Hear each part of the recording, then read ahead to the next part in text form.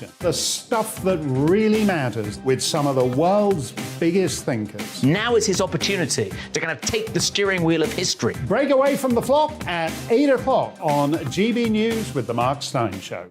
Hello, I'm Esther McVeigh. And I'm Philip Davis. Whether you're watching or listening on TV, online or on radio, we handpick the latest stories, debates and expert opinions for your weekend. So whether that's politics, news or showbiz, we've got it covered. Join us every Saturday morning at 10 o'clock on GB News.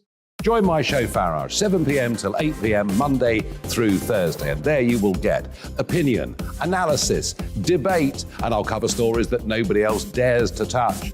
You've been cancelled. Join the club.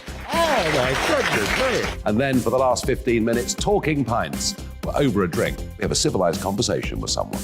We very often disagree, but we do it in a grown-up way. Come and join me on Farage. Hi there, it's Stephen and Anne. At breakfast from 6 a.m, you'll always be caught up with everything you need to know, the latest headlines, opinions and debates. We'll bring you the good news and the bad, but most of all, we're here for you. Remember, send in your views and let us know what you would like us to talk about. That's because we're your news channel.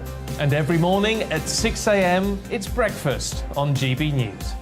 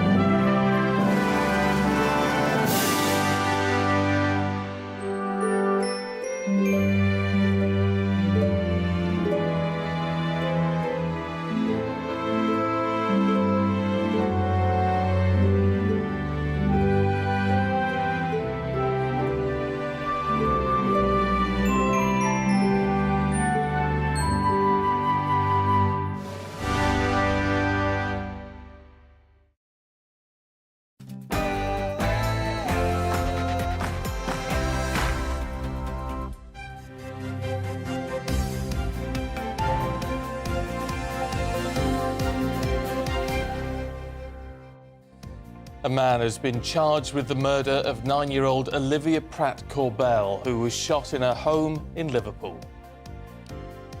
Good morning, it's 6 o'clock on Sunday, the 2nd of October. This is Breakfast on GB News with Stephen and Anne. We're live across the whole of the UK. We're on your TV, your radio and online, so wherever you are, you can take us with you. These are your top stories.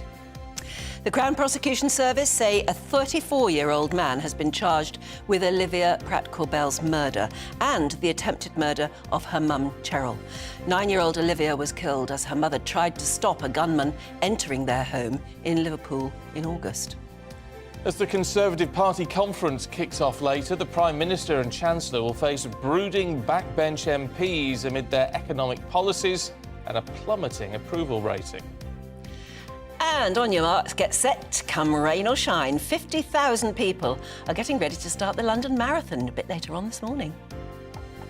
Are you one of them? Are you doing your limbering up as we speak? Well, you're probably already in place, ready to roll, I should imagine. You might be watching on your phone. You should be there, yes, exactly. Yes. Good luck. So anyway, if you are, or if you want to chat about that or anything else this morning, GB Views at gbnews.uk.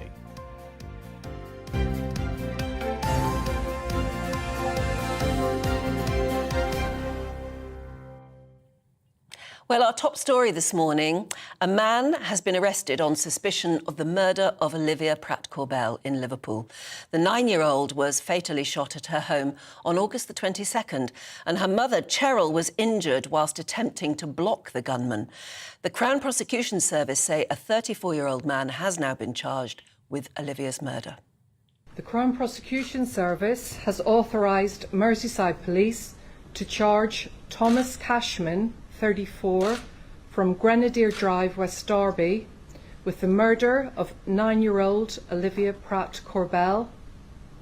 Also, the attempted murder of Joseph Nee and Cheryl Corbell Cashman additionally has been charged with 2 counts of possession of a firearm with intent to endanger life. I have further authorised the police to charge Paul Russell, 40, from Snowbury Road, West Derby, with assisting an offender. Well, let's talk now to former Scotland Yard detective Peter Blexley. Morning to you, Peter. I mean, clearly the detectives feel they are making some progress in this case, but it would also seem pretty clear that there's a lot more to be done. Oh, yes, indeed. And whilst the charging of this man is very welcome news, we need to sadly remind ourselves that there were other murders in days leading up to Olivia's killing, running simultaneously. And this is not the end of the process. Far from it. The police, the detectives, have an awful lot more work to do. Clearly, I mean, now a man has been charged, it's very difficult to talk about any detail, but you can only imagine how difficult it has been to get this far, because we've seen the talk of gangs being involved, which of course means that people cover up, don't they, and protect each other, and also massive amounts of reward money. We don't know what's caused this breakthrough, but it just shows how difficult a police operation this must have been. Oh, tremendously challenging. And as you quite rightly point out, now is not the time for speculation. And I would urge people, your viewers and your listeners, please do not go on social media and speculate about what may have happened or what may have happened. Podcasters, be responsible. Do not jeopardise any potential trial. Now is the time for discipline, to respect the criminal justice system, to accept the fact that the police have an enormous amount of work still to do. And quite frankly, please, generally speaking, just keep quiet. Yeah. And amidst all of that, of course, you have to remember the family, don't you, Peter? I mean, they'll be watching the investigation, of course, extremely closely, but one can hardly imagine what they're going through at the minute. I've spent a lot of time with people who have lost a loved one to murder in recent years as part of my work. And quite simply, in my experience of becoming friends with a number of these people, they are the people that really have a burden to carry for the rest of their lives, because they simply don't get over the tragic loss of a loved one, particularly when it's a child. The courageous people that I've met just really learn how to cope and move forward with their lives and teach themselves how to face every following day. And the murder of a 9-year-old is, of course, utterly horrific, a real tragedy. And let's just let the police and the criminal justice system run its course now and see whatever possible outcome I mean, may you be talk delivered. of... Yeah, you talk of family and friends, and of course they will never get over it, because you can't get over something like that. But it also affects the police as well, don't it? You never forget the cases that you couldn't solve or the cases that involved children. Oh, absolutely. In fact, I've been hunting a man who's wanted for 2 murders, coincidentally, in Liverpool, conducted back in 2004 and 2005. And one detective in Merseyside who'd worked on 100 or more murder cases, all of which had been solved, had said that the fact this man, Kevin Powell, had never been captured was the blight on his retirement. He lives a comfortable life, otherwise thoroughly enjoys life, but simply can't get over the fact that they never got their man. And it's cases like that that do stay with detectives, particularly, of course, unsolved ones. Yeah. Look, Peter, amidst all of this, I think it's worth reiterating, isn't it, what you said before, which is because people are so, especially in the modern age, you know, with social media and all the rest of it, people want to talk about these things. But there is a very real possibility, isn't there, that if people say too much or say the wrong thing, it can actually jeopardise a fair trial. Absolutely, and thank you so much for pointing that out. I really cannot reiterate this in strong enough terms. Do not gossip, do not speculate on social media or on a podcast if you have one. Now is the time for silence. If you have information, then do the right thing and report it to the police, Or you can report information anonymously about any crime to Crime Stoppers on 0800 555 111. That's the right thing to do. Please do not speculate, gossip, tittle-tattle in any regard about this case, because you could jeopardise a trial. Peter, as always, good to talk to you. Thank you. Thank you. Do you know, and I think we forget that. Yes, it's very important, isn't it? That God, wouldn't it be? I mean, it would just be so terrible if somebody said on social media or something stopped justice being done. Particularly in this case, it really would be.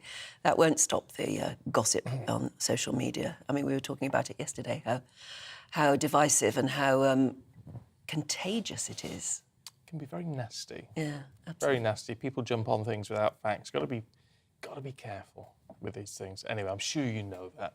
But it's good to hear it from Peter as well this morning.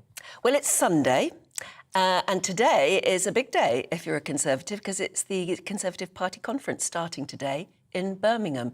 It kicks off to the backdrop of a tense economic and political climate. That's almost an understatement, isn't it? Senior leaders will meet with party members whilst trying to appeal to first-time Tory voters in red wall seats. Now, industrial towns in the Midlands and the North were vital for Boris Johnson's general election win. Huge win back in 2019. But will they manage to stop voters from turning back to Labour? Well, let's talk to Albi Amankona from Conservatives Against Racism. Good to see you. Good morning. This morning. Look, first and foremost, should this conference actually be going ahead? The Labour Party is saying actually Parliament should be recalled now. And you can imagine a lot of people thinking, actually, yes, let's get on with business now, not have a load of talking heads. Well, the Labour Party conference went ahead as planned last weekend. Of course, the Liberal Democrats conference was cancelled because of Her Majesty's death. And now this week it is the Conservative Party conference that is going ahead. I think it is right that the conference is going ahead. It's right that that both the Chancellor and the Prime Minister are ready to talk to the party membership and to the nation about their plans for the economy and the country going forward. Yes, one wonders how they will deal with Liz Truss particularly. I mean, when the party leader walks in, usually, I mean, everybody goes mad, clapping and roaring and all the rest of it. I wonder how popular she'll be. I think you will find, Anne, that I think she will be quite popular. I think what you've got to remember about the Conservative Party conference, of course, is it's made up of Tory party members, and the majority, 57% of Tory party members, voted for Liz Truss because of her tax-cutting plans, which she has now announced that she's going to be implementing. So I think you would be surprised at the popularity that you will see for Liz Truss over the course of the weekend and later on in the week. But she's got a lot of work to do, there's no doubt about it, because this is not just addressing those people in the hall, is it? The cameras are there. She's got to address the nation as well. Absolutely, there is a lot of work to do. You know, we saw some polling from the Times last week saying that Labour were 33 points ahead in the polls, other polls saying that Labour were 20 points ahead in the polls. This is landslide territory. There is a mountain to climb for the government, but if they stick on message, I think their message is to get Britain moving. I think it's a mountain that they may be able to climb, rather.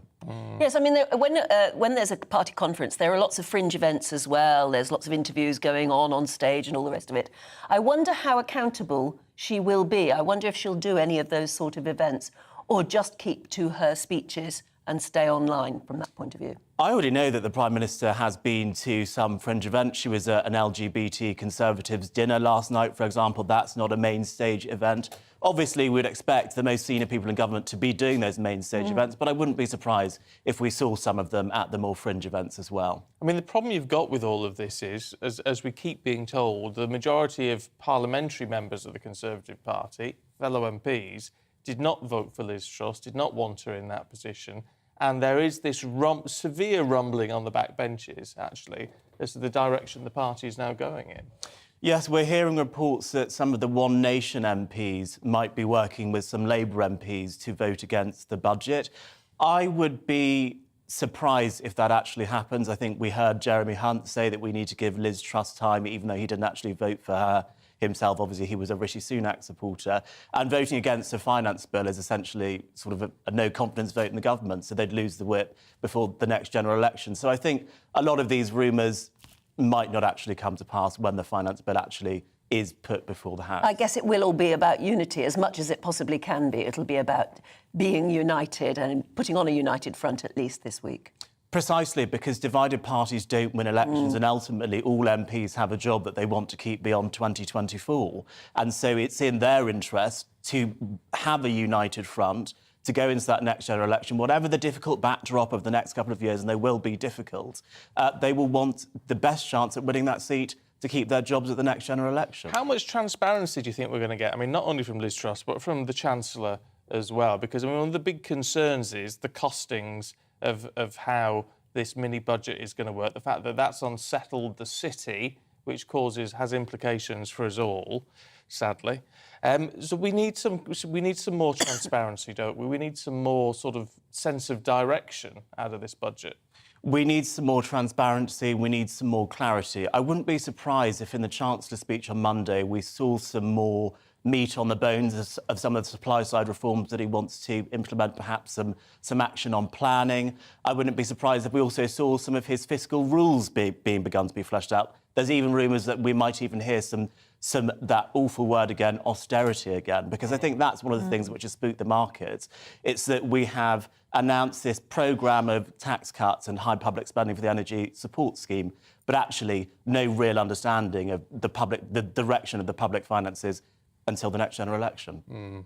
OK. Well, of course, it's the red wall seats, isn't it, that are going to be particularly sensitive at the moment and might give Liz Truss the roughest ride, if at all, during the Tory party conference. So let's go there now, because our East Midlands reporter, Will Hollis, is joining us now from the constituency of Gedling in Nottinghamshire, which is basically a red wall area, is it, Will?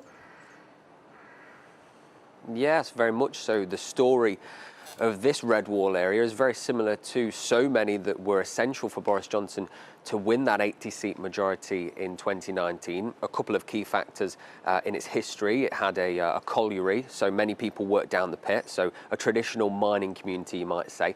And then much more recently, it was the B word, Brexit, and that was the key factor for winning a lot of red wall seats, certainly in that last election. It might be argued that they weren't so much turning away from Labour, but they might have been turning towards Brexit. So I'm sure that while there's a lot of focus on the mini budget and with the economy, a lot of backroom conversations, particularly with some of those MPs like Tom Randall, who's the constituency MP for Gedling here, the Conservative MP for Gedling, will be conversations around how you maintain these seats, because while many red wall seats, like Mansfield, for instance, or Dudley North, voted for a Conservative MP in their thousands, Gedling only voted about 678 majority. So it's a very tight place where Labour will be looking very closely and the Conservatives will be considering how they can win it. So I've been up and down on this high street, Arnold, the biggest town here in Gedling, asking people how they think that the Conservatives are doing at the moment and if they would consider sticking with them. I think Liz Truss and Kwasi Kwarteng are totally out of touch with the ordinary working people.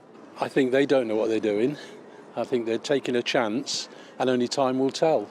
I can't honestly say I understand what they're doing, but something has to be done that's different. They've gone down a little bit, in my estimation. I like Boris Johnson. About time they got the immigration problem sorted out.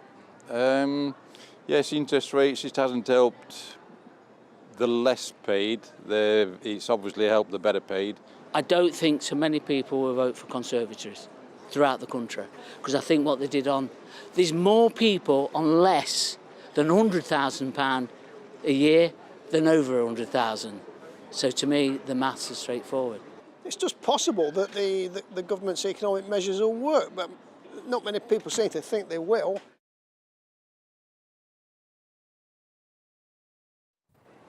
It's voters just like that that the Tory party and Liz Truss will need to convince that it's worth sticking with them if they are to win in 2 years' time. That is obviously very far away. The red wall story, though, it isn't finished, it isn't complete, because earlier this year we saw a by-election in Wakefield, and that was a red wall seat as such that turned to the Tories in 2019, and now it's quite safely back in Labour hands.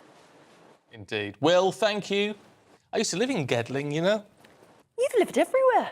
I've lived in a lot of places. Everywhere Will goes, you seem to have lived. Well, because I went to university in Nottingham, and then worked in that area. I worked at Trent FM and Ram FM back in the day, and Gem AM, none of which exist now. They've all been rebranded as Capital or something. Yes, that's right, yeah. Well, They're why? all one thing. Why you'd be Capital? I don't know, because it's nice to have Nothing. regional radio that feels regional. Yes, oh yeah, I used to love that. It's all about branding nowadays, isn't it? If you're in that area, get in touch. But yeah, Gedley, I used to like living in Gedley. But I did in Nottingham as well. I Did you? headed up the East Midlands studio in Central East Did Midlands. you? which On Robin wasn't- Hood Way? Yeah, well, the first one was at Giltbrook. Oh. Giltbrook? Oh, I don't know. Yeah.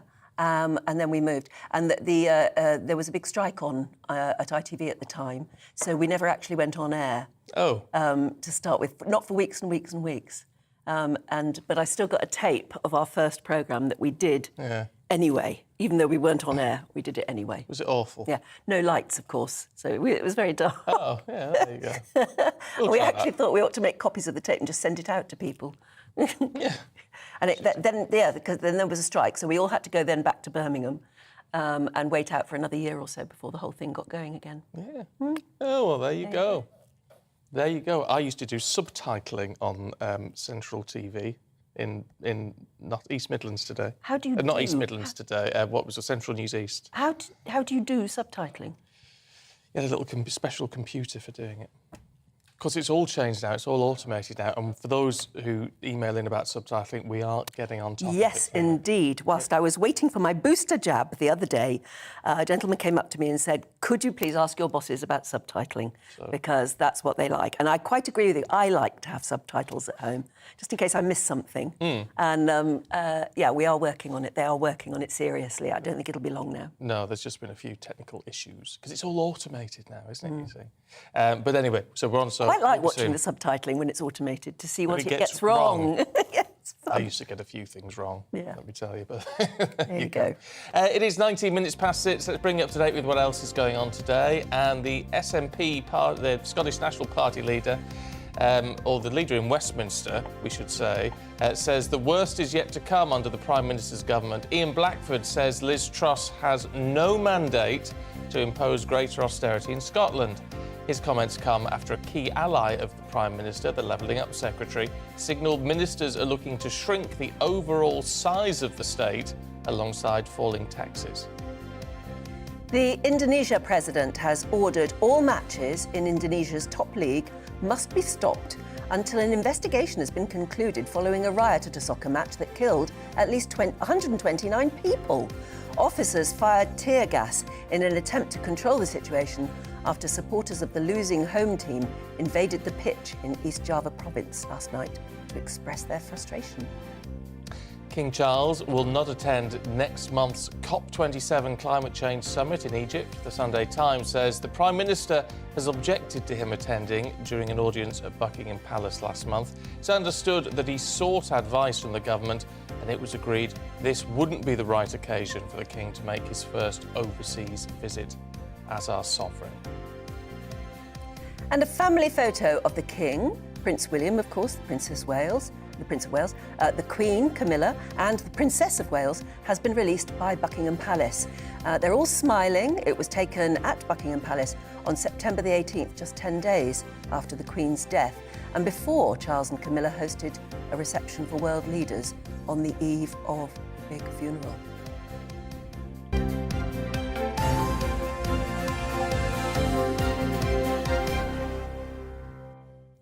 It's funny, it looks slightly odd to see them all smiling in their mourning wear. It does, but it's sort of formal, and it's making the point, isn't it, that things continue. And it's not as if you can't smile after No, and Charles has got his arm around Camilla, which is rather nice. It's quite friendly from that point of view. It's, yeah. No, you know, it looks family is what it looks, which is nice, I think. And we like very reassuring. We like family. Yeah, don't we? absolutely. Now, to some grim news on the other side of the pond. At least 30 people have died after Hurricane Ian hit Florida. The death toll was expected to climb higher as floodwaters receded. Search teams are reaching more areas that were initially cut off by the storm. Yeah, I mean, there are terrible pictures involved and people we know suffering, because it's always the aftermath of a big hurricane, isn't it, that seems to show up just how vulnerable we all are. The US President, Joe Biden, says his government will do whatever it takes to help search, rescue, recovery and rebuilding. Well, let's talk to meteorologist Craig Seltzer, who's in Miami. Morning to you, Craig. Look, what do we know about the current situation? So the current situation is still very bad because we're still doing the rescues of people who were cut off. And unfortunately, they're still finding some bodies floating in the water. These are people who, when the storm hit, it literally washed their homes away from the waves when the Gulf of Mexico poured into Fort Myers and Fort Myers Beach and just carried people out. It's a very tragic situation. And then there are hundreds of thousands whose homes have been damaged and they probably can't even stay there for very long. Incredible, and we're seeing it right now, some before and after pictures, and you can see just how devastated those areas are.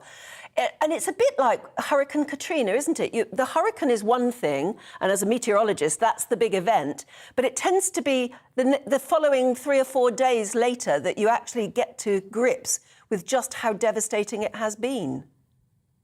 That's right, because of course the cameras can't get in right away and see how bad it is, but we know from the Hurricane Hunter planes how strong the hurricane was when it hit the land. And then we saw from some cameras on the ground, some cameras that were actually recording the storm surge, how high the storm surge got. And it got at least to one story, the top of the first floor of many homes. Here in Florida, we always say you have to get out of the storm surge. That's the worst of it, where the water comes in. That's the most deadly. And we usually just do what we call hunker down, which means get to the middle of your house and wait out the wind. Your house may start to come apart, but hopefully you'll be safe. But South Florida, Southwest Florida especially, where the hurricane hit, there's many elderly people, many retired people, people that just, it's difficult for them to suddenly move inland. And unfortunately, most of the fatalities are old people, elderly people who drown when the water came in. Craig, were you, meteorologists, expecting it to be as bad as it was? Were expecting Ian to be as strong as it was? So there were two things that we were watching. One, we knew it was going to be strong because the water south of Cuba and the Northwest Caribbean, it was so warm, almost like bath water. And usually that provides the impetus, the strength to a strong hurricane. So we knew the possibility of it being strong was there, but the forecast track was the thing that we didn't quite have quite right. It looked like it might go closer to Tampa. Everybody in Tampa was preparing. And just 18 years ago, there was a hurricane named Charlie. It was much smaller, but it was still intense. And it went over the exact same area. And the lesson from that was that also looked like it was going to Tampa. And then it turned to the right and came in farther to the south and hit the Fort Myers, Port Charlotte area as well. Myers particularly has been very, very badly affected. And these are all areas that are very familiar, I think, to British people because it's where we love to go on holiday. It's so famous for these beautiful long beaches. But that's also, of course, what makes it so vulnerable because it's just flat, the water can surge in, and lots of homes and hotels are so near the beaches because that's where they need to be. That's exactly right. I mean, that's the attraction. You come to Florida for the beaches, especially in the wintertime when it's warm and sunny and very, very pleasant. But Florida, if you've ever flown in or out of anywhere in Florida, especially near the coast, you know the water is right there, right next to where everybody lives. Look, Craig, really good to talk to you this morning. Thank you very much indeed for that update. Good to see you. I mean, I love Thank that you. part Cheers. of Florida. I love going there on holiday. Miles and miles of beaches. It's gorgeous, isn't it? It's absolutely sensational. But you can see, when you see the aerial shots like we've been showing there, you can see how incredibly vulnerable it must be in times of a hurricane. It's interesting, because I know it's not technically a tsunami, but a storm surge that high is the same effective as a tsunami, isn't it? It's just a wall of water. Yeah. It's just huge wall of water, and that's what devastates everything. Yeah. And we've been hearing overnight, phone calls from people who've been who've gone up to the very top of their building, sometimes 4 floors up, and are still wading around in water. That must be terrifying. Awful. Being 4 floors up, being at the top of your house, and it's still being submerged. You can't even get your head around it, can you? Awful situation. We'll keep you up to date with that, of course. In the meantime, let's stay on that side of the Atlantic, should we, and talk about James Earl Carter Jr. That's President Carter. Jimmy Carter. Do you believe? 39th President of the United States. Were you about when he was in office? You may well have been. Yesterday was his birthday. 98 he is at the moment. The former peanut farmer who became a president. Absolutely astonishing. Well, let's talk to Professor Scott Lucas, who joins us now, an expert in all of these things. Good to see you this morning. I mean, it's a remarkable thing, isn't it, actually, to think of President Carter still being with us at 98, because he really is a figure from history. Well, he's not only a figure from history, he's still a figure for today, and that's what's been the remarkable thing. He left office in 1981. When even I, an old guy, was just a teenager. And it was a mixed presidency. There were a lot of economic issues, a lot of issues like the taking of the hostages, American hostages in Iran, the Soviet invasion of Afghanistan. But after he left office, Carter had a subsequent career. He went back and he lived in Plains, Georgia, this area of 800 people where he had the farm. But he became this international activist for human rights, for democracy, and for Habitats for Humanity, which builds affordable housing for people in the United States, for example, after Hurricane Katrina in 2005, or in other areas of the world. And he continued that work until he was in his early 90s. He finally had to stay in Plains and cut back a bit because he had cancer in 2015, liver and brain cancer, but he beat that. He's cancer-free and has lived another 7 years. His wife, Rosalind, is 95. And they've been married 76 years, which I think is a record that my wife and I may not be able to quite match. That's a record for almost anyone, isn't it? He was a one-term president, but unlike we in Britain, who seem to cast our former prime ministers to one side, in America, a president has an afterlife, don't they? They go on being a big statesman and doing some of the things that you've just been talking about. They're revered, aren't they? Well, Carter, in a way, wasn't revered. America has always been a bit of a divided country, and things were especially tough in the 70s and in the early 80s. I think personally Carter was actually a quite good president who just faced extremely difficult circumstances. But because America had this economic combination of inflation and recession in the 70s, and because international affairs were so bad that they got to the point of, almost nuclear war, Carter, in fact, didn't have a good reputation until we get into the post-Cold War period, and people look back and say, you know what, he did a pretty good job in a pretty bad situation, and they were taking note of those ongoing efforts where he would intervene, for example, with countries like North Korea that were kicking off. He was very important in trying to humanitarian efforts throughout Latin America, and he, of course, had been important in Middle Eastern peace, for example, between Egypt and Israel. And the fact that he was so modest about it, he didn't trumpet this ongoing work. He didn't go out and beat his chest and say, look, what a great guy I am. He just got about doing the job. And the fact, beyond all else, almost everyone who has met him, and indeed when he was in office and in his work subsequent, he's just a decent guy. And that's something I think we need in politics these days. Yeah. Say that again, on yes. both sides of the Atlantic, I think. Scott, really good to talk to you. Thank you. Thank you. 98. Thank you. 98. Yeah. Whatever you think of well, him or anyone in politics or whatever it may be, you still got to salute someone who gets to an age of 98. You wonder whether just being a one-term president actually contributes to his longevity. Maybe. Politics is a hard business, isn't it? Isn't it just? I was just looking back at a picture of him in office, and doesn't he look like this sort of all-American hero sort of thing? He's very much of his type, but I don't know, looks the figure. 39th president. Yeah. That was an official portrait I'm looking at on Wikipedia. From 77 to 81 is when he was in office. Yeah, well, I say once probably did his health a lot of good. Anyway, look, we've got much more to come for you, including a look at the very latest developments in Ukraine. So looking ahead to today's weather, and the UK is looking fine, with some sunshine this morning, although rain will affect the far south. Well, after a wet, breezy morning across the southwest of England, skies will be brightening from the northwest by the middle of the day, and the wind will feel pretty light. The far south-east of England will hold on to patchy rain, whilst most of London and areas to its north and west will be mostly fine.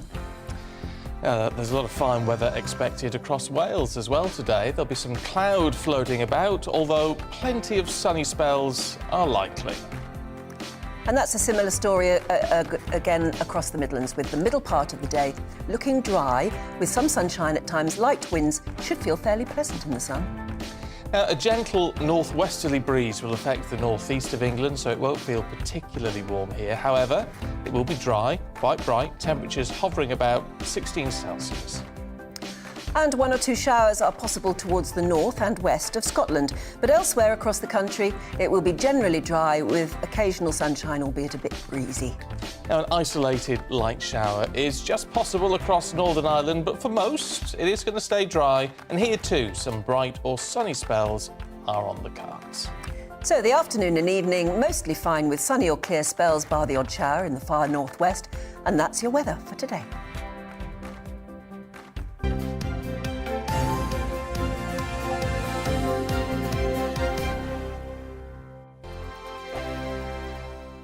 Weekday afternoons on GB News, we've got the whole of the UK covered. From 12 to 3, it's GB News Day with me, Mark Longhurst. And me, Gloria Di Piero. You'll get the very latest on everything that's been going on across our great nation. And from 3 till 6, watch out for GB News Live with me, Patrick Christys. I'm not here to mess around. With all the biggest topics and guests, you will always be up to date. GB News Day and GB News Live from 12 p.m. Only on GB News. The People's Channel, Britain's news channel.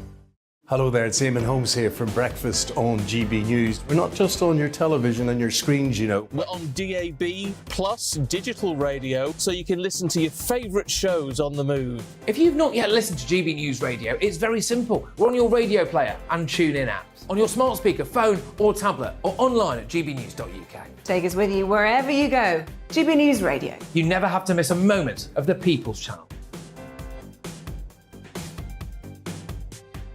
Join my show Farage, 7 p.m. till 8 p.m. Monday through Thursday. And there you will get opinion, analysis, debate, and I'll cover stories that nobody else dares to touch. You've been cancelled. Join the club. Oh my goodness me. And then for the last 15 minutes, talking pints. We're over a drink. We have a civilised conversation with someone. We very often disagree, but we do it in a grown-up way. Come and join me on Farage. Hello, I'm Simon Evans. Join me on GB News for Headliners at 11 p.m, where I'll be joined by 2 of the country's top comedians as we take a look at tomorrow's newspapers tonight. If it's a big story, we'll be covering it, I guarantee, but we'll also have some fun along the way. That's GB News Headliners at 11 p.m. We won't put you to sleep, unlike some of the other paper review shows out there. So join us, 11 p.m, 7 nights a week.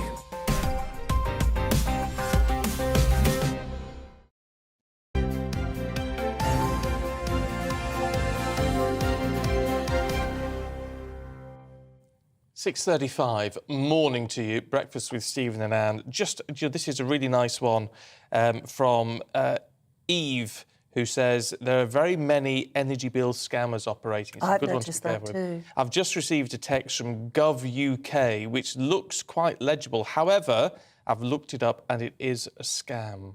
Yeah, and the main thing is that there are some, and I've had one on my phone yesterday, that ask for your bank details or some sort of form of identity before you then open the next link. And of course, that's a scam. No credible organisation, no real organisation is going to ask you for those details. No. Michael says, this past week I've received 3 texts offering the government grant for energy. Each link opens a web page asking for bank details. It felt suspicious, so I visited my bank and they confirmed it was a scam. Yeah, but Michael, don't open the links. No, you 'cause mustn't They could have a virus on them. Yes, exactly. What you need to do is, if you get, you can't really tell with text the same, but if you get an email, click on the send. It might say from the government or whatever, but if you click on it, you can see the email address. Yes. And often That they're just usually a gives whole it load away. of weird numbers and letters that don't make any sense. And if it looks like that, just block it. Yeah, but if you're interested in the energy bill, the grant, the government grant, you need to make the move rather than just accept something coming into you, because the scammers are going crazy. Just take advantage of us. It's terrible. I mean, it's appalling. Can't believe it, actually. can you? I know. So just be very, very careful if you get anything like that on your email or text. Now to World Matters, and Ukraine is accusing Russia of kidnapping the head of Europe's largest nuclear power plant. The Ukrainian state nuclear company Energoatom claimed the Director General of the Zaporizhzhia nuclear power plant was taken on late Friday afternoon. Well, apparently this came just several hours after Vladimir Putin illegally annexed Ukrainian territories. Well, let's talk to former Army officer and defence analyst Lieutenant Stuart Crawford, who joins us now. What are we to make of this, Stuart?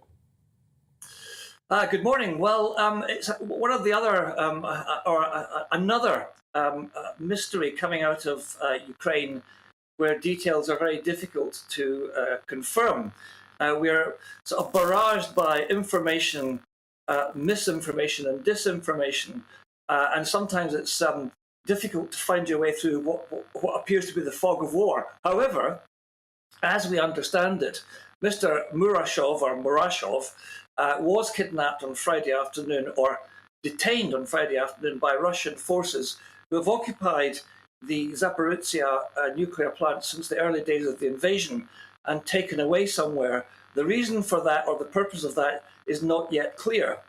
But I suspect it's got something to do with the Russian wish to bring the nuclear power plant under the control of the Russian state-owned agency, Rosatom, the energy agency.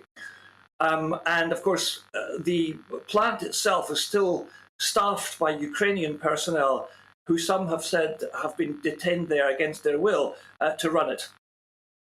How dangerous would it be, though, if the Russians took over that nuclear power plant? Presumably they would still, I mean, they might not have any right to, but they would still run it responsibly? Well, I think so. I mean, the fact of the matter is that the plant has actually been closed down. There are 6 reactors there, and the last one was closed down in September.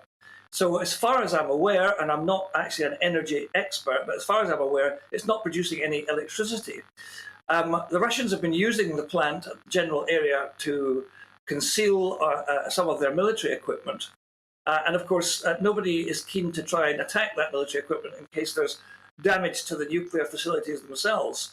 The danger is not so much the reactors, which are housed in fairly sort of secure silos or towers. It's to the cooling system, which prevents the meltdown of the core, and the pumps, which are electricity driven, and also the waste store, which is on site. But I suspect that the long-term plan would be to divert the production of electricity from the plant, if and when it started up again, away from Ukraine and into Russia itself. Yeah. Look, what is happening on the advancement front? Because we've been getting reports that, I mean, despite the annexation, that the Ukrainian forces are still moving forward. Yes, indeed, that seems to be the case. And the annexation is a bit of a sort of contradiction in itself. By annexing the 4 oblasts, which Vladimir Putin has done by decree, he has, in his own mind and the mind of the Russian state, made them part of Russia. And therefore he might, in his sort of twisted way of thinking about things, feel that he now has the right to defend that part of Russia by all the means at his disposal. On the other hand, he has annexed areas which Russian forces do not control. So the situation is quite confused. In terms of the overall strategic prize in the war, increasingly it looks as if Crimea is the key. The Russians have it and don't want to lose it, obviously, because it gives them control to a certain extent of the Black Sea. And the Ukrainians want it back for exactly the same reason. And if I can just go on to say that the importance of the offensive around Kherson at the moment is that if the Ukrainian forces prevail there, it brings Crimea into range of the weapons that they've been supplied and might make it untenable for Russia to hold on to. Interesting moves. We'll leave it there for the moment. Thank you very much indeed for explaining that to us. That's Lieutenant Colonel Stuart Crawford. My great pleasure. Thank you. Thank you. Now, there's much more to come for you, including all the news and views from this morning's newspapers, so don't go anywhere.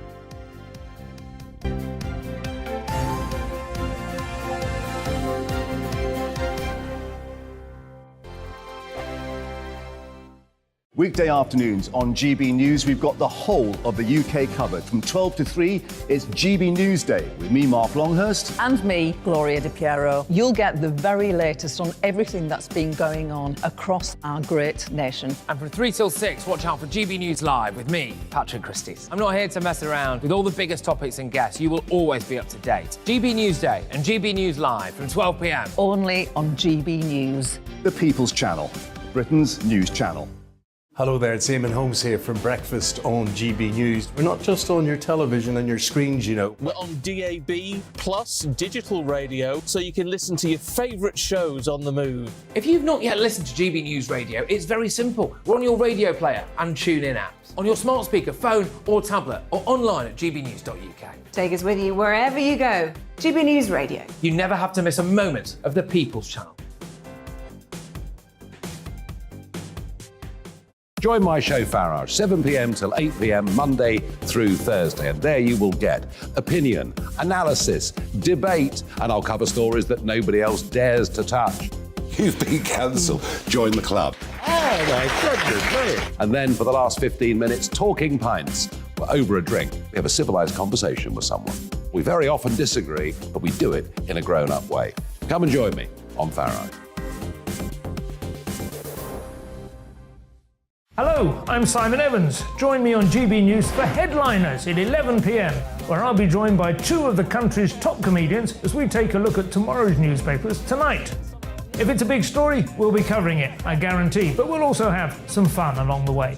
That's GB News Headliners at 11 p.m. We won't put you to sleep, unlike some of the other paper review shows out there. So join us, 11 p.m, 7 nights a week.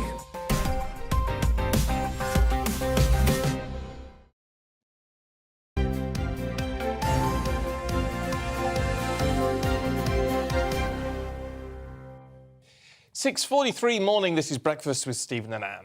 Time to look through the papers now. Joining us this morning, Tom Slater, editor of Spiked Online, and Nikki Hodgson, author and broadcaster. Welcome to both of you. Right, we're starting with you, Tom, and you've been looking in the Telegraph, well, basically at the economic crisis. Yes, so Liz Truss has given an interview to the Sunday Telegraph ahead of the beginning of Tory party conference, and it's really kind of, the write-up here is kind of demonstrating the kind of two sides to this. On the one hand, mounting pressure from her own party, talk that even Michael Gove will be joining the various kind of prominent Tories, urging her to change tack and to potentially U-turn on some of her measures. But from Liz Truss, it's very much doubling down, sticking to the plan, trying to reassure that this is the right way to grow the pie, as she puts it, to reverse a kind of period of slow decline for the United Kingdom, and announcing some of these supply-side reforms that she's been talking about, particularly raising the threshold on what defines a small business in order to cut red tape and so on. But still ongoing questions about not only will she be able to kind of calm the markets, as it were, to make sure she can implement her plan, but also whether her plan is going to work in the first place, as far as just kind of getting the state out of the way is enough. It's interesting, though, isn't it? These politicians who say, including people like Michael Gove, who's got a track record with various things, if she was to abandon the plans, that she's finished. Yeah, sure. Yeah. She's finished at that point. She's got to press forward at this point. You know, she's committed to doing this. She is invested in it. She's saying it's the way forward, so she's got to do it. I agree with you. I don't see what else she can do right now. No. Meanwhile, according to The Observer, it's still not going down well with the voters. Well, no. So this is a new poll that's been done specifically for The Observer by Opinion, and it says that 3/4 of UK voters, including 71% of those who backed the Tories at the last election, are saying that they just don't think Liz Truss and Kwasi Kwarteng have got it right on the economy and that they don't trust them with it. I wonder why that is, because at the moment, we just don't know, do we? No, it's far too soon to judge, isn't it? It's far really? too soon to judge, but I think it's just that people are so much already at pinch point that they haven't got any bandwidth or time to sit out a plan to see if things are going to improve. They need help now, and that was the whole point of when the mini budget was coming in. That's what people thought would happen. It would alleviate some of the kind of suffering that's happening and it hasn't. So that's what... Well, even Liz Truss supporters are saying that it's not so much her plan, because, yes, you've got to give that time to be judged.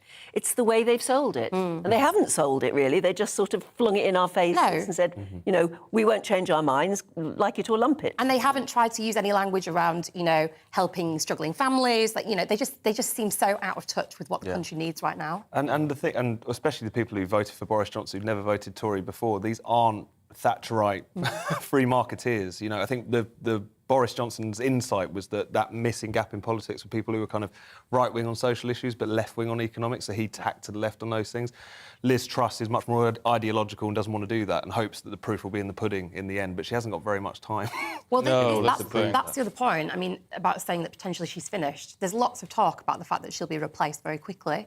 And what's important to remember is that although technically when you're a new leader, you've got a year, you're kind of protected from a confidence vote for a year, you can still be gotten rid of, because that's what happened to Theresa May and Boris Johnson. So, you know, is time ticking? There's a suggestion in this piece from The Observer that she'll be gone by November. By November? By November. Wow. Yeah, by the time that Kwasi Kwarteng puts his actual surely the budget party out. itself loses all credibility. Well, they're saying that they have to get rid of her to save their credibility. Well, you see, if they did that, you've got to say, if they did that, they're guaranteed to lose at the next election. Surely. Aren't they? I mean, that's... You can't vote in a new leader and then just get rid of them after a few weeks. I mean, it would be testing the country's patience to such a huge degree. It would, and that sense that the Tory party is almost self-indulgent as well, which I think built up even over the course of the last leadership election, let alone if there was a... So what, the Tory government's been in power now for 12 years? Yeah. How many leaders have we had in that time? We've had Cameron, May, Johnson, Truss. Yeah. And then if there's somebody else, that's just far too many, isn't it? It's too many. Meanwhile, in the Mail on Sunday, Tom, Kwasi Kwarteng, obviously, it was Rupert Hook, wasn't it, who made comments about him being superficially black. He's the wrong sort of black for Labour, says Kwasi. Yeah, so very much in response to those quite outrageous comments from Rupert Hook at that Labour Party fringe meeting where she launched into this tirade about him being superficially black, and if you hear him on the Today programme, you wouldn't know that he was black, as if... that was a prerequisite. Exactly. You have to sound black as well. I don't know what she meant by that. But people used to say this about Barack Obama, didn't they? And it's really... He wasn't really black. It's this kind of really ugly... almost left-wing form of racism, if you like, which passes the dinner party test. People can launch into it, as Rupert Hook did, and you kind of hear her on the tape almost stumbling, because she almost doesn't realise the quite grim implications of what it is she's saying. So here we've got Kwasi Kwarteng kind of hitting back and making the point that when people like Rupert Hook say, essentially, these people are the wrong type of ethnic minority, what they mean is that they don't have the right politics, they don't have the same kind of stereotypical background. It's a strange point for Rupert Hook to make because, you know, she points out that, you know, Kwasi Kwarteng went to Eton and so on. She went to a very nice West London private school. So she's basically saying if you're posh and successful and, God forbid, rich and a few other things like that, you cannot be properly black. Exactly. And also the idea that anyone speaks for any particular minority group and that they can represent all of those individuals is ridiculous and quite unpleasant, is it? In the Mail here on Sunday, what's Kwasi said it in return? Well, he's essentially making the point that what they're saying here is that they think that they own ethnic minorities. They think that they own black people, and in response, he's saying, given the fact that the Tory party have had, you know, 3 female prime ministers, that the string of the last 2 or 3 cabinets in particular have been very, very diverse, and all the rest of it. It just shows that the Labour can't claim to have that monopoly on diversity and all the rest. I certainly don't think Keir Starmer would wish to. It's just one of his... That's the trouble with party conferences, isn't it? Somebody says something wrong, gets everybody into trouble. And then makes the headline, and then it eclipses everything else that's been said. Now, is that partly why, according to the Sunday Times, the Prime Minister has told the King to stay away from the COP27 summit? Well, is he worried he may say something she doesn't like? Well, yes, apparently. I mean, this has come off the back of... He's always been quite vocal about issues to do with the environment. He has been critical of the government in the past when he was in a position to be able to just about get away with that. And obviously now he can't. But his staff are very annoyed about it for obvious reasons. You know, it should be his kind of like big gig now and it's not happening. And also... They say that he is in control of his self. You know, if he's asked to speak on behalf of the government, he can do it. He can back the government. He knows that's his role now. But what they're using Liz Truss's aides as a reason for not having him there is the fact that he was so vocal about the Rwanda plan. And they just feel that he's just kind of a bit of a liability at the minute. So it's very politically tangible. Do you think this is true? I mean, do you think Liz Truss actually said to him, We don't really want you to go to COP27. Well, she couldn't possibly have used that language, could she? No. And it does seem like it was more of a sort of negotiation, because obviously they want to be seen to be more or less on the same page. So it was probably... Also, it was always going to be a question, what should be his kind of first, almost official... Yeah, I think that's what they would have gone in. Right Diplomatically, you would have said something like, we don't think this is the best setting because, and not made it about him or his opinion. So who leaked it? Very interesting Which side leaked it?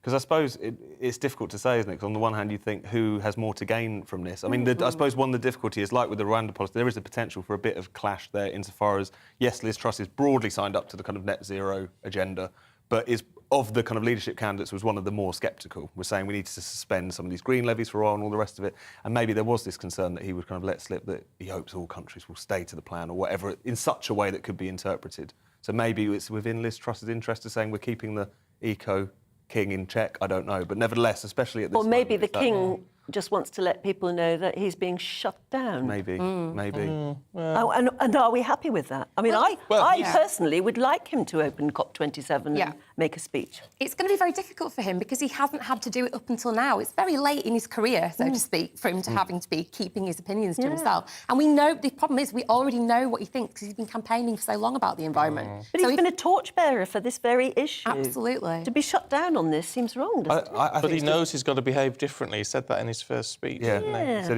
he's a few years ago said, I'm not stupid enough to think that I could carry on as I was. And I think the difficulty is that he almost... There's this tendency to think of the environment as a non-political issue. Obviously, it involves all these other questions about the economy, all these different decisions that have to be made. It is very politically charged and will probably become more so in the midst of this energy crisis. So keeping quiet on this particular issue is probably within his best interest as much as... Oh, I'd like to hear him speak out. Would you? I'd like him to be a controversial king. Yeah, I think I would as well. I think we're ready for it. I think we're ready for the royals to say more. Oh, I don't. I mean, especially since this is an issue that he has been banging on about for years and years. This is his issue. And he doesn't have to be too political. He could just make a speech. But how important it is to one of the things we talked about with the Queen and why we all love her so much is the fact that she was above all of this. And, you know, she was this sort of stabilising factor because she didn't get involved in these issues. So if we then had a controversial king, that demolishes her legacy, doesn't it? It doesn't really. I think it's to do with personality, isn't it? That the Queen suited that role. That was everything that she stood for. And King Charles just isn't that kind of monarch, I don't think. Can I just say, I'm very disappointed that neither of you picked the star. You thought you might be. Les Dawson's ghost ripped my trousers. Says, of all people, John Culshaw. It's John Culshaw. He bent over on stage, dressed as Les Dawson, and his trousers ripped. Oh. And then, he says, so he's possessed by... He felt the presence of... I mean... It is a great headline. I think it's been taken slightly out of context. Really. But he is very friendly with the family. Oh, that's nice then. So... OK. There you go. But I just think it's I saw that this morning, didn't we? We got in the studio. It's not all politics and war. There are other things to talk about. It's true. Good old Les Dawson. Joe, he died in 1993. Gosh, that's a long time ago. And he was lovely. And he was very funny and lovely. He was only 62. Yeah, I know. It's a sad loss, actually. Dear he was me, very, very funny man. Yeah. Anyway, you two, thank you very much indeed. Thank you. Catch up with you two a little bit later on, so we look forward to that. Meanwhile, I've got to show you this. If you're on the radio this morning, you're going to have to download the app and have a look at this. Describe it. It's Lauren who's been in touch and says, "Morning, Stephen and Anne. Our daughter Aurelia absolutely loves watching you in the mornings and always starts chatting whenever she sees the lovely pair of you two on screen. Thank you for always making my little girl giggle every weekend." Oh, good morning, Aurelia. Oh, bless. Well, if we're keeping the household quiet and her amused, then we're doing a job well done, aren't we? That's good. Good morning, Aurelia. And everybody else watching. If you've got any lovely pictures you want to share with us, do get in touch, won't you? gbviews@gbnews.uk. How are you waking up this morning? Yeah, groggy pictures would be great, actually. More to come for you, including an update on the Conservative Party conference, which kicks off in Birmingham today. So looking ahead to today's weather, and the UK is looking fine, with some sunshine this morning, although rain will affect the far south. Well, after a wet, breezy morning across the southwest of England, skies will be brightening from the northwest by the middle of the day, and the wind will feel pretty light. The far south-east of England will hold on to patchy rain, whilst most of London and areas to its north and west will be mostly fine.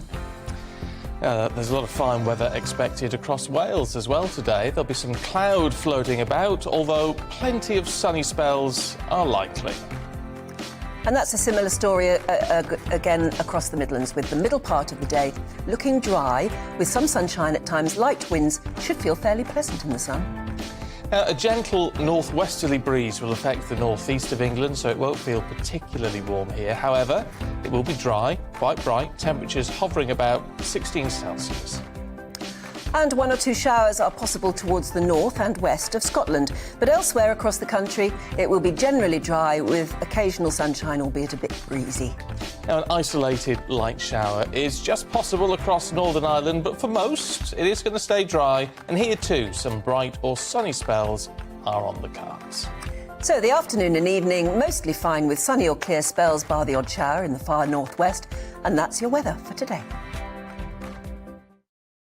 We are GB News. And we'd like to say thank you To each and every one of you. for helping our great nation. Find its voice. We're absolutely everywhere. Across England, Scotland, Wales and Northern Ireland. On TV. On radio. and online. We're proud to be the People's Channel, Britain's News Channel.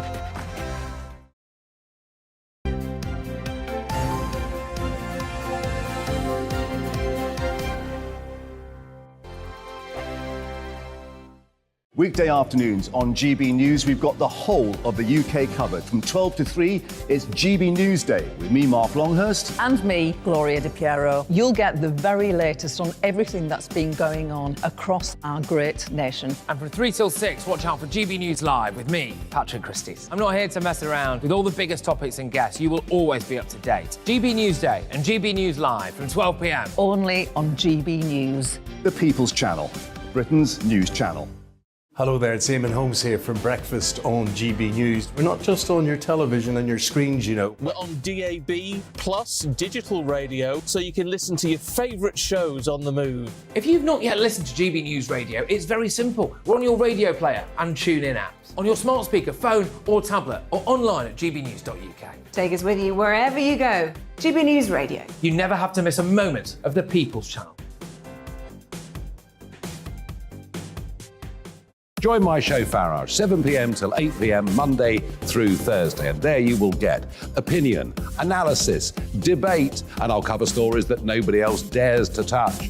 You've been cancelled. Join the club. Oh my goodness me. And then for the last 15 minutes, talking pints. We're over a drink. We have a civilised conversation with someone. We very often disagree, but we do it in a grown-up way. Come and join me on Farage. Hello, I'm Simon Evans. Join me on GB News for Headliners at 11 p.m, where I'll be joined by two of the country's top comedians as we take a look at tomorrow's newspapers tonight. If it's a big story, we'll be covering it, I guarantee, but we'll also have some fun along the way. That's GB News Headliners at 11 p.m. We won't put you to sleep, unlike some of the other pay-per-review shows out there. So join us, 11 p.m, 7 nights a week.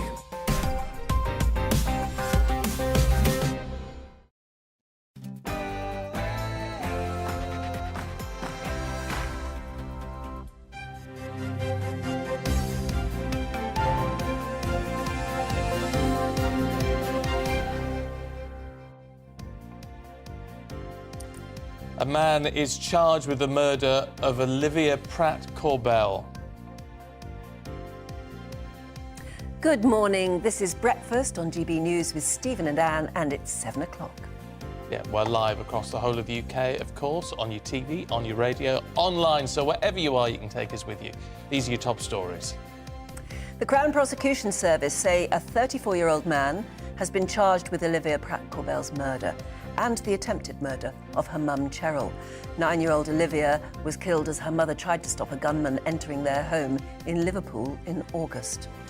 The Conservative Party conference kicks off today. The Prime Minister and the Chancellor, though, are going to face some brooding backbench MPs amid their economic policies and a plummeting approval rating.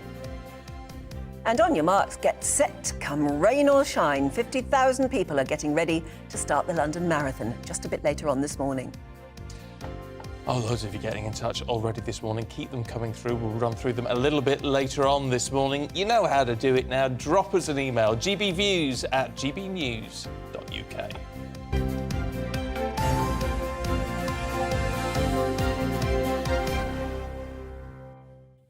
Well, our top story this morning is that a man has been arrested on suspicion of the murder of little Olivia Pratt-Corbell in Liverpool.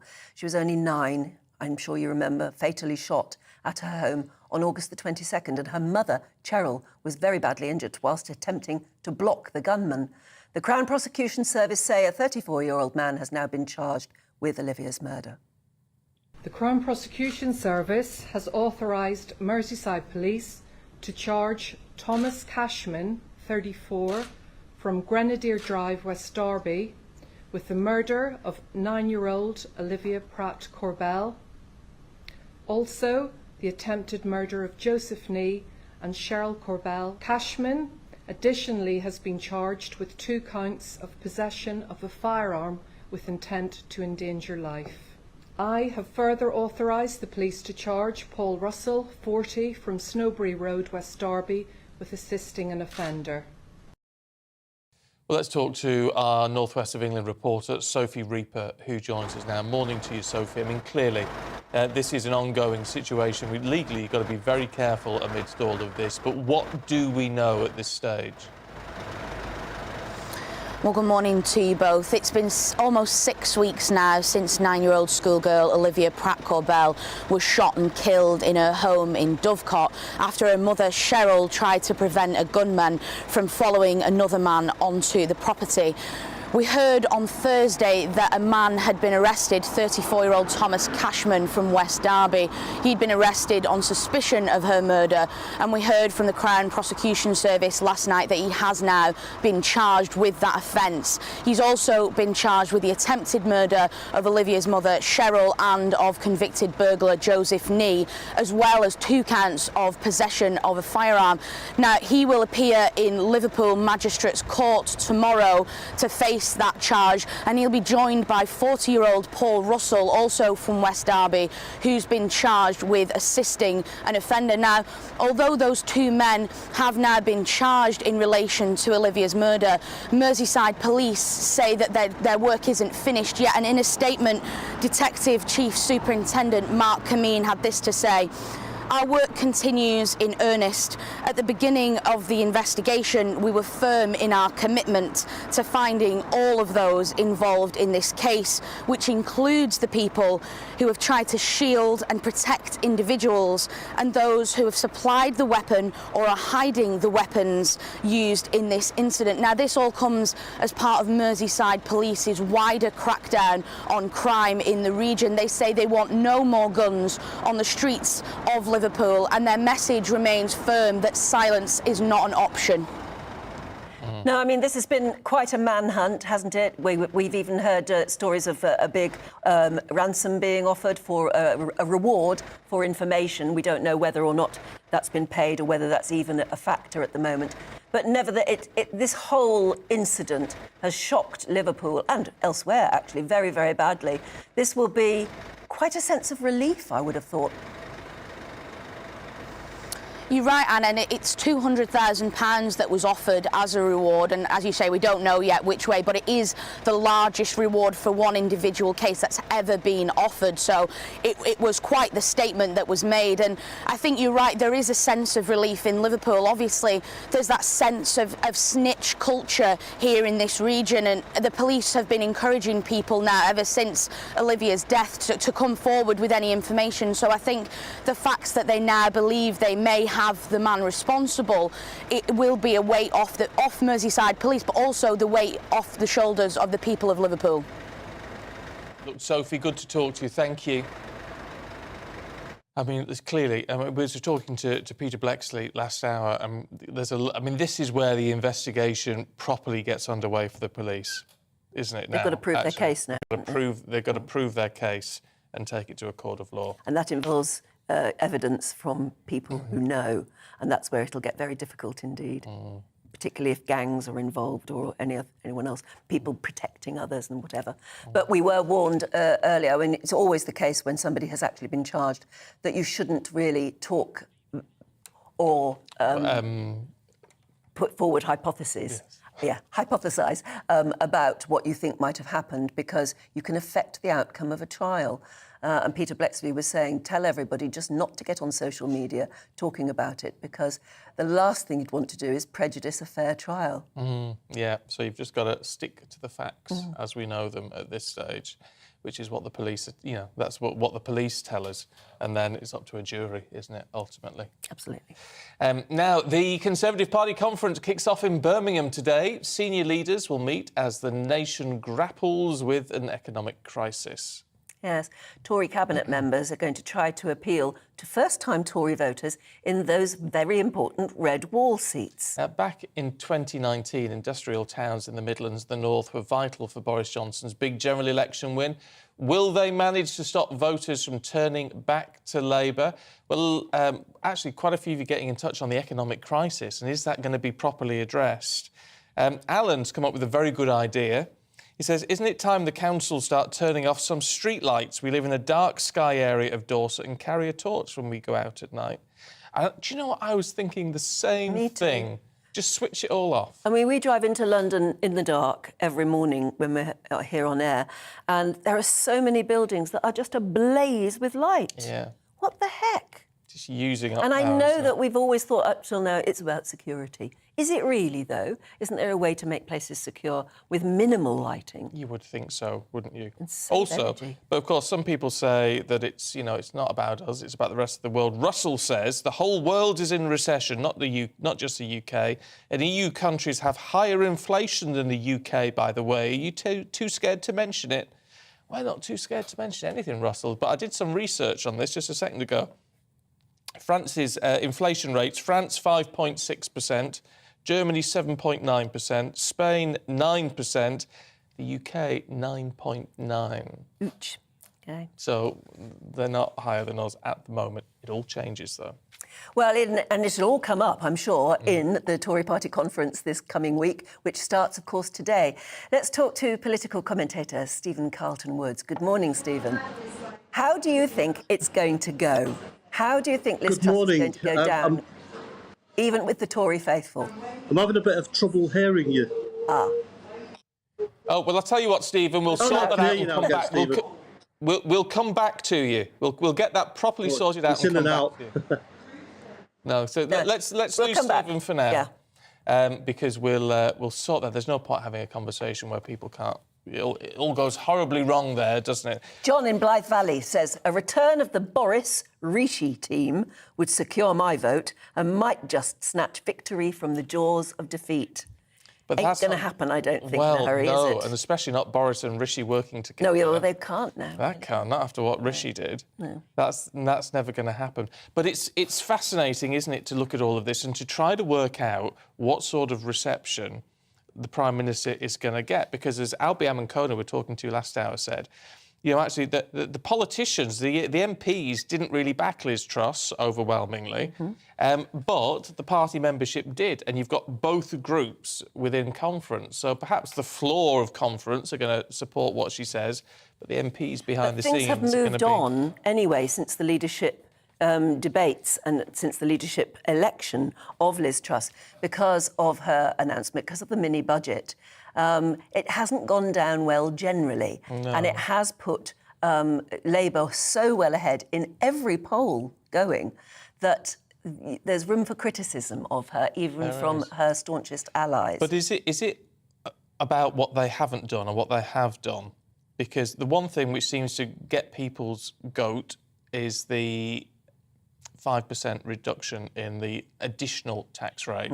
In the high tax rate for the wealthy or high earners. But you know, someone said to me last night, which is an interesting, and I've not thought of it this way. They said all these parties want all the youth to go to university, to get good degrees and good jobs and to work hard. And if they do that and succeed, then we're saying, well, you've got to hand over very nearly half your salary now because you've worked hard and done well. And so it's like, how do you balance that out? I mean, it's a point. We are going through tough times. Yeah. So I don't know. It's a different... What do you think? gbviews@gbnews.uk. Yeah. Let's see if we've got Stephen Carlton-Woods properly up and running. Can you hear us now properly, Stephen? Yeah, good morning, Alan. Good morning, Stephen. Ah, that's better. How tough a conference do you think this is going to be for the PM and the Cabinet? Well, it was quite upbeat last night when we were in the hotel, in comparison to the first conference after Theresa May, where it was very subdued up till the point of the National Convention. That lifted the mood a little bit. But I'd say the mood's quite high at the moment, especially last night. So I'm just seeing people trickling through now this morning, and it seems upbeat, I'd say. I suppose when you look at it, this is a party conference, so everybody there is a Tory, and they, above all, want to hold on to power, and they know that the way to do that is to present a united front as much as possible. Well, I think there's a lot of bridges to be built after Boris going. So this is a time for the party to come together, yes. People have different views. Even talking about the mini-budget last week, people have different views on that. But the key is going to be Wednesday, the Prime Minister's speech. And she has hopefully brings the party together. And then obviously then going on to bring the country on board as well afterwards. Well, how much do you think that speech, and indeed the speech of the Chancellor, is going to be aimed at the conference floor or aimed at the wider audience? Because obviously it's all going to be clipped up for TV and radio. So who are they going to be talking to? Well, obviously they're going to be talking to the delegates here at the conference. And another thing that will happen, they go around to different events all the way through this and getting sound bites off people, testing it, and then they deliver it to the conference. And then obviously then it's aimed at the wider public and the rest of the country. So it'd be interesting to see what the reception is here. I'm expecting a positive one because we'll get a bit more detail by then and we'll know where we're going. We've already seen the pound bouncing back. So, and also we won two very interesting by-elections in local councils, winning Labour seats. So that wouldn't suggest the mood of the polls that we're seeing at the moment. So in certain areas, we're still doing well. What about famous faces? Do you think Boris Johnson or Rishi Sunak will turn up? I've not seen either of those. I've just seen Michael Gove nipping out for his morning run. There was a few faces around the bar last night. We saw Liz Truss come in about 10 o'clock after her conference curry she went to. So there's quite a few characters here. We all meet up on the Saturday evening before the start conference anyway, say hello to people who we know all around the country. So it was a very upbeat mood last night. The optics are very interesting in all of this. I mean, there's often at these events, you know, a lot of partying, Therese Coffey at karaoke and all the rest of it that goes on. You've got to think, haven't you, the MPs and cabinet members in particular, they've not got to be seen hanging about with their glasses of champagne or anything else, have they? I mean, the image that would would be terrible. I know what you're saying, Stephen. Yeah, I know what you're saying. I've not seen anyone hanging around with glasses of champagne, but it is very important they mix with the members of the party, engage with people, have chats with ordinary members, and it shows they're actually in touch with us all then. I mean, all these members go round and get them voted in the first place. They're the ones that go and put leaflets through the letterboxes and knock on doors and do the telephone canvassing and all that work in the background. So the MPs have a bit of a duty, really, to make sure that they stop and talk to ordinary members. You mentioned earlier on you thought it'd be quite interesting that if we get a bit of meat on the bones of the mini budget, if you like, and you said a sense of direction with it all. We should have had that more than a week ago, shouldn't we? Well, it comes out in bits, doesn't it? We did have quite a bit of detail with the mini budget. Unfortunately, I watched that mini budget live and then I had a radio show to do straight after, so I didn't really get the follow-on from that. But it was interesting to see how the Labour conference went and how the media jumped on a particular narrative about how bad it was. But generally speaking, people I speak to quite like that budget last week.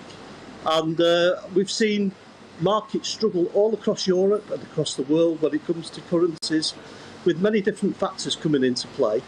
And we've seen the pound bounce back. So I think the story's going to be very different by the end of the week. It will be positive. Yes, I'm hopeful of a positive outcome by the end of the week. And I think we'll see the opinion polls sway considerably after this week. It'll be very interesting to see those polls in a week or so. Yeah. Stephen Carlton-Wood's good to talk to you this morning. Thanks very much indeed.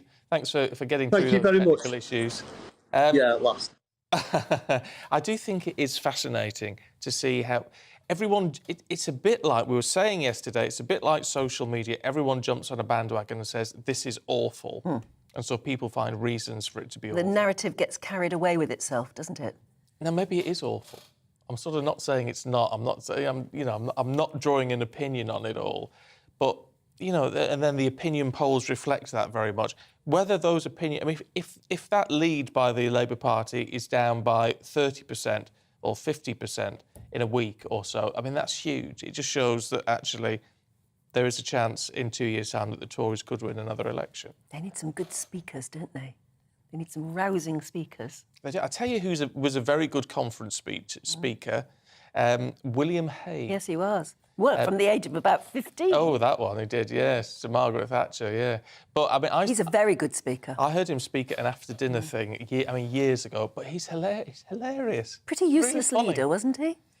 Wasn't he as a leader?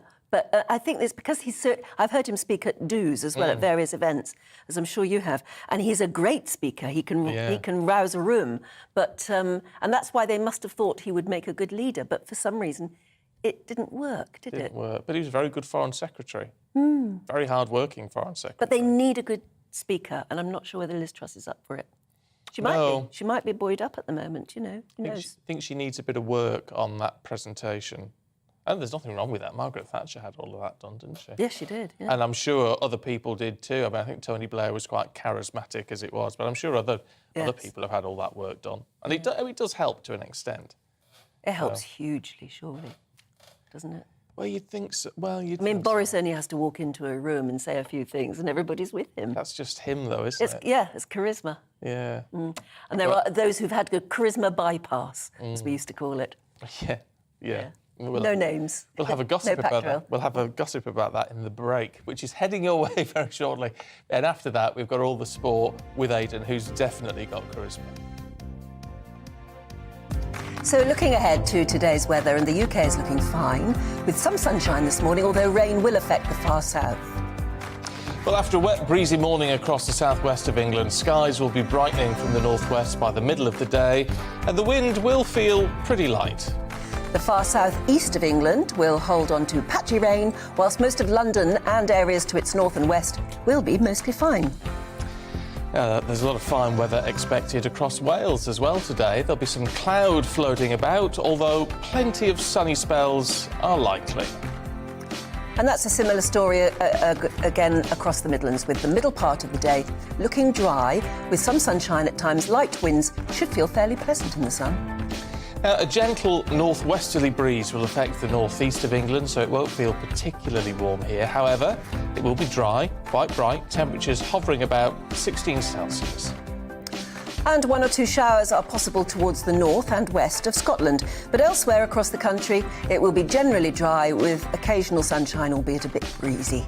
Now, an isolated light shower is just possible across Northern Ireland, but for most, it is going to stay dry. And here too, some bright or sunny spells are on the cards.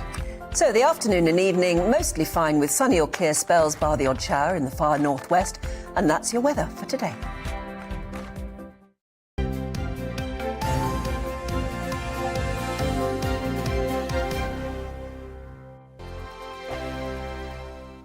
Weekday afternoons on GB News, we've got the whole of the UK covered. From 12 to 3, it's GB News Day with me, Mark Longhurst. And me, Gloria Di Piero. You'll get the very latest on everything that's been going on across our great nation. And from 3 till 6, watch out for GB News Live with me, Patrick Christys. I'm not here to mess around. With all the biggest topics and guests, you will always be up to date. GB News Day and GB News Live from 12 p.m. Only on GB News. The People's Channel, Britain's news channel. Hello there, it's Eamon Holmes here from Breakfast on GB News. We're not just on your television and your screens, We're on DAB plus digital radio, so you can listen to your favourite shows on the move. If you've not yet listened to GB News Radio, it's very simple. We're on your radio player and TuneIn apps, on your smart speaker, phone or tablet, or online at gbnews.uk. Take us with you wherever you go. GB News Radio. You never have to miss a moment of the People's Channel.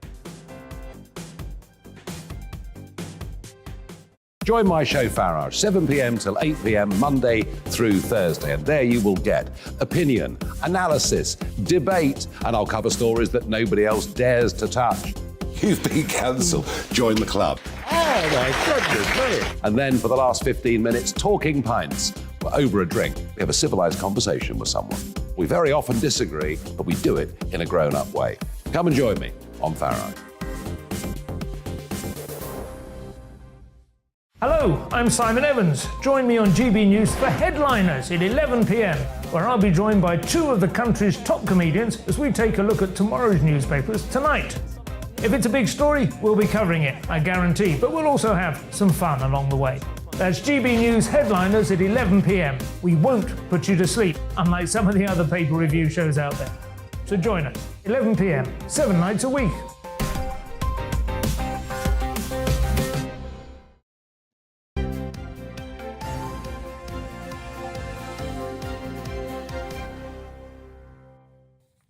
$7:22 morning to you. This is Welcome Breakfast back. with Stephen Lamb. Yeah, I've got a lovely story here in the Daily Mail. Oh, go on. Emily Thornberry from the Labour Party, right? I'm not sure what she is at the moment, actually. What's her job? I don't know. She's a front bencher. Anyway, Emily Thornberry took a picture of herself driving to the Labour Party conference. So to say, she wasn't taking the photograph. It was somebody in the back seat taking the photograph. All right. But she was driving. Oh, she was and driving. She then posted it on her Twitter account saying, "On my way to the Labour Party conference." What she didn't realise when she posted that photograph was that it showed that she was driving at 81 miles an hour on the motorway. She has now, it's been pointed out to her now that she was speeding, and she has officially apologised. But that's quite something, 81 miles an hour, and she's very proudly driving her way to the Labour Party conference. And you can see that it's her driving as well. Oh, and because that's actual data, can she be done for that? Yes, apparently she can. The police force, any police force now, where I'm not sure where it was, can impose a £100 fine, or she could be offered a driving awareness course. But that's quite considerably speeding, 81. I know people always do it, don't they, on motorways? They go faster than 70, but 70 is the limit. So it's quite well over. There she is, Emily Thornberry. Shouldn't laugh. No, I know. Shouldn't laugh. But it just shows, because we were talking earlier, weren't we, about the fact that you've got to be very, very careful going to a conference, all the Tories there. They can't be seen to be quaffing champagne at the moment, can they, really? No. Can you imagine? Very bad optics. Yeah, so if we're told that Michael Gove is already out on a run. You could do that, couldn't you? But not quaffing champagne at night. No. Or maybe not even singing karaoke. No, they do like a bit of... there will be events like that. A bit of karaoke. Maybe, I don't know. Interestingly, Matt in Kent, morning Matt, says, can we just let the PM have a go at governing for 5 minutes without calling for their head? Yeah. I think that's a very good point. As much as people don't like her, there were campaigns on the day she was made Prime Minister, heading up to see the Queen. There were people with placards out in Westminster saying, "Bring Boris back." Yeah, a lot of Liz that, out, all that sort of thing. I mean, you've got to give them a chance. Yeah. Archie says, all this nonsense got to stop. People never like change. We've got to give this government a chance. Yeah. OK, now, the much-awaited London Marathon takes place this morning. 50,000 runners are taking part. It's always wonderful to watch, isn't it? I expect it's always wonderful to take part in as well. Stretching around 26 miles from Greenwich to the Mall, the big race aims to raise millions of pounds for charities. Thousands are expected to cheer the runners on. Apparently that's an incredibly important feature too. All the runners say it, don't they? Yeah, you need that encouragement, don't you? Well, it's a bit of a challenge, so what do you do to prep for this sort of thing? Well, everyone who's doing it will be fully prepped, but you might be thinking about it for next year. So let's talk to physiotherapist Paul Hobrough, who joins us now. Paul, good to see you this morning. I mean, there has to be an awful lot of preparation to do this sort of thing, doesn't there? Yeah, there's a huge amount of preparation. And the big thing for the people racing or running today is that 99% of your work is now done. Just getting to the start line is a huge achievement. All of those long runs that they've had to do, all that training, now all they've got to do is actually cross the start line and execute their planned race. So they're in a great place right now to just go ahead and execute that today. As Stephen was saying, that obviously the runners are already on the starting line. They'll be taking off quite soon, won't they? But if you get inspired by watching it today, but you've never run a marathon before, can you do it in a year? Can you train yourself up to be able to do a marathon in a year? Absolutely. A year is a long time. Actually, we have less time for the London Marathon just now because it's always historically been in April. And then because of COVID, they moved to October, and it's back in April for 2023. So it's a short gap this time, but there's still plenty of time for those people. The ballot is open right now already as of yesterday, and people can enter. Most marathon training programs actually are about 16 weeks long. So there's plenty of time. They are aimed at people that are already doing a bit of running, but there are things like Couch to 5K that you could start right now. And then build yourself up to joining into one of those programs and then spend 16 weeks building your mileage up. And then come April, if you're lucky enough to get through the ballot or you run for a charity place, then you'll be on the start line just like the people are today, right now, come April 2023.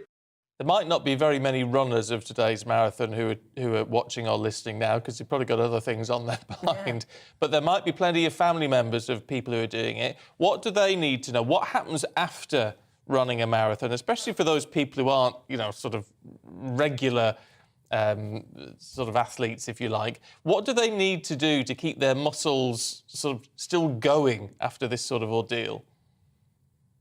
Yeah, so after the jubilation of crossing the finish line, whether you've hit your desired time or not, then you're on this high. Your endorphins are rushing. You find your family, and the classic thing is to go off and do a bit of celebrating. Maybe sit down, have some prosecco or a few beers or ciders, and the athletes will want to eat. They'll want to eat and eat and eat. The key thing to say to them is, get up every 20 minutes. And move around. Rigor mortis sets in pretty quickly after you finish the marathon, and their endorphins will still be on this big high level, and they might not realise it. So as the support crew, just get them up, do some gentle stretching every 20 minutes, keep them moving, and they're going to feel a lot happier come tomorrow morning, or delayed onset muscle soreness is actually worse on Tuesday morning. I've been talking at the Marathon Expo all week on the main stage there, giving this advice. Don't take Monday off work. Take Tuesday off work. That's the day that they're going to feel the stiffest and the sorest from the marathon, walking backwards down the stairs in the morning because their quadriceps are hurting so much. So look after those athletes that have done that great thing and manage their expectations about how they'll feel Monday and Tuesday. What can you describe for us? What is it like actually crossing that finish line, no matter what your time? It's just incredible. And there's a wonderful Martin Yelling, who's the coach, and he was joining me on stage all week. He says to people, imagine your future self 10 years down the line, 15 years down the line, being so proud of you crossing that finish line. Coming down the mile, that wonderful feeling that you're just about to complete this thing you've been working for many, many months. And the feeling is euphoric. People have spoken outside of the birth of their children. It's the greatest moment of their life. Irrespective of what time you do, that moment will be etched in your personal history forever. And you'll always look back on this with great, wonderful memories that just define that you were good enough to do that on that day, on that year, like nothing else you've experienced. Paul, really good to talk to you. Nearly got us convinced to try, but not nearly. Thank you very much Paul. indeed. Thanks very much. Yeah, it's true. When somebody says they've done the marathon, they go right up in your estimation. You're always impressed, aren't you? Oh, it is impressive. There's no two ways about it. Amazing. It's impressive. Yeah. But when you mention, you get those feelings sometimes that when you think back to sports day at school and all that, and it fills you with that bit of dread. When we talked about people already gathering in Blackheath and all, there's a chill goes down my spine. I can't imagine anything worse. Really? Being stood there thinking, right, I've got this 26 miles to do now. I know. Ooh, no. I think some people can do it. Some people have got it's mental. Some people have got the mentality for it. Some people haven't, and it's not me. I don't know how you get the mentality. I was told once that you get it after a while. You just need to go out there and run, and in the end you get hooked on the feeling of, never worked for me. I tried so hard. I really did try, because I would love to be able to do something like that. Not for me. But no. I wouldn't do couch to 5K. I'd do 5K to couch.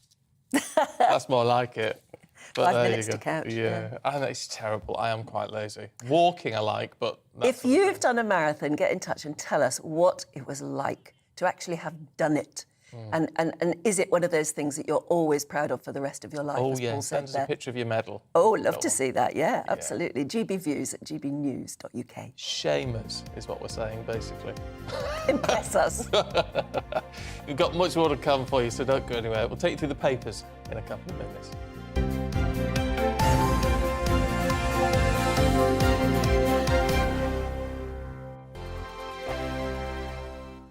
Weekday afternoons on GB News, we've got the whole of the UK covered. From 12 to 3, it's GB News Day with me, Mark Longhurst. And me, Gloria Di Piero. You'll get the very latest on everything that's been going on across our great nation. And from 3 till 6, watch out for GB News Live with me, Patrick Christie. I'm not here to mess around. With all the biggest topics and guests, you will always be up to date. GB News Day and GB News Live from 12 p.m. Only on GB News. The People's Channel, Britain's news channel. Hello there, it's Eamon Holmes here from Breakfast on GB News. We're not just on your television and your screens, you know. We're on DAB plus digital radio, so you can listen to your favourite shows on the move. If you've not yet listened to GB News Radio, it's very simple. We're on your radio player and tune-in apps, on your smart speaker, phone or tablet, or online at gbnews.uk. Take us with you wherever you go. GB News Radio. You never have to miss a moment of the People's Channel.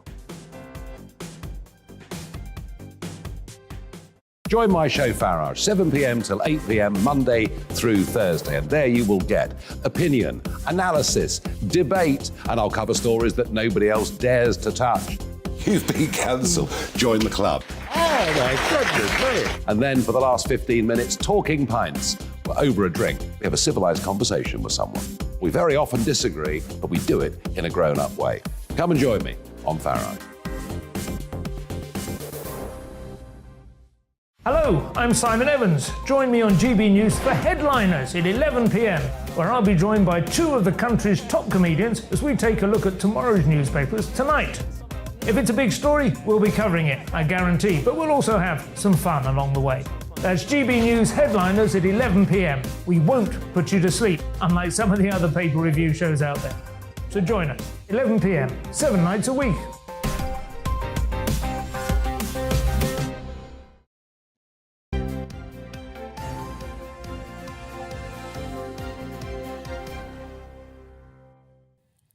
It's 7:34 in a couple of seconds. You're watching and listening to Breakfast with Stephen and Anne. I'm trying to be as precise as I can with the time. 7:34 now. Well, there you go. Just in case you've got anything planned that you exactly need to do at 7:34. We never know. Absolutely. Should we look through the papers? Here are the front pages. And the Sunday Times leads on the Prime Minister's advice to the King, apparently, requesting him to stay away from the COP27 summit. And the Observer covers the flight of voters from the Conservative Party after the economic backlash to the mini-budget, well, according to the polls, anyway. Meanwhile, the Sunday Express reports that a man has now been charged relating to the murder case of 9-year-old Olivia Pratt-Corbell.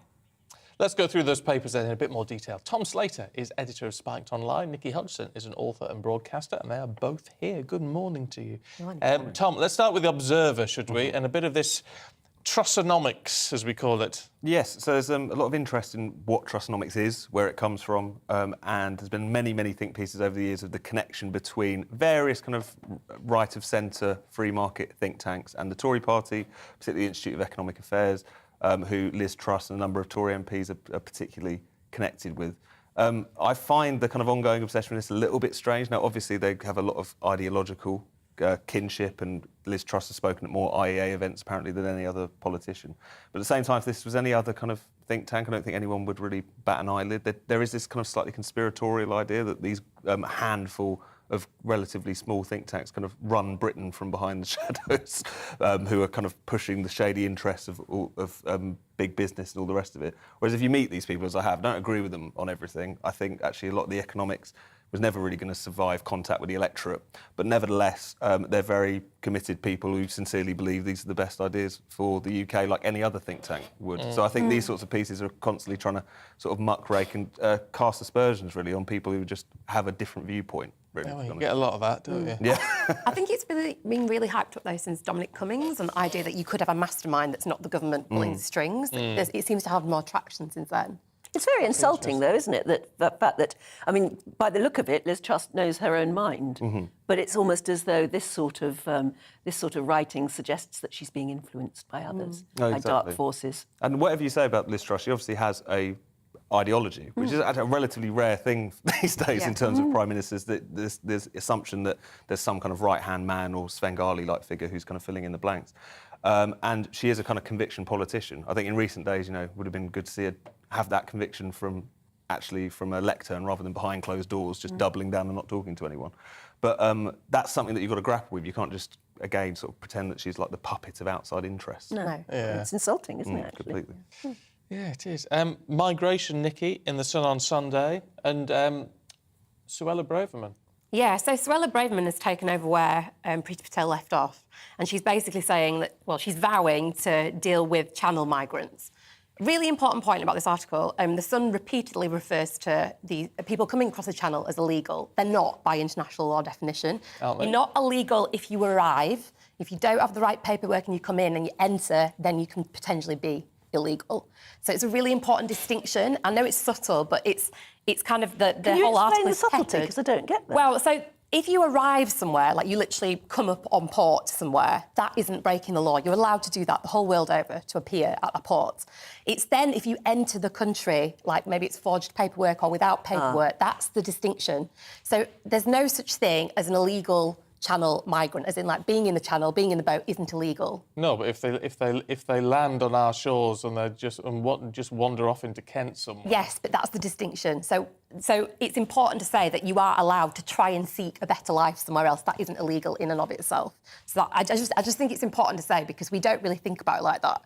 We think that everybody trying to come from another country is doing it illegally, you know, unless they're a different kind of immigrant. But if they're coming across in small boats across the channel, then they might technically not be illegal immigrants until they land the boat, but they're trying to be. So we've got a right to stop them in the waters, haven't we, if they are trying to be an illegal immigrant? But they're not necessarily trying, that's the thing. Some of them just don't have the right paperwork, or some of them are coming to claim, you know, that they're threatened back home, or you know, they're refugees, they're refugee status. So it's just an important distinction, and we don't really make it that often. But to come back to what Suella Braverman is saying, she says that the Modern Slavery Act, which Theresa May updated, is causing us lots of problems, and that everybody is using it as you know, the kind of reason why they should be allowed to stay. The Modern Slavery Act distinguishes between being a slave here in the UK and other countries, and the number of people saying that they're a slave in Britain has gone up.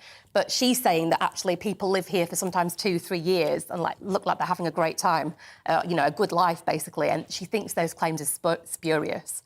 So, and is she saying there that she's going to clamp down on illegal immigration? Is there any substance to what she's saying there, or is it just a headline? Well, at the minute... Because we've heard it from every Home Secretary exactly. before. At the minute, it's just a headline. The numbers of people attempting to come are going up, so that's what she's trying to address, and The Sun is very kind of pro her doing this. But I think, you know, again, and also, just to kind of put it into context, about the Modern Slavery Act, so people using that as a reason for why they should be allowed to stay. In 2009, there were 552 people saying it, and in 2021 that had gone up to 12,727. Wow. So you can see that the feeling from Suella Braverman is that there are people that are putting in spurious claims, like this isn't working. And the problem is it costs money to even investigate those claims, yes, doesn't it? Of course. So obviously there'll be lots of people who are saying, no, the Modern Slavery Act is a really important act of human rights, it's there to protect people. Actually, lots of people are involved in slavery or are enslaved. But, you know, again, it's one of those things where she's picking up the mantle from Priti Patel. She's, like, very, very determined that this is the right way to go with the voters. But she'll have to deliver on it. But it is about securing the borders, isn't it, and letting people in who we want. In terms of migration, it was about taking back control, wasn't it? That was the mantra. So it's about... That's from the Tory party, yes. Yeah, so about taking back control of who we allow in as migrants, whether it's more or less than we currently have, and refugees and asylum seekers, but stopping everybody else. Yeah, but I mean, the point, from the Tory party, as it's become increasingly hardline about this kind of immigration, is that we just we don't seem to have a lot of sympathy with people that are fleeing situations that are terrible. I think it's difficult, though, because it becomes a bit of an insult to voters' intelligence when, for instance, all these people are presented as refugees when it's quite clear that a good chunk of them are migrants. I think even people, I'm very pro-migration, we shouldn't kind of rely on those kinds of conflations just to kind of pull at the heartstrings. If you want to have an argument about wanting more immigration or even a more genuine, or more generous, I should say, asylum policy, you can't do that in a kind of underhand way or rely on lawyers to kind of fight these cases on asylum grounds or on modern slavery grounds or whatever. Sure. It's like just bypassing the electorate, and I think that's one of the things that's really inflamed this particular issue. And actually what's interesting is that, particularly on the question of legal migration, it's become very liberal since Brexit.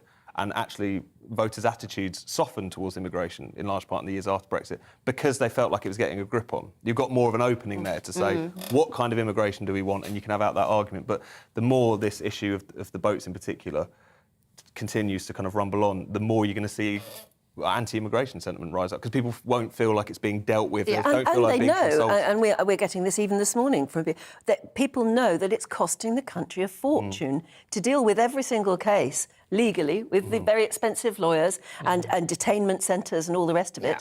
It's costing a fortune. Well, people just don't feel that anyone's on top of it. And also, they don't feel that we work well enough with fans. That's one of the other issues. There isn't enough co-working there. It's hard though, isn't it? Because whenever they try to get on top of it, then everyone jumps on board and starts being cruel and nasty. Yeah. It's very difficult, and you can't get rid of the optics because it's something you can see happening. Yeah. OK, let's have a look at the Sun on Sunday and No Time to Diet. Yes. Looking at spies, Tom. Porky spies. Yeah, the spies are getting a bit fat, apparently. Britain's Secret Service, they've recruited a health guru to try and keep an eye on the waistlines of the nation's spooks. Apparently because one of the reasons it's cited here is the fact that the canteen at MI5 is apparently very rich and well-stocked. So you get steak and pie, chips, treacle sponge and custard often served in their subsidised canteen. And as a result of that, some of them are getting a little bit porky. This also being the Sun on Sunday, of course, they've taken the opportunity to do a list of Tubby Bond films, like Dr. No Carbs, Donna Majesty's Secret Service, and so on and so forth. So, a silly story, but, it so just shows basically that... they're saying it's MI5 headquarters are just serving the wrong sorts of meals and making our spies fat. But you don't want you can't have every spy like James Bond. No. Who are the best infiltrators? Think of people like George Smiley. Old, bit chubby, nondescript. You'd never think spy, would you? No. So much of the work is it's brain work, so does it really matter if you're a bit overweight? I don't know, we were talking about... Is there a lot of desk job aspects? I imagine these I think days, there must be all a lot very of desk cyber work. and Yes. whatnot. But, I think better after a pudding, definitely. Some dashing or gorgeous person, strutting along, maybe would get you, are going to draw attention to themselves. Yeah. But, some... Maybe we need porky spies, is that what you're saying? Should be old man in a dirty Mac walking about. Oh, charming. No one's going to notice. I think that's how it works. That's how it works. I say more pudding, people. Get more pudding there, MI5. Nikki, in The Observer, you found a story about patients being told to stay away from A&E. Oh, gosh, this is very depressing, but I feel like it's a public service to announce it. If you're thinking about going to A&E, please note that actually 8 hospitals in the UK have declared a critical incident because of COVID numbers increasing. And so basically they're saying don't come to A&E unless it absolutely is a life or death situation. And that's just kind of like the beginning of it. Apparently we are at the very start of the autumn wave of COVID. So unless you really do need urgent medical attention, try and seek help elsewhere. Are they using COVID as an excuse? Because too many people go to A&E when they shouldn't. They do anyway, don't they? But some are going because they can't get to see their GP. Yes, that's the problem. So many little incidents or, so-called minor issues are ending up in A&E because they just can't get a doctor's appointment. Oh, it's just very depressing. Well, you can go to one of those lovely walk-in centres. I've used my local walk-in centre. But it's like A&E, you still have to queue for hours. Yeah. Really? Hours and hours. And I always think the problem with these warnings as well is that the hypochondriacs, the people who want to show up at A&E because they've stubbed their toe or whatever, they're going to be impervious to this kind of messaging. They always are. It's the people who probably should go who are going to hear that and think, no, I shouldn't trouble them and all the rest of it. But it's also people like, what if you've got a baby and you don't know what to do with your baby? You know, it's like just because you don't know what's going on. It's those kinds of issues. Or someone that feels really unwell has turned away and then later on they've been diagnosed with stage 4 cancer or something. We've heard so many of those stories come out. There was a story yesterday, wasn't there, about that young man who couldn't get an appointment and then ended up dying. Yeah. 26-year-old. Awful story. So depressing. Awful story. But don't you think some A&Es aren't run well and some are? Yes, very much. It's a postcode lottery with which A&E you go to in many ways. Yes. Logistics. Yes, exactly. There are clearly some A&E managers who can manage an A&E ward really well. And they get through people and it works. And others where you'd never even try really because it's hours waiting. And you wonder what makes the difference. Good management. Yeah. Good, decent logistics. But the last time I went to A&E, I'd cut my finger and I thought it didn't need stitching in the end. But you ended up going because you think, I think this might need a... I did it on one of those, those slicer things. Ah, yes. It was really nasty. But I sat there for about 5 hours and then they dressed it and everything but didn't stitch it. So you end up leaving thinking, I've just wasted everyone's time there. Yeah, and my own. Yeah. But I was worried. Yeah. It was a lot of blood. That's what an A&E is meant to be for. Anyway, we all need to cheer ourselves up with the Quality Street. Well, this is quite controversial. I don't know if it's going to cheer people up or not. So apparently, Quality Streets, are you getting excited? Have you bought your big boxes from a supermarket yet? They're probably in stock in the next couple of weeks, aren't they, for Christmas? Yes. I've started Christmas shopping just because that's who I am. Anyway, they apparently are changing the plastic, shiny, crinkly wrappers for wax paper ones. Well, good. Well, good for the environment, but they're worried that people are not going to get the satisfaction of the noise and the sensations when you open it. I think we're a bit more across single-use plastics now. Yes, I think so too. There's a huge amount of wasted plastic, isn't it, in a box? And I remember last Christmas just thinking there's all this plastic here, which is just going straight in. What a waste. What a waste. Yeah. Let's just be a bit more sensible with it. But the thing they aren't changing is the amount of toffee pennies in a box, which is always very controversial in our household. The only thing is, if it's wax wrappers, then how are you going to tell which is which? They're coloured. They're still coloured. They're still coloured. They're still coloured. Because I like the purple ones. I like the purple ones. I think everyone likes the purple ones. Yeah. I like the purple Why don't ones. you can actually buy Quality Street that's just purple ones. Can you? Sometimes they do it. That wouldn't feel as rewarding, would it? No, I like the green triangles. Yeah, I'm partial to a green triangle. And I like the blue ones, the coconut. Oh, I like yes, those are nice. Stephen, we must But never... any of them. Yeah. Just give me. You like all them. Well, we like the same ones, so we must never... No, that's the get problem. a box. Yes, exactly. You've got to find someone who likes the... Yeah, you've got to have a family where everybody likes something different. The toffee pennies are all right if you just try and suck them. Yes. Though it's very hard. Otherwise they pull the fillings out of your teeth, don't they? They do. Oh, nice, though. Lovely. Well, you've whet my appetite with that this morning. Thank you very much indeed. We'll see you two a little bit later on, though. And let us know what you think about the wax wrappers. It's sensible. It's just sensible. It's not waste resources. Yeah, absolutely. When we don't need to. Actually, we were talking earlier about scams, and I suppose it's just a warning again, because Lee has joined in on this one too. Thank you, Lee. He says, morning to you. I've had 2 electricity scam text messages this week. They claim I'm owed £400 and then ask you to click a link to get it. Please tell other viewers to be very careful of this one. Oh, yeah. The scammers are out at the moment, aren't they? They're taking advantage of the fact that we all want to know how we get our winter payment, our winter fuel allowance thing. Isn't it awful? It comes to you. It makes my blood boil. Because people are out there taking advantage of a crisis. It's awful. Awful. So just be very, very careful. Now, talking of awful situations, I mean, the United States is suffering at the moment. At least 50 people have died after Hurricane Ian hit Florida. The death toll is expected to climb as the flood waters recede. Search teams are out there now and they're reaching more areas that were initially cut off by the storm, but that means that they are discovering more deaths. The US President, Joe Biden, says his government is going to do whatever it takes to help search, rescue, recovery and rebuilding. Well, let's talk to meteorologist Jim Dale, who joins us now. Morning to you, Jim. So what's going on in Florida? Why has this been such a particularly bad hurricane? Well, it's first of all, it was a very powerful hurricane. It came out of Cuba, if you remember, and devastated parts of Cuba. Slow-moving thing that got extra power as it left Cuba off the warm seas down in close to Florida, and then basically just moved into Florida as a Category 4 storm, which is just one off the very top. This equates to one of the most powerful storms in the last 90 odd years, one of the 5 top ones. So it really had not just the winds, but the sea surge as well. And that's the reason why, and it went into a populated area. That's the reasons why it's caused such devastation. And reports are, I know you've just said 55 dead. I think the latest reports are nearer to 80 now. So it is right up there.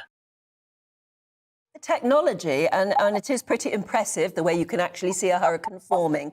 You can't always tell where it's going to go. They can twist and turn, literally, can't they? Yeah, they can. It's been a little bit of an headache, actually, watching this move through Florida into Georgia. South Carolina has also got some big damage. At the moment, it's sitting over Virginia, but not in the way that you might expect. It's now not a hurricane. It lost its identity as a hurricane a couple of days ago, and it's now a tropical storm, or the remnants of a tropical storm, if you like. So it's over Virginia. It's rain more than wind now. There is a bit of wind in the northeast area today, and eventually it will get sucked up into sort of Newfoundland area and then into the jet stream. But yeah, some of these things are tricky, and it's probably one of the problems with who goes where and when in terms of the escaping these things.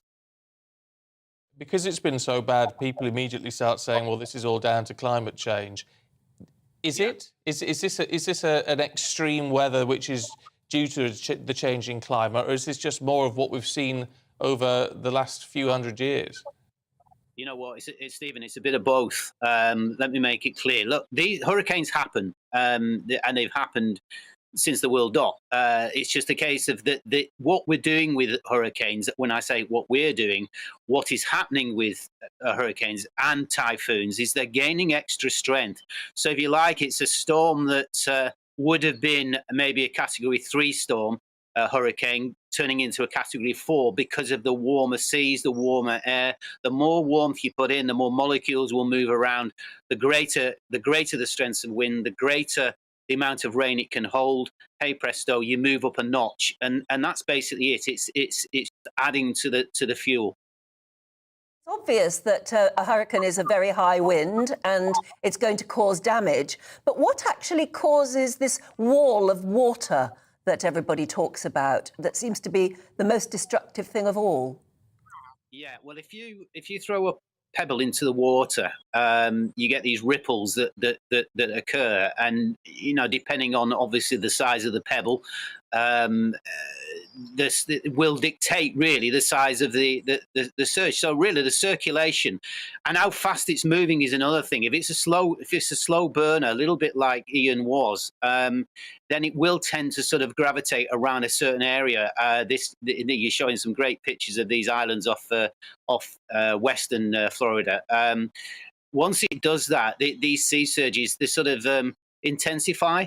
Almost like, I'm not going to say a tsunami because it's completely different, but it's not a zillion miles away. The water gets sucked away and then it comes back in, roaring back in, almost like a river coming back in, but a tremendous river. So that's the reasons why that you get these things. It is a case of a very deep, very, very deep low pressure area hurricane in the middle.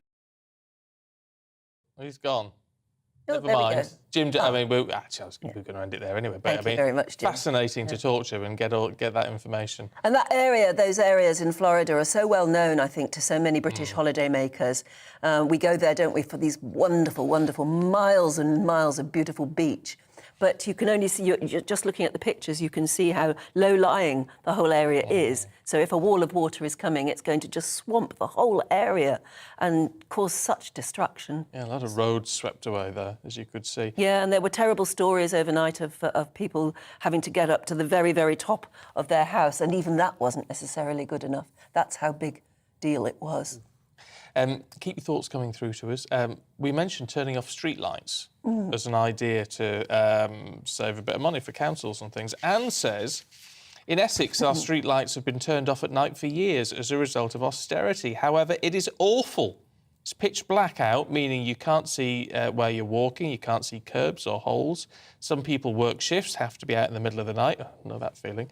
Also, we have CCTV in our house, but because of the darkness, they can't pick up as much as they would. Torches. Torches. And night vision cameras. Yeah. I mean, Julie says, please don't suggest switching off streetlights. I'm a community carer who works in the evenings. As an older worker, it makes driving difficult, and there's a safety aspect as we have to get out and walk sometime quite a distance. But you could minimise street lighting, couldn't you? Minimise it? Yeah, I mean, she talks about dimmed lights in Northampton. But it's that whole thing, isn't it? We'll have to go and buy a torch. I mean, I know it's... One on your head. I've got one. Yeah. I've got one you wear on your head. Oh, have you? I don't know why I've got it, actually. Why have I got one of those? But it's like... I don't know, but I want to see it. But it's really good. You can do things with your hands while you're still torching. Anyway, we'll get pictures of that for you coming up after we've had a look at the weather. So looking ahead to today's weather, and the UK is looking fine, with some sunshine this morning, although rain will affect the far south. Well, after a wet, breezy morning across the southwest of England, skies will be brightening from the northwest by the middle of the day, and the wind will feel pretty light. The far south-east of England will hold on to patchy rain, whilst most of London and areas to its north and west will be mostly fine. There's a lot of fine weather expected across Wales as well today. There'll be some cloud floating about, although plenty of sunny spells are likely. And that's a similar story again across the Midlands, with the middle part of the day looking dry, with some sunshine at times. Light winds should feel fairly pleasant in the sun.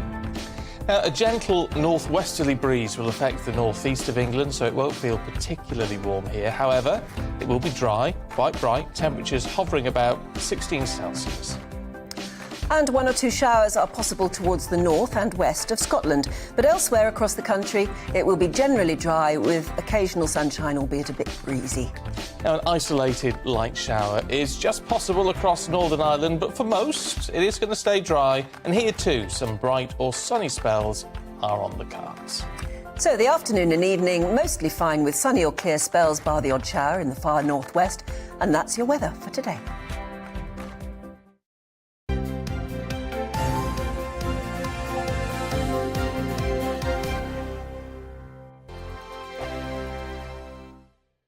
Weekday afternoons on GB News, we've got the whole of the UK covered. From 12 to 3, it's GB News Day with me, Mark Longhurst. And me, Gloria Di Piero. You'll get the very latest on everything that's been going on across our great nation. And from 3 till 6, watch out for GB News Live with me, Patrick Christie. I'm not here to mess around with all the biggest topics and guests. You will always be up to date. GB News Day and GB News Live from 12 p.m. Only on GB News. The People's Channel, Britain's news channel. Hello there, it's Eamon Holmes here from Breakfast on GB News. We're not just on your television and your screens, you know. We're on DAB plus digital radio, so you can listen to your favourite shows on the move. If you've not yet listened to GB News Radio, it's very simple. We're on your radio player and TuneIn apps, on your smart speaker, phone or tablet, or online at gbnews.uk. Take us with you wherever you go. GB News Radio. You never have to miss a moment of the People's Channel. Join my show Farage, 7 p.m. till 8 p.m. Monday through Thursday. And there you will get opinion, analysis, debate, and I'll cover stories that nobody else dares to touch. You've been cancelled. Join the club. Oh, my goodness me. And then for the last 15 minutes, talking pints. We're over a drink. We have a civilised conversation with someone. We very often disagree, but we do it in a grown-up way. Come and join me on Farage. Hello, I'm Simon Evans. Join me on GB News for Headliners at 11 p.m, where I'll be joined by two of the country's top comedians as we take a look at tomorrow's newspapers tonight. If it's a big story, we'll be covering it, I guarantee, but we'll also have some fun along the way. That's GB News Headliners at 11 p.m. We won't put you to sleep, unlike some of the other paper review shows out there. So join us, 11 p.m, 7 nights a week.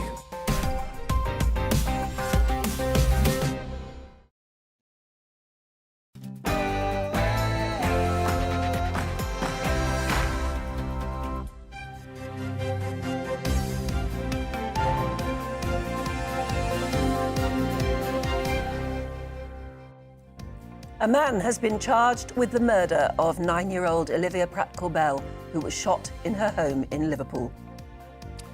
Good morning to you. It's 8 o'clock. It's Sunday, the 2nd of October, and this is Breakfast on GB News with Stephen and Anne. And we're live across the whole of the UK on your TV and your radio and online, of course. Wherever you are, you can take us with you. Here are the top stories this morning. Well, the Crown Prosecution Service says a 34-year-old man has been charged with the murder of Olivia Pratt-Corbell and the attempted murder of her mum. 9-year-old Olivia was killed as her mother tried to stop a gunman entering their home in Liverpool in August. As the Conservative Party conference kicks off later today, the Prime Minister and the Chancellor will face brooding backbench MPs amid their economic policies and a plummeting approval rating. And on your marks, get set. Come rain or shine, 50,000 people are getting ready to start the London Marathon later this morning. Love to hear from you if you have ever done a marathon. What does it feel like to actually cross that finishing line? Email us gbviews@gbnews.uk.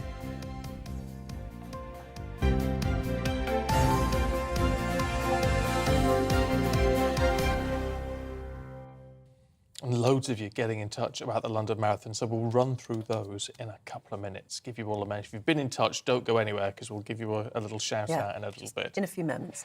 Well, Meanwhile, go on, Anne, Well, our top story this morning, as you know, is a man has now been arrested on suspicion of the murder of Olivia Pratt-Corbell in Liverpool. The 9-year-old, as we know, fatally shot at her home on August the 22nd. Her mum, Cheryl, was injured whilst attempting to block the gunman. The Crown Prosecution Service say a 34-year-old man has now been charged with Olivia's murder.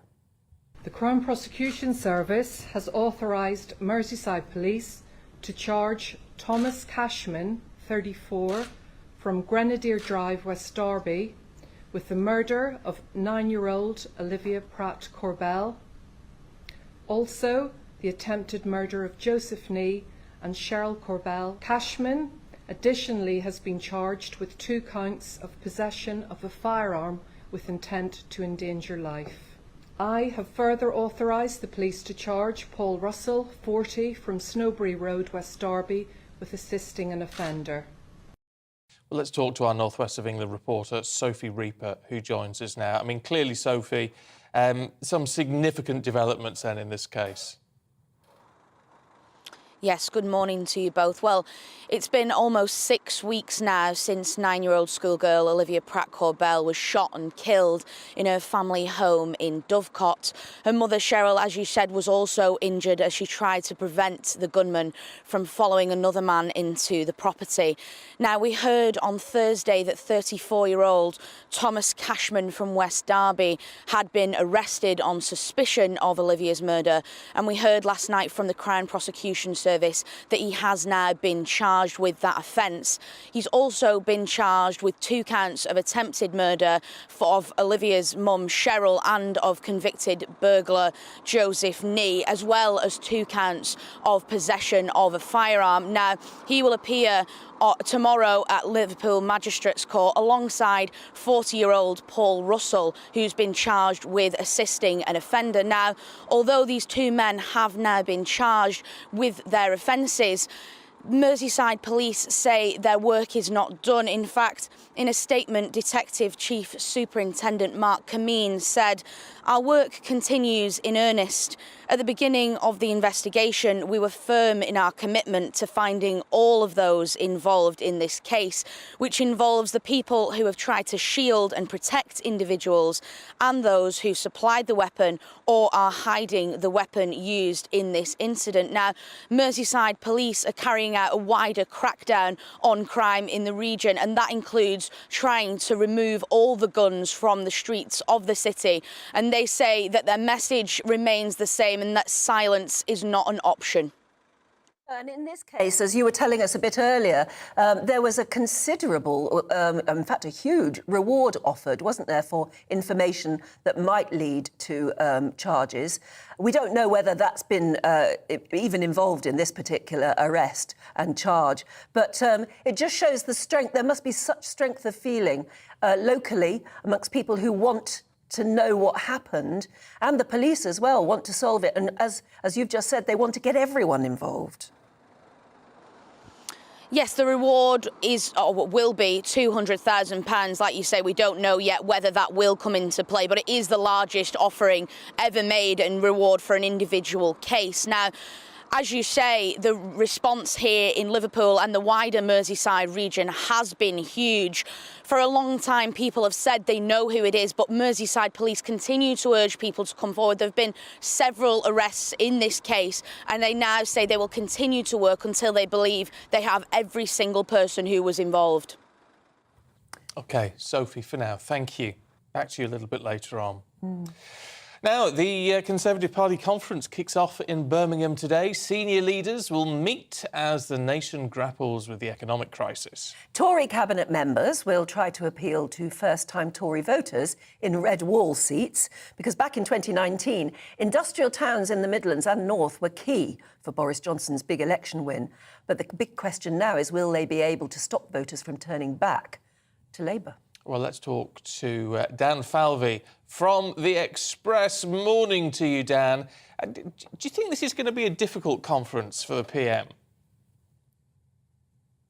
Morning. Absolutely. I think this is going to be a very difficult conference for the PM. She's only been in office for a matter of 3 weeks, and yet the atmosphere going into this conference is something like I've not seen before. There's lots of division, there's lots of friction, and lots of people actually just want answers. Lots of Conservative members want to be told that there's going to be something more to come, because following that mini budget, what's happened to the markets and what's happened consequently in the polls, it looks like we're heading for a Labour victory at the next election. And that's terrifying Tory members. They want to know whether it be a U-turn, whether it be announcements of what she's going to do to prove to the markets that actually her plan does work. They don't mind almost what it is. They just want to be reassured that there is more to come that will turn this all around. But a party conference isn't the place to announce policy, is it? So we're not going to hear anything very much. I would be very surprised if we see at the party conference that there's great new policies. We may see from some of the smaller junior ministers, we may see some bits, but from the PM herself, I don't think we'll see new policy. We may see some words on her saying we need to soften what we've done, we need to reevaluate, or we may see her doubling down, explaining exactly why her plan is right. But I think this is a case of trying to reassure people. I think you're right, we're not going to see brand new policy, but it will be a case of trying to reassure people that this is the right plan, or that they're going to maybe go a bit slower than they'd originally spoken about. It's more about that reassurance than it is about brand new announcements. Yeah, I mean, it's quite interesting, isn't it? Because whatever we thought we were going to get from the mini budget isn't what we got. And it's just sort of it's been dumped on us, if you like, and then we have to make sense of it all, whether good, bad or indifferent to what they're trying to achieve. We do need a sense of direction, don't we, and a timescale. I think that's absolutely right. I think one of the things that has upset the markets and upset Conservative members over the last week is the silence, is the fact that we haven't heard from the Chancellor, from the Prime Minister. There hasn't been that reassurance. We saw that media round that Liz Truss gave on Thursday. That was the first time she had spoken since the budget a week ago. And I think that's what they want to hear. They just want to hear from their leaders, be it the Chancellor, be it the Prime Minister. They want that reassurance. And I think we're going to get that over the next few days. We're going to see ministers on the main stage speaking to their voters, speaking to their members, and making that case to them that, you know, the government does have a plan, and to stick with them, stick together. MPs that are bound to give her a tough time, however, are going to be those red wall MPs we're talking about, aren't they? They will want answers and they will want guidance from her. Yeah, absolutely. It's not just about members here who want reassurance. This is a great opportunity to get members from across the country here, but even those who are normally in Westminster day in, day out, they're the ones who want answers as well. Those red wall MPs will be hoping that they'll be able to talk to voters themselves and get from their own members exactly what they think is going on the ground level, but then also be able to relay those messages in a more private way up to those up top. This is, at the end of the day, this is a party conference. It is for people of like mind to get together to be able to discuss. And those red wall MPs will be hoping that they can have a chinwag with some of those senior ministers and say to them, look, I'm going back to my constituency, and what I'm hearing is that this really isn't very good. We need to do something about this. They'll be hoping that this is the perfect opportunity to have those private conversations. I mean, the polls have been devastating this week for the Tory party. There's no getting away from it. Do you think we could see, if they play this right over the next few days, could we see a significant shift in that polling by the end of the week? To be quite honest, I don't think we can see any kind of significant shift anytime soon. It is what has happened, and so quickly is it's just remarkable. We may see the polls start to steady. We may see some reassurance that means that drop stops happening, and we may see that over the next several weeks it can begin to turn the tide. But I don't think we're talking about anything that's going to change anytime quickly. If the Conservatives have any chance to turn those polls around, we're talking about a matter of months and maybe even the full 2 years to stand any sort of chance of getting back in this race. That is just how big the gap is. You don't overturn a 30-point gap in a matter of days. That's going to take a lot of work. Okay. Dan Falvey, good to talk to you. Thank you. Now let's go to our East Midlands reporter, Will Hollis, because he's at a constituency, I suppose, which is inside a Red Wall area, isn't it? It's Gedling. Will, where does it fit into the Red Wall story? Good morning. Yes, Gedling, a mining history, a proud mining community. Only a few decades ago, the mine closed here at Gedling Colliery. Lots of people here decided to give their vote to the Tories. Maybe they were also voting for Brexit, and that's the key factor here in these Red Wall seats: industrial past and voting for Brexit. And that's one of the reasons that Boris Johnson won that 80-seat majority in the general election in 2019. So while there's lots of conversations going on around Kwasi Kwarteng's mini budget and the effects on the economy in Birmingham, conversations are happening just like that here on Arnold's High Street, the biggest town in Gedling's constituency, because this is, of course, because it's a mining community, a working class community, and they've been watching some of the decisions that have been made, particularly around lowering taxes, watching what seems to be happening and lowering taxes, particularly for that top bracket of some of the wealthiest within society. And I think some of them are certainly considering their position and whether they will continue to vote for the Tories in the future. So I've been asking a few of those sorts of questions on this high street to find out what the mood is at this point. I think Liz Truss and Kwasi Kwarteng are totally out of touch with the ordinary working people. I think they don't know what they're doing. I think they're taking a chance, and only time will tell. I can't honestly say I understand what they're doing, but something has to be done that's different. They've gone down a little bit, in my estimation. I like Boris Johnson. About time they got the immigration problem sorted out. Yes, interest rates, it hasn't helped the less paid. It's obviously helped the better paid. I don't think so many people will vote for Conservatives throughout the country, because I think what they did there's more people on less than £100,000 a year than over 100,000. So to me, the maths is straightforward. It's just possible that the government's economic measures will work, but not many people seem to think they will.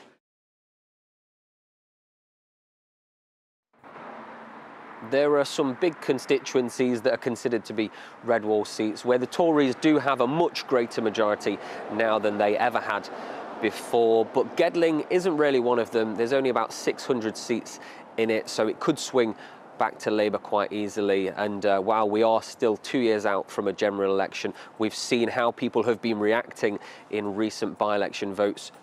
Wakefield, that went to the Tories in 2019, is now quite safely back in Labour hands. So it seems that it is still all to play for.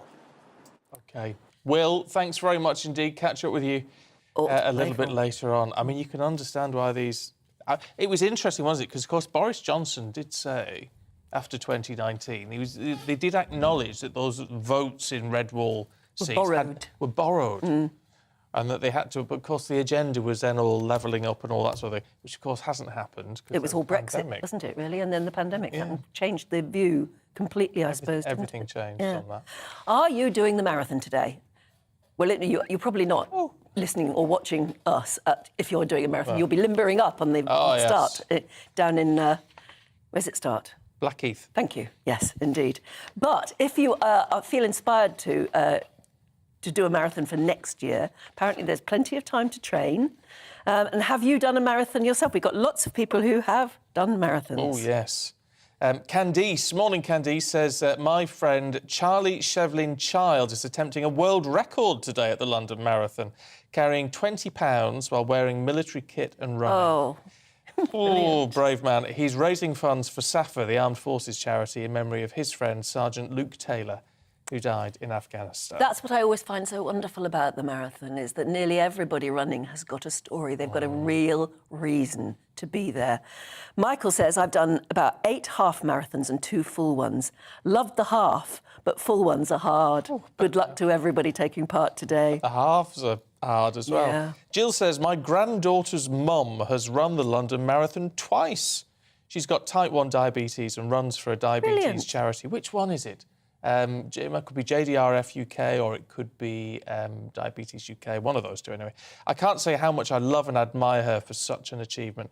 Doing that with type 1, actually, it's going to be especially Because that hard. would play havoc with your blood sugar levels, wouldn't it? Yeah, it's a million more things to think about, so good luck to her. I mean, if Brave you were woman. doing a 26-mile run, wouldn't you have to keep stopping to take your blood sugar levels? And what Constantly, would you do? and I don't know. You'd have to be told how to. Yeah, how you'd to need to manage speak it. to your specialist to work out how to manage that. Because I don't know. John says, I did the London Marathon in 1998 for a children's deaf and blind charity in Milton Keynes. So well done you. You see, there's always a good reason. Yeah, Elizabeth says, my son Chris, daughter-in-law Emma have run the London Marathon a few times. They love taking part, as well as raising money for Tommy's, the charity for babies. Well done. Aussie Beth. Hello, Aussie Beth. She says, the topic of the London Marathon brought up many memories of my experience running in the 14-kilometre City to Surf run in Sydney, Australia some years ago. Yeah. City to Surf sounds cool, doesn't it? Sounds nice, Yeah. doesn't it? And let's just wrap up with Steve in Surrey, who... this is some of the people taking part are remarkable. I had open-heart surgery in May 2010 and ran the London Marathon in April 2012, less than 2 years after my op. I was 50 years old. Finishing was indeed an amazing experience and extremely emotional. That is some achievement. Wow, Steve. Brilliant. Yeah. Wow. So if you've ever done a marathon, tell us why, what reason, and how brilliant was it to actually cross that finishing line. Yeah, GBViews at gbnews.uk. Let's bring you up to date with some of the headlines. It's 17 minutes past 8. And the SNP's Westminster leader says the worst is yet to come under the Prime Minister's government. Ian Blackford says Liz Truss has no mandate to impose greater austerity in Scotland.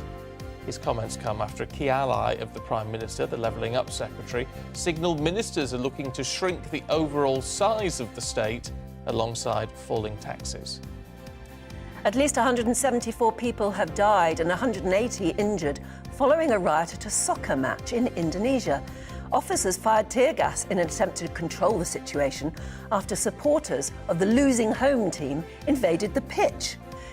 The Indonesian president has ordered all matches in the country's top league must be stopped until an investigation has taken place. That death toll's unbelievable. King Charles will not be attending the COP27 climate change summit in Egypt. The Sunday Times claims the Prime Minister didn't want him to attend and spoke to him about it at Buckingham Palace last month. It's understood, though, the King sought advice from the government and it was then agreed this wouldn't be the right occasion for him to make his first overseas visit as sovereign. Meanwhile, a family photo of the King, Queen Camilla, the Prince and Princess of Wales has been released now by Buckingham Palace.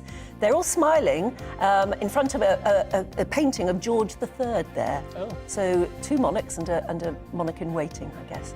It was taken on September the 18th, this photo, just 10 days after the Queen died, and before Charles and Camilla had hosted that reception for world leaders.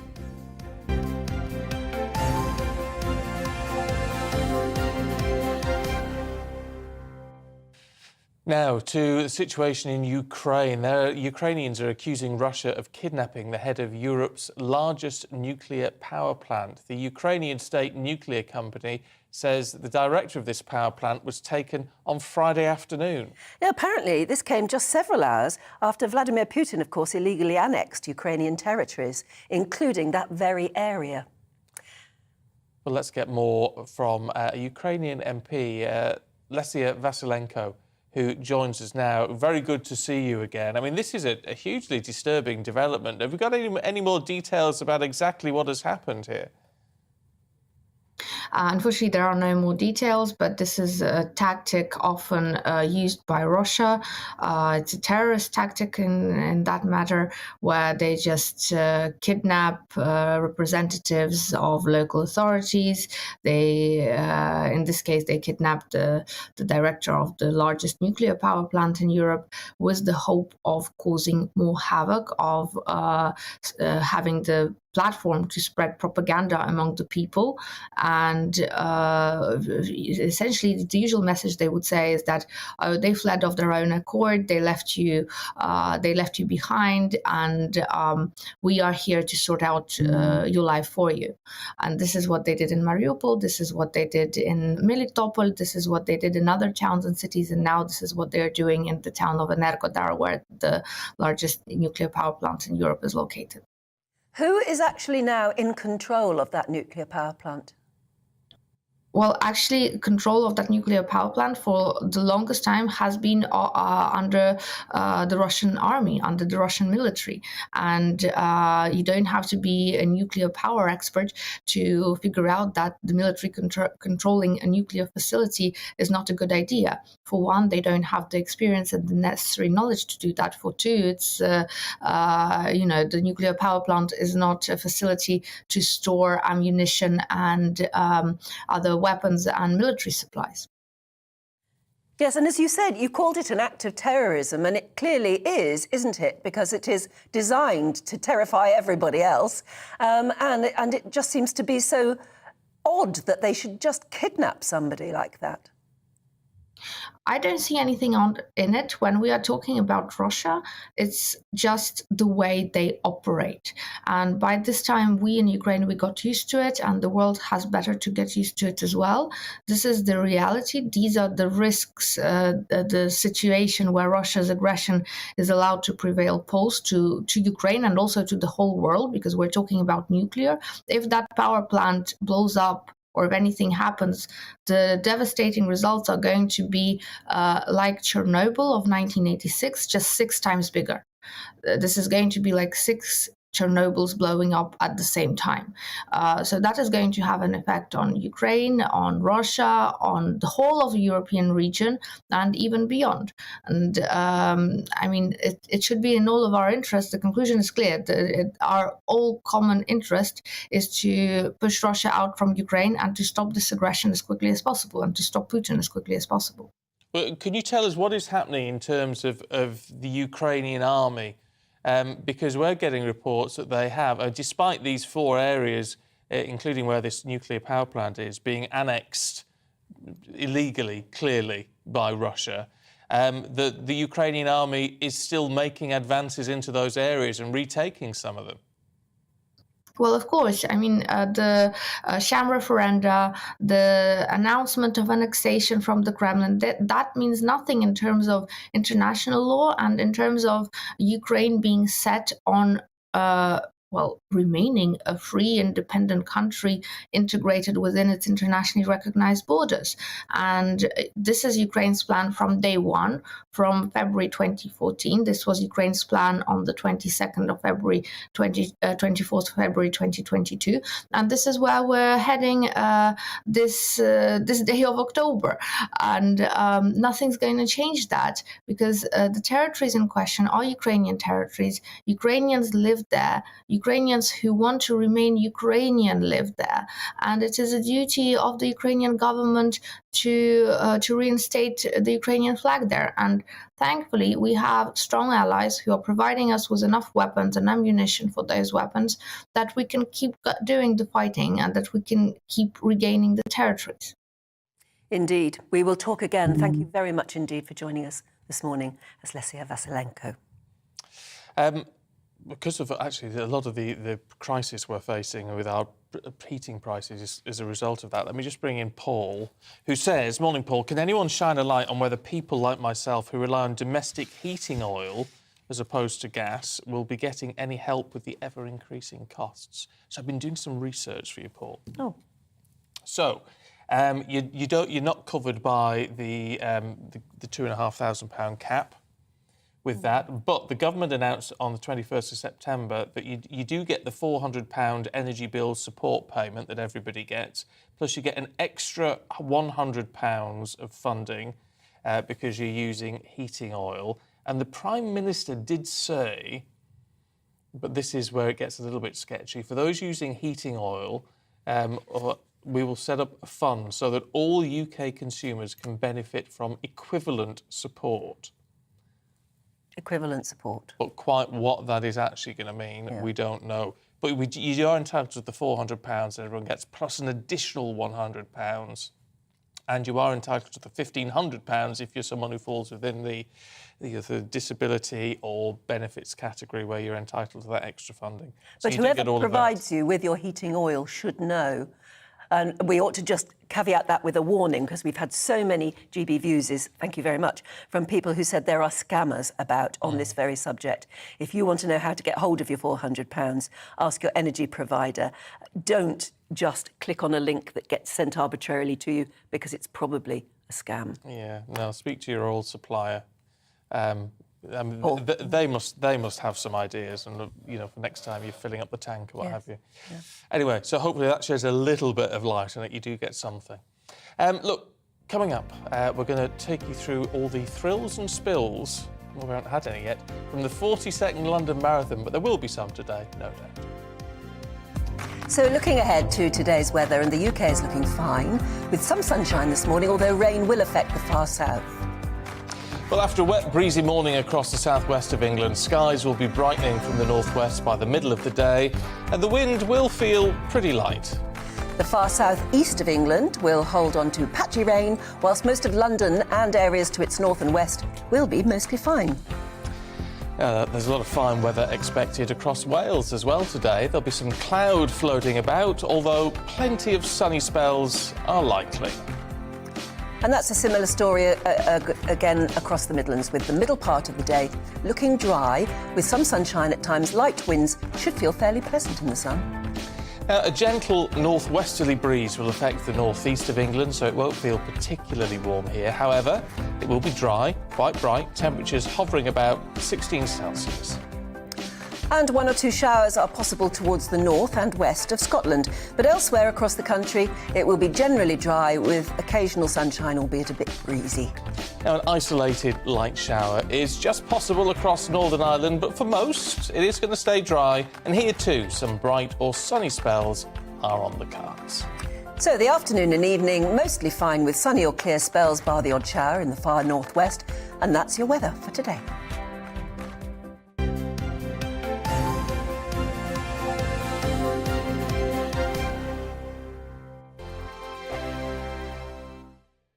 Weekday afternoons on GB News, we've got the whole of the UK covered. From 12 to 3, it's GB News Day with me, Mark Longhurst. And me, Gloria Di Piero. You'll get the very latest on everything that's been going on across our great nation. And from 3 till 6, watch out for GB News Live with me, Patrick Christys. I'm not here to mess around with all the biggest topics and guests. You will always be up to date. GB News Day and GB News Live from 12 p.m. Only on GB News. The People's Channel, Britain's news channel.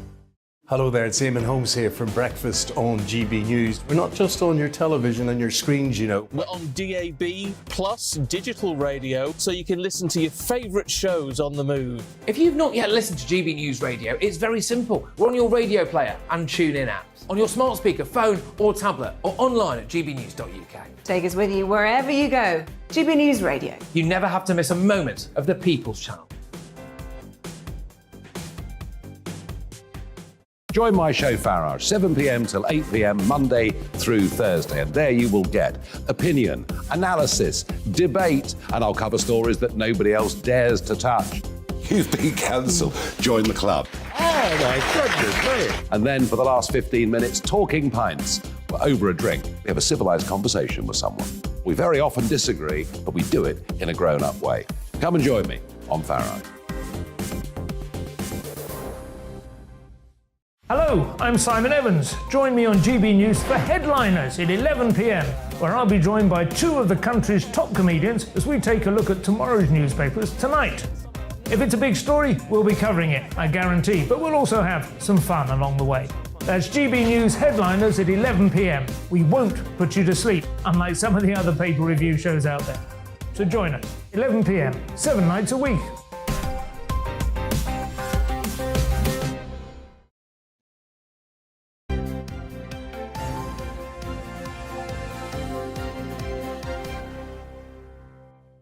Oh, now, if you just wait there for 2 seconds, there you go. It's 8:30. Well done. There you go. It's nice to be sort of bang on 8:30. Absolutely, to be precise.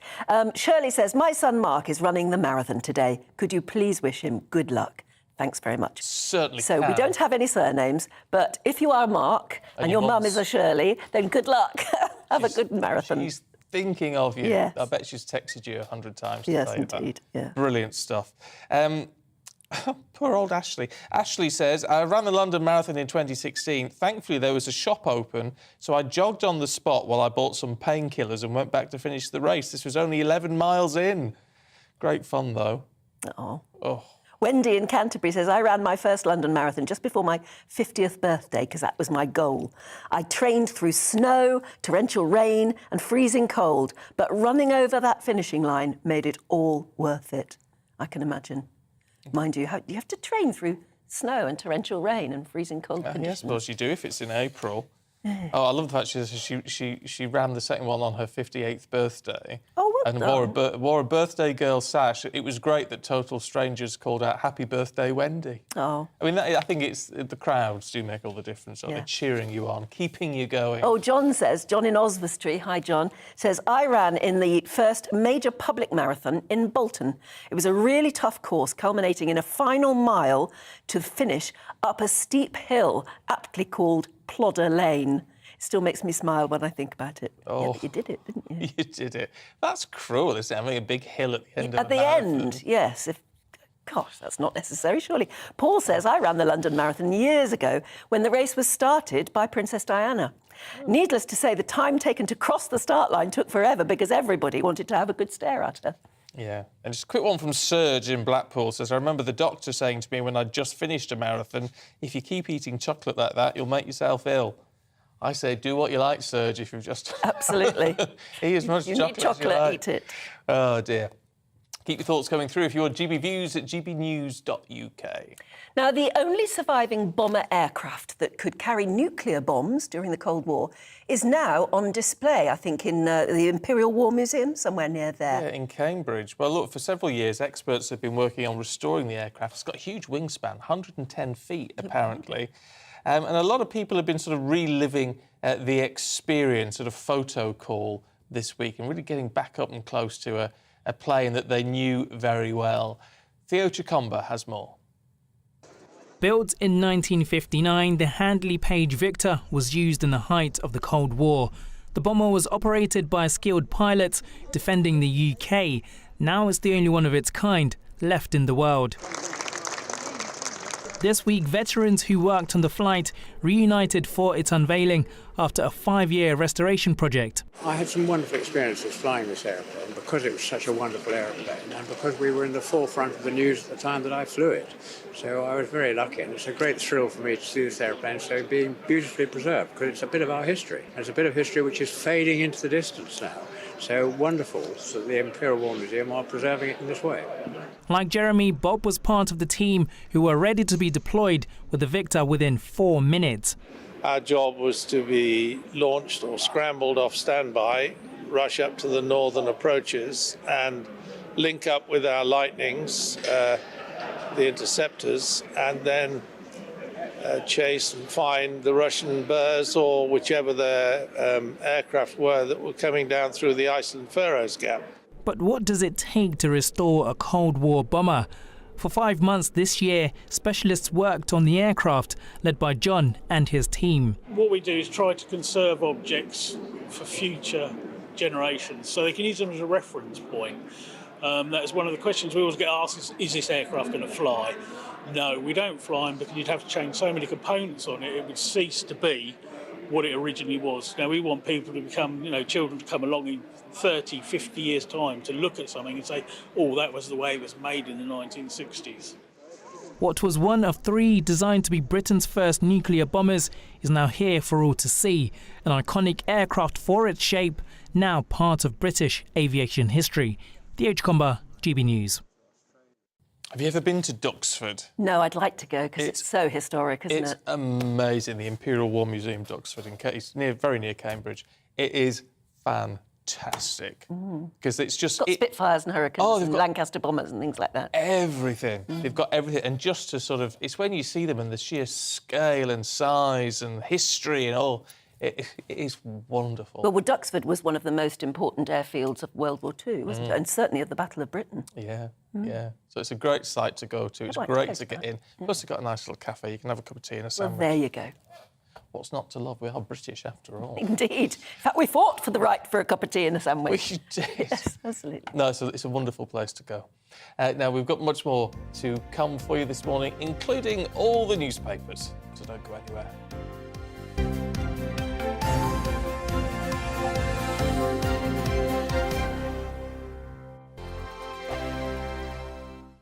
Weekday afternoons on GB News, we've got the whole of the UK covered. From 12 to 3, it's GB News Day with me, Mark Longhurst. And me, Gloria Di Piero. You'll get the very latest on everything that's been going on across our great nation. And from 3 till 6, watch out for GB News Live with me, Patrick Christys. I'm not here to mess around. With all the biggest topics and guests, you will always be up to date. GB News Day and GB News Live from 12 p.m. Only on GB News. The People's Channel, Britain's news channel. Hello there, it's Eamon Holmes here from Breakfast on GB News. We're not just on your television and your screens, you know. We're on DAB plus digital radio, so you can listen to your favourite shows on the move. If you've not yet listened to GB News Radio, it's very simple. We're on your radio player and tune-in apps, on your smart speaker, phone or tablet, or online at gbnews.uk. Take us with you wherever you go. GB News Radio. You never have to miss a moment of the People's Channel. Join my show Farage, 7 p.m. till 8 p.m. Monday through Thursday, and there you will get opinion, analysis, debate, and I'll cover stories that nobody else dares to touch. You've been cancelled. Join the club. Oh my goodness me. And then for the last 15 minutes, talking pints. We're over a drink. We have a civilised conversation with someone. We very often disagree, but we do it in a grown-up way. Come and join me on Farage. Hello, I'm Simon Evans. Join me on GB News for Headliners at 11 p.m, where I'll be joined by two of the country's top comedians as we take a look at tomorrow's newspapers tonight. If it's a big story, we'll be covering it, I guarantee, but we'll also have some fun along the way. That's GB News Headliners at 11 p.m. We won't put you to sleep, unlike some of the other paper review shows out there. So join us, 11 p.m, 7 nights a week.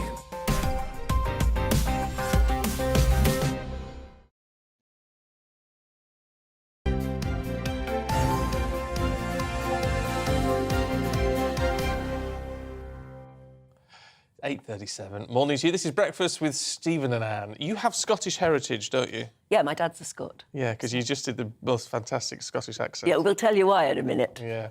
Anyway, let's go through the papers this morning with Tom Slater, editor of Spiked Online, and Nikki Hodgson, the author and broadcaster. Good morning to you both. Good morning. Let's kick off with a bit of The Observer, Tom. How popular is the Labour Party? Well, in the polls, it's doing very well. Yes, I mean, historic poll leads. You know, they 30 points in one the other day, the highest lead that they've ever had in all of YouGov's history. Some, the lower end, we're talking about 15-point lead and all the rest of it. So will that last? I mean, we're in a very unique point at the moment where we had that market meltdown in response to the budget. Obviously, we're all sorts of crises. But it's bounced back. It has. This is, I mean, the market's been low for a while, but so the big concern was the pound, wasn't it? Now, within a matter of 4 days, it bounced back to the levels it was before it started to dip. So, I mean, that's a fairly swift recovery. I think the difficulty is it feels like the political damage is already done. I think this will go down as a kind of similar, at least in people's minds, to a kind of Black Wednesday moment where it felt like everything went haywire, the Tories lost control. And also, given the fact that the Tories were in a bit of a hole in terms of their standing with the public as a result of all of the infighting and Partygate and all of the way in which Boris Johnson's administration crumbled. Liz Truss seems to have just dug a fair bit further down deeper, and they have been in power for a long time, and all these things make a big impact. But so much so that a lot of the MPs who lost their seats, former Labour MPs in the Red Wall, are now thinking about a comeback, essentially. And you just... And wouldn't that revenge be sweet? But isn't it interesting? The headline we just showed, which has it, something about cavalier tax cuts. Right, well, presumably people in red wall season, no one's thinking that the penny off income tax is a cavalier tax cut. So they're only looking at the 45p tax cut that they're considering, which, according to Liam Halligan, our economics editor, is in the great scheme of things, that costs nothing. Yeah, actually. $2 billion. So That's it's a lot. so that it's optics. It's actually all optics. And not actually to do with how it's going to affect the economy. I mean, it comes back to one thing that we were talking about earlier, and a lot of people have been talking about, is the way in which Liz Truss sold this budget and sold her particular programme. It's very easy for that programme to be caricatured as just giving handouts to the rich and all the rest of it.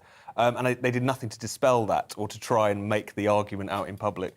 And, but, you know, in general, I think what's interesting is there's obviously been a lot of talk about how Keir Starmer's had a brilliant conference and isn't he such a brilliant leader, and all of the concerns people had previously have sort of melted away. But his whole kind of guiding principle has been that old adage of governments, you know, oppositions don't win elections, governments lose them. He's just been waiting for the current administration to decompose, and it has.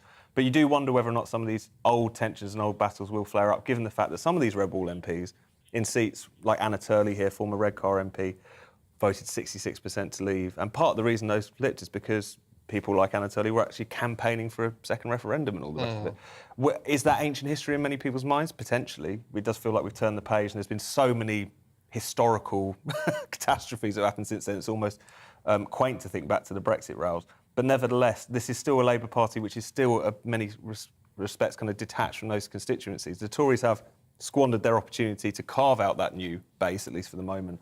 But at the same time, in the long run, is Labour going to be able to convince those voters? Nobody's polled in those areas yet, have they? When we've had a lot of national polling, in which Labour are very far ahead, but nobody's actually polled in those red wall seats. It would be nice to know if the voters themselves feel differently now. Exactly. It's a lot of it at the moment is, again, just sort of vox pops and anecdotes and things like that. So it'll be interesting to see what happens. But I think the general image I get at this point is that historic opportunity the Tories had to carve out this new working class base feels like it's been squandered for the moment, at least. Yeah, but it is. You raised a very interesting point as to whether constituents in those areas think they can trust Labour again, in the fact that they voted for something and a lot of Labour MPs just said, actually, you voted wrong. Yeah, absolutely. I mean, is it a case that we're just going to lose them as voters? Because that's kind of more likely, isn't it, thinking about voting numbers? And non-voters were the ones who really made the difference with Brexit and then Boris Johnson. People who voted for Labour a long time ago ended up not voting, then kind of came back into the mix to vote Leave and then to vote for Boris Johnson. And, and also, as you say, yes, the personal vote for Boris, and that now they've got somebody they didn't vote for.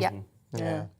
Interesting. If you're in one of those areas, let us know. GBviews at gbnews.uk. So look at the Sunday Telegraph, Nikki, and skirts on aeroplanes. Not the passengers. Mandatory skirts. Basically. So you might have seen that story about Virgin Airlines saying that they were going to get rid of gendered uniform policies and that their male cabin staff could now wear skirts if they wanted to. Well, British Airways, fearing, I don't know, some kind of recompense if they don't do the same, has actually said they're also reviewing their uniform policy. They haven't gone as far to say that they're going to do the same thing, but they said it's kind of time to, have another look at these very gendered rules that kind of, that manifest themselves in how cabin staff are treated and how they're expected to present to the people there. But the headline there says it's about male pilots wearing skirts. Well, that's wear uniform. Well, absolutely. I have not going to get away the pedals, is it? Well, I don't know. I mean, I've got zero issues whether somebody wears a skirt or not, but I mean, I'm just kind of, is it really the thing that's going to increase the take-up of wearing skirts? I don't know, it just feels kind of very token. Do you know what I sort of think? It's what I was saying to you, and I'd come back to our Scottish accent, is that I can imagine, and I could be wrong, but I can imagine there are plenty of you at home watching or listening saying, well, they shouldn't be wearing, what's going on? The world's gone mad. Why should they all be wearing skirts, these fellas? But if it was a kilt, no one bats an eyelid. So I sort of think, why does it matter? I don't know. There's something about a pilot. It's something about the captain wearing a kilt. Why would you? I just can't quite picture it. Yeah, I don't know. But lady pilots, obviously, they... Well, I bet they wear trousers. I think they do, the ones I've seen, yeah. But I think they can wear either, can't they? They've got the choice. So it's not the issue is the choice. I just sort of think... You don't do anything with your feet when you're flying an aeroplane, do you? I don't know. Your legs are not free. I just sort of think, I can imagine people throwing their arms up in the air saying, why should men be wearing skirts? But isn't it marvellous when we sit, we buy our porridge oats and there's a man on the front with a kilt? Yeah. And what's the difference? We have these ideas which are just sort of set into it. Yeah, they're so codified. It's about what's right and what's I also wrong. think it doesn't mean everybody's going to suddenly go out and No, of course wear a not. skirt, does it? But it's just about making it equal. If you want to have that choice, if you want to have that choice, you can all have it. Seems fair enough, I suppose. Yeah. I suppose it's always worked the other way, because women and schoolgirls and all the rest of it have been allowed to wear trousers for years. Yeah, and many schools are letting boys wear skirts now. Like, it's kind of accepted that they should even it up. But I think it's also that kind of corporate virtue signalling grates, because I can't imagine there were loads of pilots, either Virgin or BA, who were demanding the right to be able to wear a skirt. Well, I'm just really hoping... trying to get ahead of it, to try and gain some kind of cred. But one may have asked, and then at which point they have to look at policies and say, well, actually, why not? I just really want to get a Virgin flight now, and everybody's wearing a skirt. I'll have a look at the cockpit. If that's happening, let me know. Now, I'll be yes, there. if you now fly Virgin and your cabin crew are not wearing skirts, you'd be really disappointed. Yeah, you will. You feel cheated somehow. I don't know. I'm with you, Nikki, on that. I just think, well, who cares?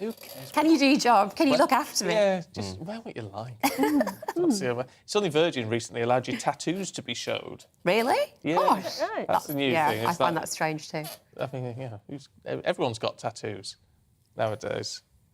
Yes. Well, have you got any? I don't. No, you have, haven't you? I actually don't. Oh, don't you?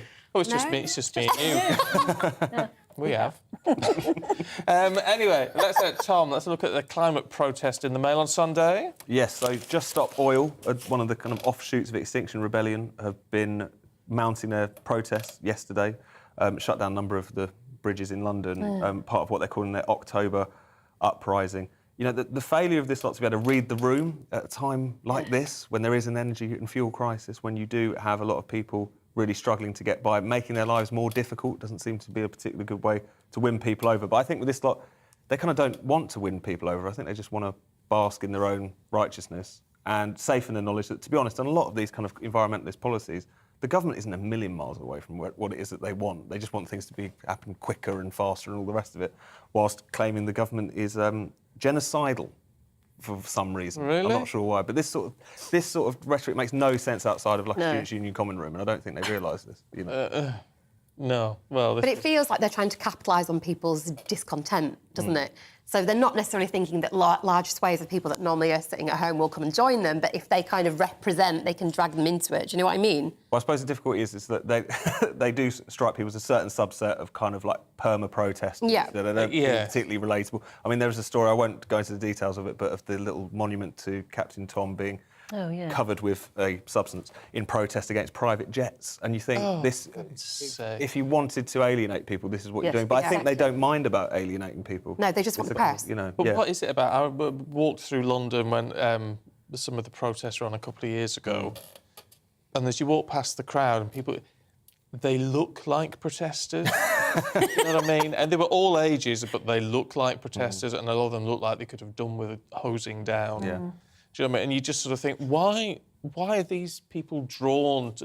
Are they just part of society that feel they're a bit outcast and nobody listens to them? Therefore, if they've got a chance to protest, they will do. I think it must be a bit of that. It's a bit of a lifestyle and a hobby as well for a lot of people, I think. I mean, protesters you see it with the kind of slightly amdram aspect to a lot of these Extinction Rebellion things, where they'll erect some sort of structure for no reason at all and do these little kind of street theatre things. It just becomes a way of kind of personal self-fulfilment rather than even achieving a particular goal for some people, I think. Yeah. But then they'll claim they can't sit around doing nothing. They have to do it for the sake of their children, for the sake of the planet. That's what they say to you if you ask them. Yeah. Well, yeah, I mean, fair point. we do live in a world where protests are allowed, or a country where protests at the minute, I know there's some more laws but coming down the pipeline. part of their agenda is probably to get a certain amount of press. Yeah, always. Their organisation. Always. And so they do something completely outrageous in order to do that. Yeah. Yeah, but there's ways of doing it, because we didn't object to the, what were they called, the dads who dressed up in the superhero costumes. Some people did. Well, some people did, but they were generally applauded as raising a valid point and doing it in a way that wasn't really getting in the way of other people. Yeah, and the Sarah Everard vigil, we started to protest. I was on that. That was very peaceful. Obviously, it didn't end that way, but that wasn't the fault of the protesters, and that people were largely behind that expression. Yeah, that's interesting. But pouring excrement over Captain Tom's memorial. It seems a it's bit just so disgusting. And as you say, the inability to read the room, nobody is going to like that. I was going to see that and think, yeah, right on. Yeah. You know? Well done, you. Very, very horrible. strange people about. Money laundering. Now, this is a very serious matter, but not in the way we were expecting in the Mail on Sunday, Nikki. Gosh, this really is a serious story, and it might just save you some money. So apparently Britons lose £800 million a year in their washing machines and tumble dryers. Not each, presumably, but... no, Not each. Right. No, I hasten to add, not each. You haven't got a little lottery win sitting in your washer. What, in £5 notes or something? Notes and coins are the most common things we found in the filters and the doors of washing machines and dryers. And so... I have found a few coins. I've washed the odd note. I mean, it's that joy, isn't it, if you ever go in an old jacket and you find there's a tenner in there. Wonderful, isn't It's it? just like winning something. But apparently what we should all be doing, as well as turning all the lights off, is checking our washers and our dryers. And the other places are behind the back of the sofa. Always. 590 million lost last year. Is that behind it? Is that stuffed in the sofa? Yeah, apparently the average is £10.90 each, just to put it into perspective. Per sofa, per person. And then the other spot for lost cash is the car, under car seats, where you might find the average of £9.33. An average of £9.30. So between those appliances and those locations, It just shows if you're feeling hard up, just go searching. Mm. There's always stuff down in our sofa. I mean, it's amazing, actually. It's exciting. It's aborting. Taking the big cushion out and actually having a look. You find all sorts of things that you've been missing for ages. The problem is when you do that... Pens and pencils. Well, it's the crumbs. The crumbs. Yeah. Oh, yeah, crumbs. Then you've got to get the Hoover out. haven't you? You've got to commit to that job. Yes, you really It's not have. a 2-minute job. No. It's not a 2-minute job. Mind you, I suppose we're doing better now. We have those plasticated sort of notes. Yeah, they They'll can survive the washing. They do survive the wash. More of a reason to go looking. Yeah. Oh, well, there you go. If you Go look now. Go look, if you find anything in the next 10 minutes, get in touch. tell us. GBViews at GBNews. Cost of living crisis. You need these things. Yeah. Amazing. 800 million. You can't believe it's that much. It's terrible. I mean, think what you could do with that if we all surrendered the bits and pieces that are down the end of the sofa. We could build a hospital for that. Give it to the NHS. Yeah. I don't use cash much, but I still got a little jar with it. You know, where you just shut your loose change in, and there's nothing more. I know they do charge you a fee for doing it, but there's nothing more satisfying than going to one of those machines. Yeah. And by the end of it, it's clocked up about 30 quid or something. Yeah. Does everybody have that in their kitchen? A drawer with the little. Yeah, we've got a piggy bank by the door. Yeah. Just put your coins in. Yeah. It encourages visitors as well if they want to donate. Really? Make a small donation. Oh, that's an hospitality. idea. That's brilliant. Well, people are drawn to a piggy bank. It's kind of romantic, want isn't it? to. You Yeah. want to put something in it. So. Oh, excellent. Or I like that's how they encourage people to give coins, isn't it? Those things that you put the coin in. Yeah, those whirly right into the bottom.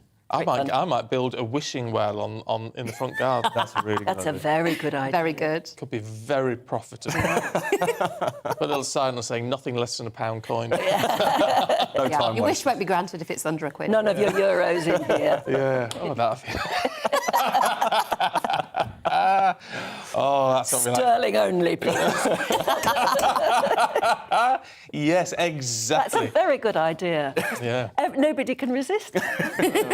Brilliant idea. Lovely. Let's talk about working from home, Tom, in the Sun on Sunday. So now it's Sherlock work from homes. Is the headline. Oh, dear. So Now I get it. Crime fighters tackling crooks are working from their bedrooms, being paid as much as £360 a day. So this is investigators that might work for not just banks and councils, but even the Home Office. There's even talk here of people working for UK Border Force. New From job, home? Working from home. Now, I'm sure that some of that job can be done from home, as so much of these things are on the internet computer, won't it? these days. But you do think, like, at some point, we've just got to move away from this whole culture, particularly, I think, when you have different kind of... Particularly when we're talking about kind of state institutions and stuff, they see them failing across the board. They see how difficult it is to even get the most basic services. They see the problems at the border or whatever, and they find out people are just working from their kitchens. It does create the impression that it's just not all pulling in one direction. It's funny, though, because people moan about passports, and I got it wasn't my other half's passport renewed, and it came back in just over a week. Which I thought was great. Very good. That was a couple of months ago. But my driving licence has gone off because I have to have a new photo card thing. And that's been about 6 weeks so far without driving. Everyone's been complaining about the backlog at the DVLA, So- apparently. But you You do quite a lot of work from home, don't you? I mainly work from home. Depressingly so, actually. That's why I love coming here, so I can talk to somebody. Oh, that's interesting. I'm the opposite. I'd love to be in an office, but I don't have that kind of job, so I'm freelance. Well, neither of you running the London Marathon today, which is obviously very disappointing. We'll let you go. Try better. We've sacrificed it to come and talk to you instead. Yeah, well, that's very kind of you. Thank you both very much indeed. Lots of our viewers have. We've got to say, Gwen. We've got to say hello to Gwen, who works in Wingfield Care Home. Says, please wish good luck to Sue, our activities manager, who's running the London Marathon today to raise money for Dementia UK. Excellent stuff. Good luck to you. Yeah, good luck. And we've got some pictures too from you. Thank you very much. Jonathan says, I completed the London Marathon last year. It was an amazing experience, but it needs a better course around more of the city's landmarks. I've completed Paris and Berlin marathons, and both courses are better. And yes, once you've done it, you do get hooked. And there's your medals. Fabulous. Well done. Travis, morning to you, Travis, said, I did the London Marathon in 2019 after only 15 weeks of training and never running in my life before after having a stroke in 2018. Wow. So you can do it. It's a state of mind and the crowd that drives you on. And he raised £2,300 for the Stroke Association. Well done. Amazing. Well done. Then there's Kirsty in Guernsey who says, I got a ballot place in 2015 and I used it to raise money for the charity Cancer Research UK. I had never run before, started a training plan in the January and crossed the line in 5 hours, 24 minutes. It's a day I'll never forget. My husband, Tony, got my T-shirt and medal framed for me at Christmas. Brilliant stuff. Well done to all of you. We'll go through more of those in the next hour. Keep them coming through. GBNews at gbnews.uk. And we're back with all the headlines after a look at the weather. So looking ahead to today's weather, and the UK is looking fine, with some sunshine this morning, although rain will affect the far south. Well, after a wet, breezy morning across the southwest of England, skies will be brightening from the northwest by the middle of the day, and the wind will feel pretty light. The far south-east of England will hold on to patchy rain, whilst most of London and areas to its north and west will be mostly fine. There's a lot of fine weather expected across Wales as well today. There'll be some cloud floating about, although plenty of sunny spells are likely.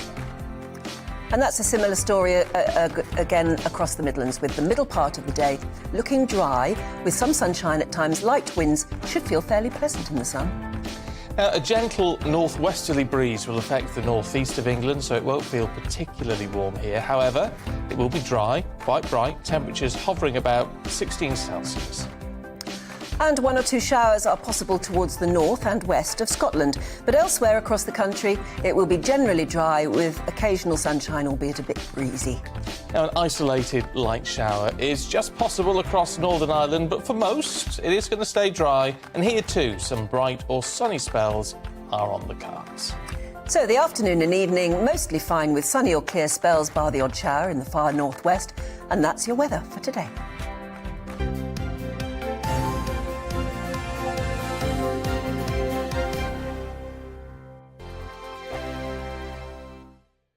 Weekday afternoons on GB News, we've got the whole of the UK covered. From 12 to 3, it's GB News Day with me, Mark Longhurst. And me, Gloria Di Piero. You'll get the very latest on everything that's been going on across our great nation. And from 3 till 6, watch out for GB News Live with me, Patrick Christys. I'm not here to mess around. With all the biggest topics and guests, you will always be up to date. GB News Day and GB News Live from 12 p.m. Only on GB News. The People's Channel, Britain's news channel. Hello there, it's Eamon Holmes here from Breakfast on GB News. We're not just on your television and your screens, you know. We're on DAB plus digital radio, so you can listen to your favourite shows on the move. If you've not yet listened to GB News Radio, it's very simple. We're on your radio player and TuneIn apps, on your smart speaker, phone or tablet, or online at gbnews.uk. Take us with you wherever you go. GB News Radio. You never have to miss a moment of the People's Channel. Join my show Farage, 7 p.m. till 8 p.m. Monday through Thursday. And there you will get opinion, analysis, debate, and I'll cover stories that nobody else dares to touch. You've been cancelled. Join the club. Oh, my goodness me. And then for the last 15 minutes, talking pints. We're over a drink. We have a civilised conversation with someone. We very often disagree, but we do it in a grown-up way. Come and join me on Farage. Hello, I'm Simon Evans. Join me on GB News for Headliners at 11 p.m, where I'll be joined by two of the country's top comedians as we take a look at tomorrow's newspapers tonight. If it's a big story, we'll be covering it, I guarantee, but we'll also have some fun along the way.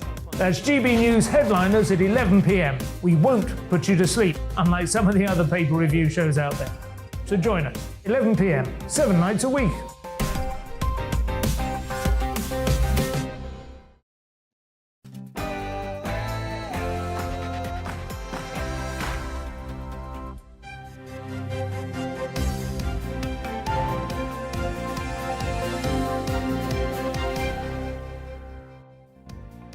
A man has been charged with the murder of 9-year-old Olivia Pratt-Corbell, who was shot in her home in Liverpool. Morning to you. It's 9 o'clock. It's Sunday, the 2nd of October, and this is Breakfast on GB News with Stephen and Anne. We're live across the whole of the UK on both your TV and radio. Wherever you are, you can take us with you. Please do. Here are our top stories this morning. Well, the Crown Prosecution Service says a 34-year-old man has been charged with the murder of Olivia Pratt-Corbell in the attempted murder of her mum. 9-year-old Olivia was killed as her mother tried to stop a gunman entering their home in Liverpool in August. As the Conservative Party conference kicks off later today, the Prime Minister and Chancellor will face brooding backbench MPs amid their economic policies and a plummeting approval rating. And come rain or shine, actually it should be all right today, 50,000 people are getting ready to start the London Marathon a little bit later on this morning. And as ever, you can join in any of our discussions. Please do by emailing gbviews@gbnews.uk.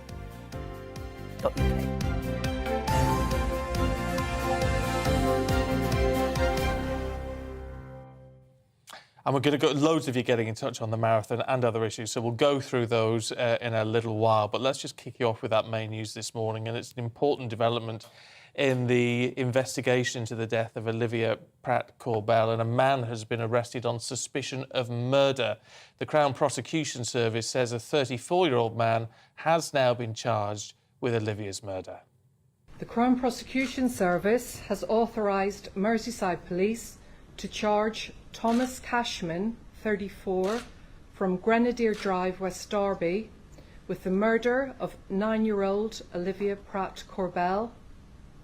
Also, the attempted murder of Joseph Nee and Cheryl Corbell. Cashman additionally has been charged with 2 counts of possession of a firearm with intent to endanger life.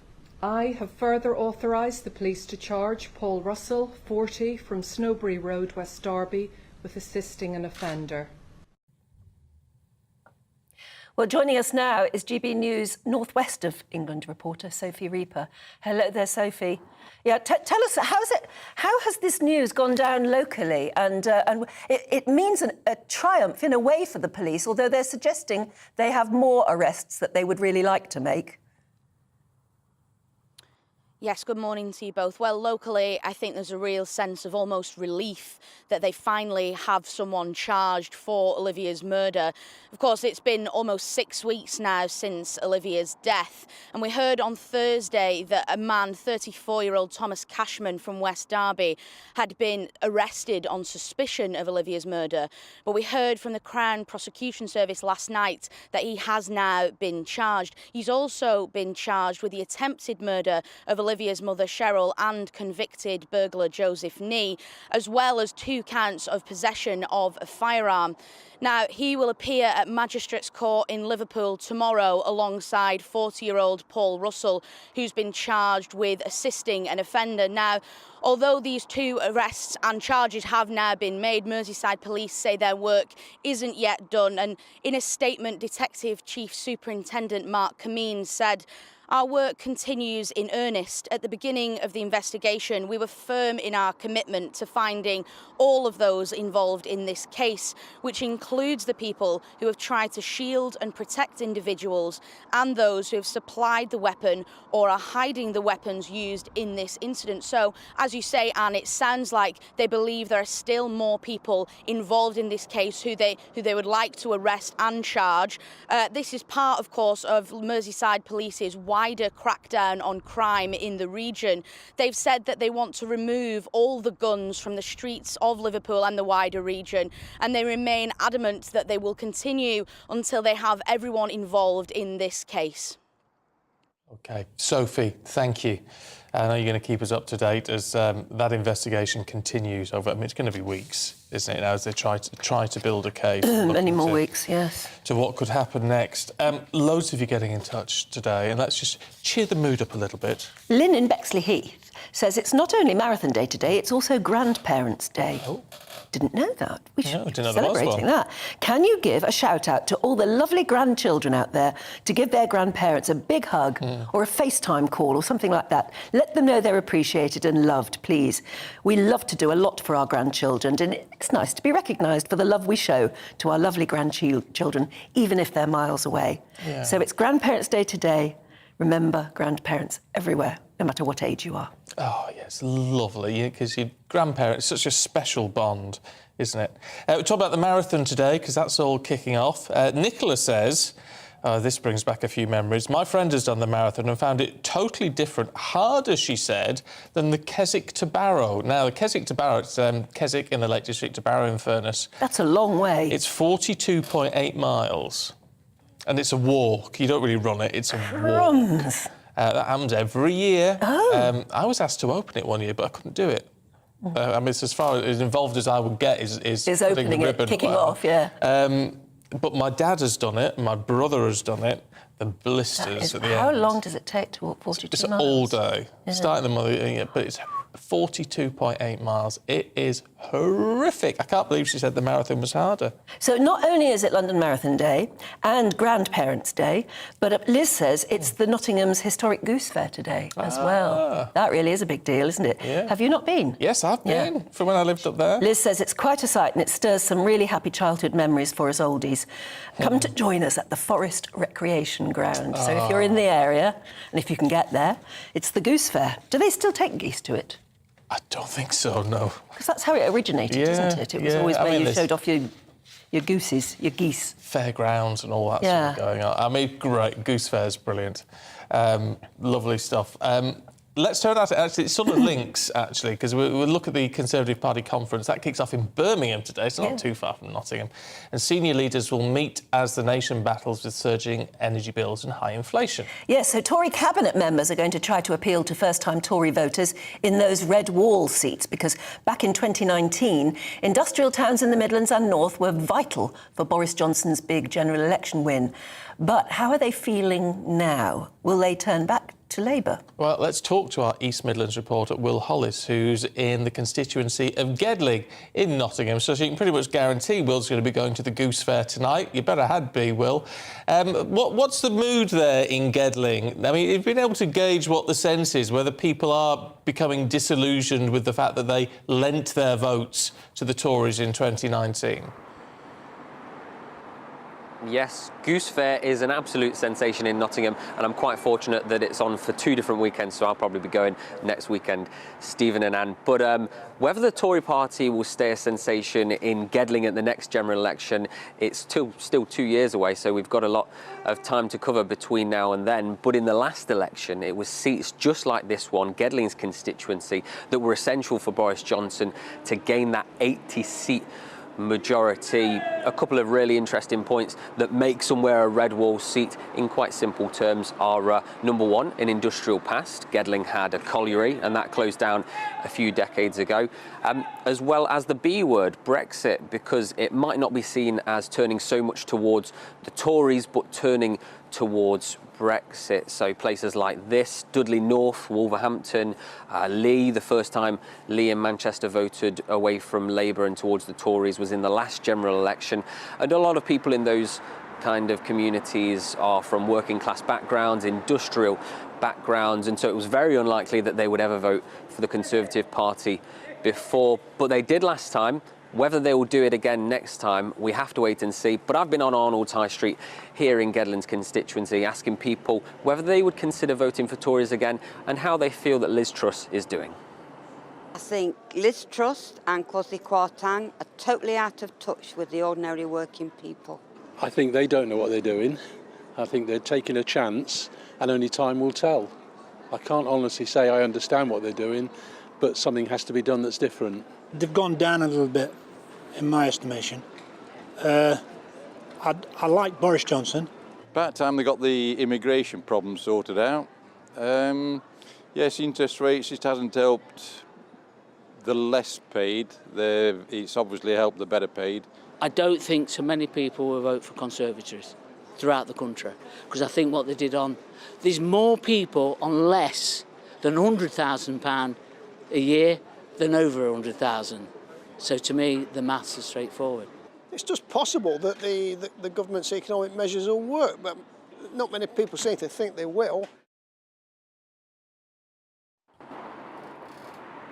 Yes, well, of course, Red Wall seats Boris Johnson after he won that election in 2019, said he understood that those votes were almost lending votes and he had to work really hard to keep them. Levelling up was a big policy as well. Now, how Liz Truss might handle that is still yet to be seen, but only a few months ago in Wakefield, that by-election, a seat that had gone towards the Tories in 2019, turned back to Labour.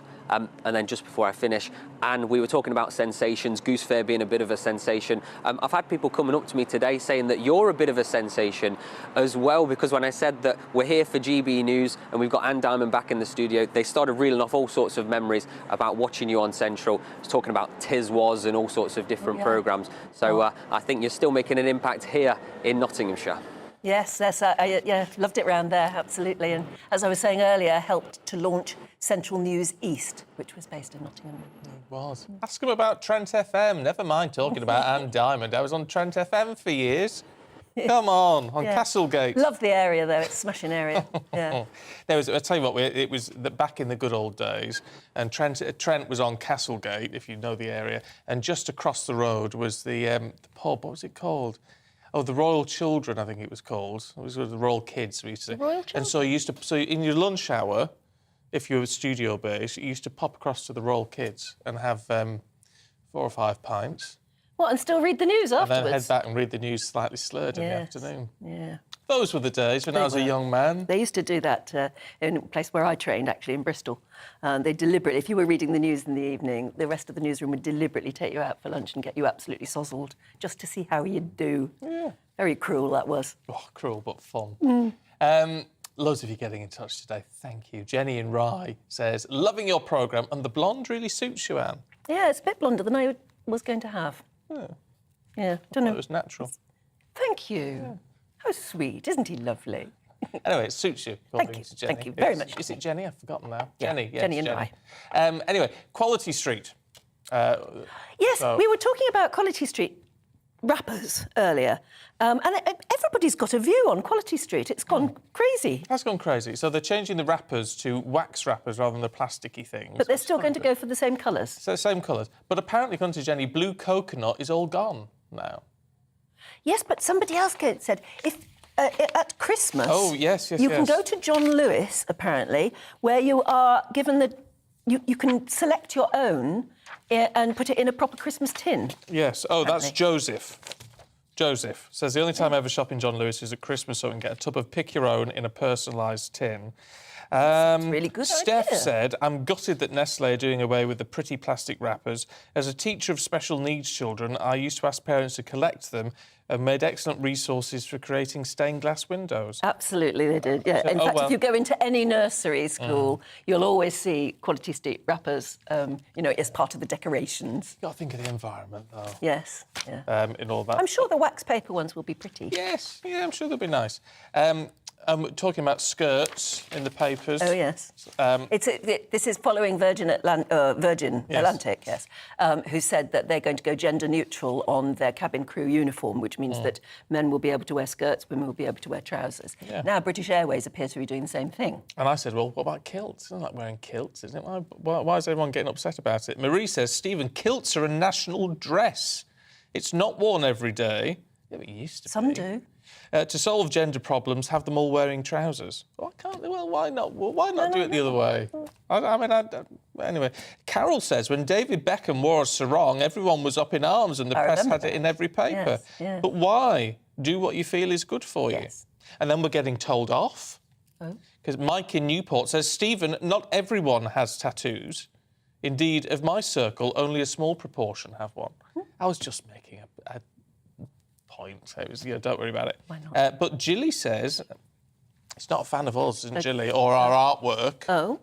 Because Gilly says many countries in the world ban people with tattoos in public places, especially swimming pools. It's justifiably considered insulting and offensive. How can it be insulting to have a little tattoo of a rose or something? Yeah. How can that be insulting? So Gilly doesn't like to... Some people really don't like tattoos. You don't like them, Fair Gilly, enough. it's fine, but I don't think they're insulting. No, not unless they are deliberately horrible ones. Mine are very tasteful. Yeah, poetic, actually. Poetic, yeah. Very, Writes very, poetry very and then tasteful. has it tattooed. I've got them everywhere. I'm covered in them. Yeah. There you go. Why not? Addicted. Whatever makes you happy. Yes, whatever makes you happy. Anyway, look, we've got plenty more still to come for you, so don't go anywhere. Loads more views as well. Keep them coming through. gbviews@gbnews.uk. So looking ahead to today's weather, and the UK is looking fine, with some sunshine this morning, although rain will affect the far south. Well, after a wet, breezy morning across the southwest of England, skies will be brightening from the northwest by the middle of the day, and the wind will feel pretty light. The far south-east of England will hold on to patchy rain, whilst most of London and areas to its north and west will be mostly fine. There's a lot of fine weather expected across Wales as well today. There'll be some cloud floating about, although plenty of sunny spells are likely. And that's a similar story again across the Midlands, with the middle part of the day looking dry, with some sunshine at times. Light winds should feel fairly pleasant in the sun. A gentle northwesterly breeze will affect the northeast of England, so it won't feel particularly warm here. However, it will be dry, quite bright, temperatures hovering about 16 Celsius. And one or two showers are possible towards the north and west of Scotland. But elsewhere across the country, it will be generally dry with occasional sunshine, albeit a bit breezy. Now, an isolated light shower is just possible across Northern Ireland, but for most, it is going to stay dry. And here too, some bright or sunny spells are on the cards. So the afternoon and evening, mostly fine with sunny or clear spells, bar the odd shower in the far northwest. And that's your weather for today.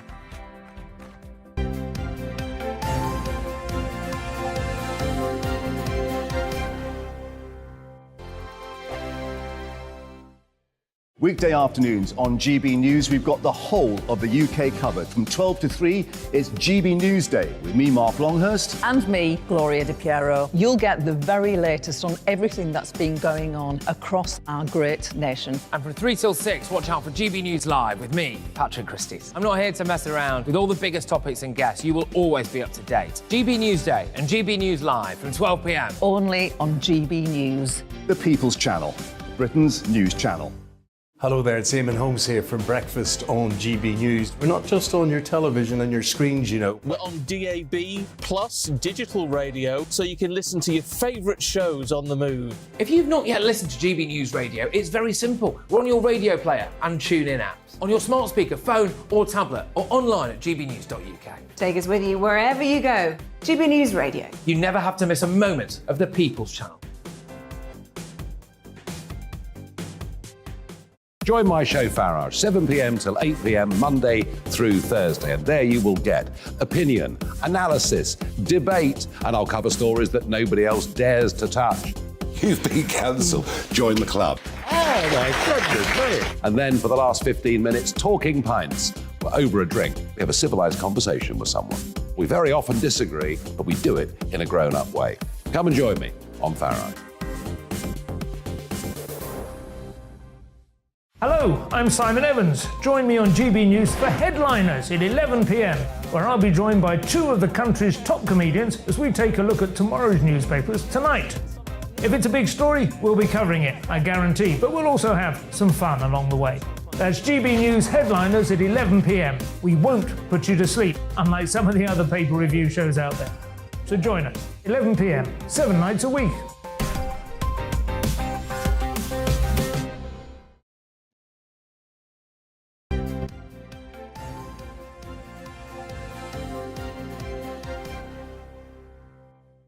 9:19. This is Breakfast with Stephen and Anne. Yeah, welcome. Now, the only surviving bomber aircraft that could carry nuclear bombs during the Cold War is now on display at the Imperial War Museum at Duxford in Cambridge. We were talking about this earlier, weren't we? Yeah, I mean, it's I'm not sure if we're going to show it again right now. No, but it's amazing to see. If you ever go to Duxford, it's a remarkable place to go and visit, because these aircraft, some really historic, but they're huge. It's the scale of them that is absolutely huge. And it was really... an enormous aircraft, because as we were saying, it was the only one that, at the time, was big enough to be able to carry a nuclear bomb. Yeah, really quite something. So that, if you want to go and see that, I know a lot of veterans have been really getting involved in that and going to see one of their old old aircraft, if you like. But anyway, more on that a little bit later on. Yeah, I think now we're going to talk about the hunt for the body of Keith Bennett. Now, Keith Bennett was one of the Moors murder victims, and sadly the only one whose remains have never been found, which was horrendous. I mean, as if it wasn't horrendous enough for his family. His mother, Winnie, who we both met, haven't we? Yeah. Went on searching for him, writing to Ian Brady and Myra Hindley, begging them to tell her where they'd buried him. And they never did. They feigned once or twice that they might be able to help, but they never did. So the hunt has been on for years, really, and I guess police gave up many years ago. It's such a big area, isn't it? It's huge. Saddleworth Moor, absolutely enormous, and not easy ground to search as well. It's very difficult to walk along.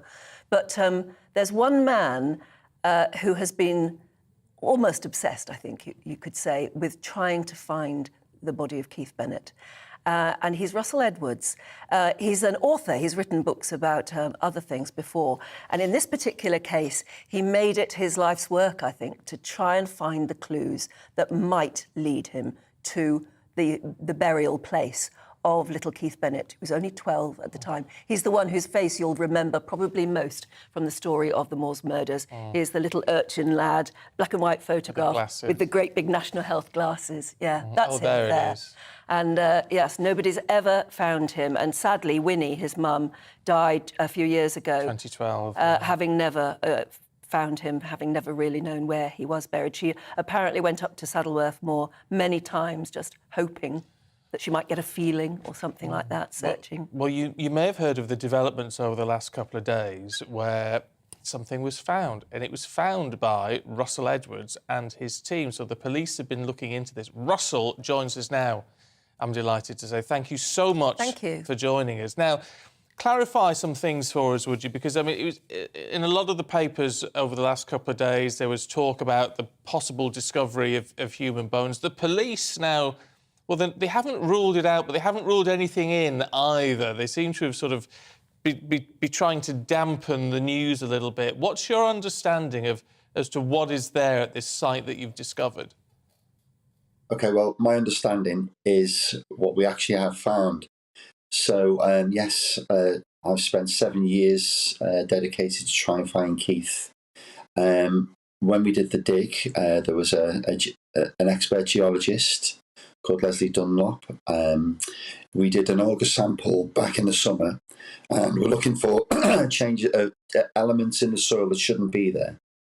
And on that assessment, we got calcium, phosphorus, and magnesium. So body, skeletal evidence of skeletal remains. Other elements showed material, so we knew where we were going.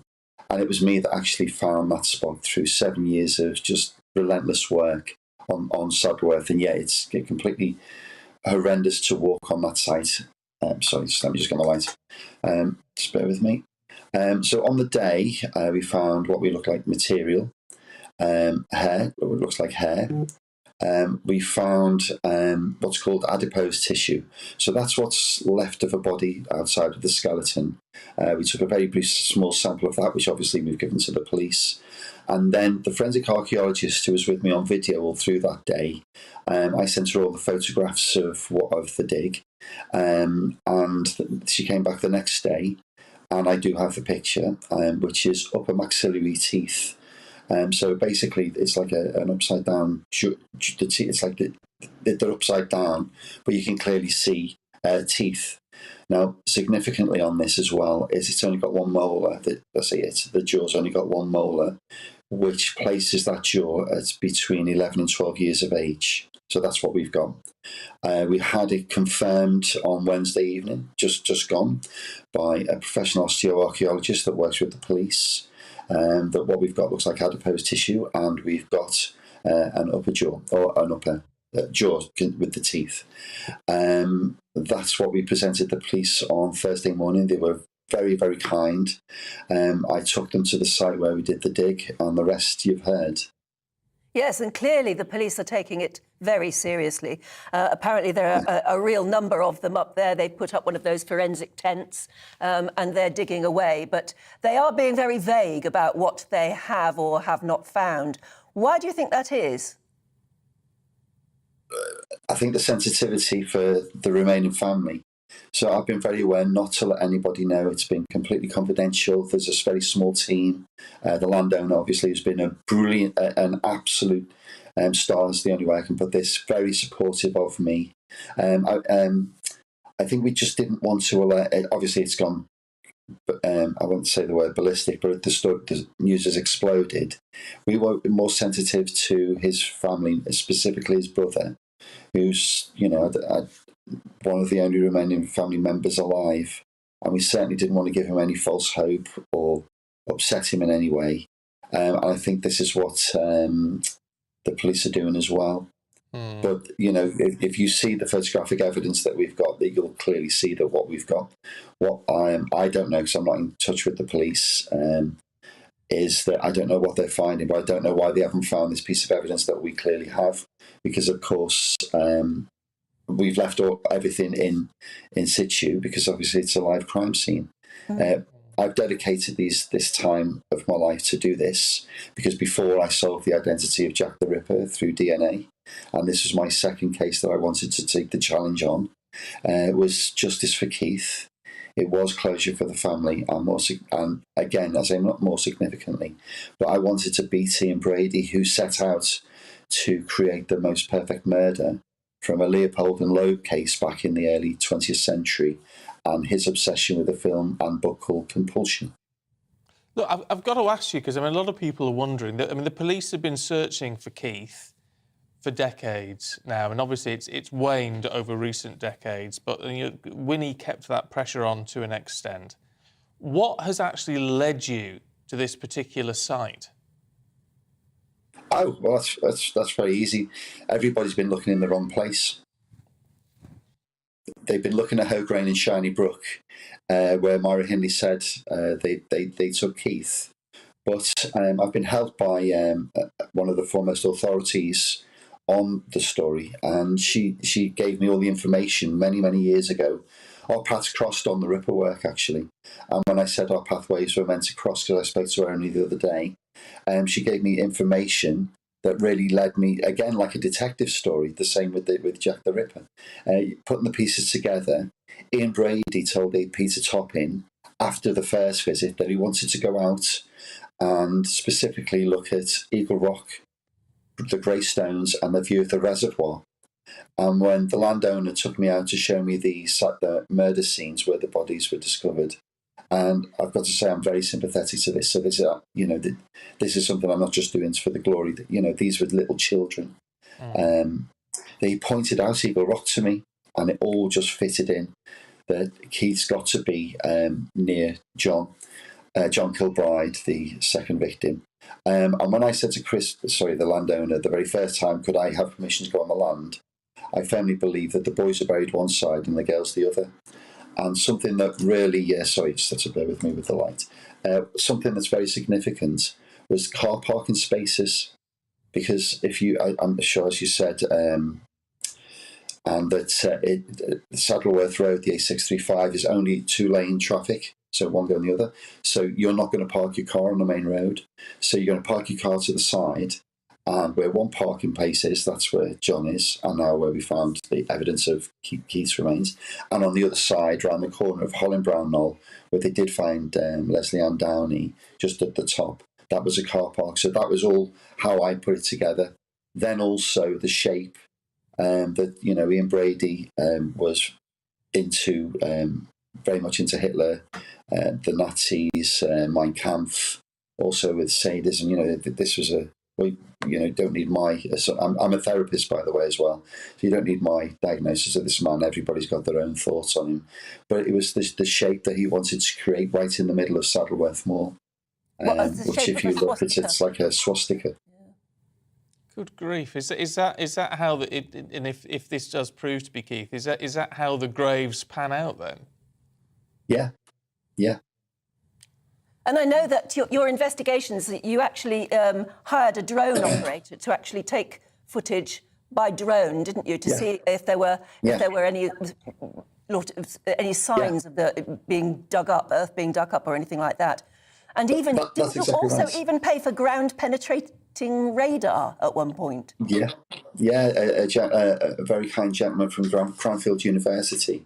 So going back to the drone analysis, a very kind guy from North Wales, we identified 3 areas of significant interest. So we're looking for changes in vegetation, we're looking for sunken earth that look like graves, and then the lady, the specialist in the geologist, specialist in soil sample analysis, we eliminated 2 of those sites, but we did find an area of significant interest, and again near running water or near a ditch where running water was, which is again significant for Brady and his film in their story of compulsion.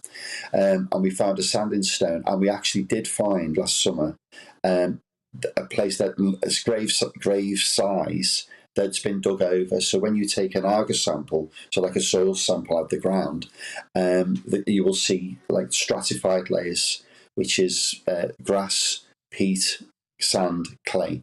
In that area, it's been dug. And when I asked the landowner, he said no one's ever dug over there. In fact, no one's ever looked over there, because with John, they identified.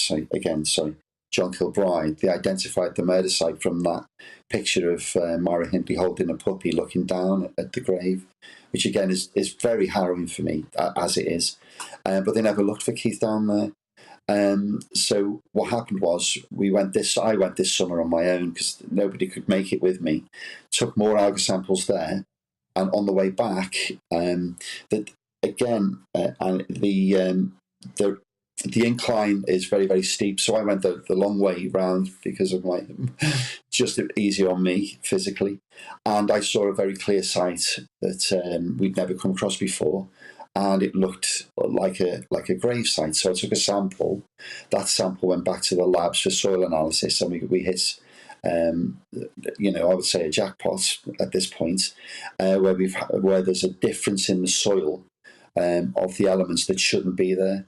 The experts that informed me skeletal remains of material, and then we set up the dig for only a few weeks ago.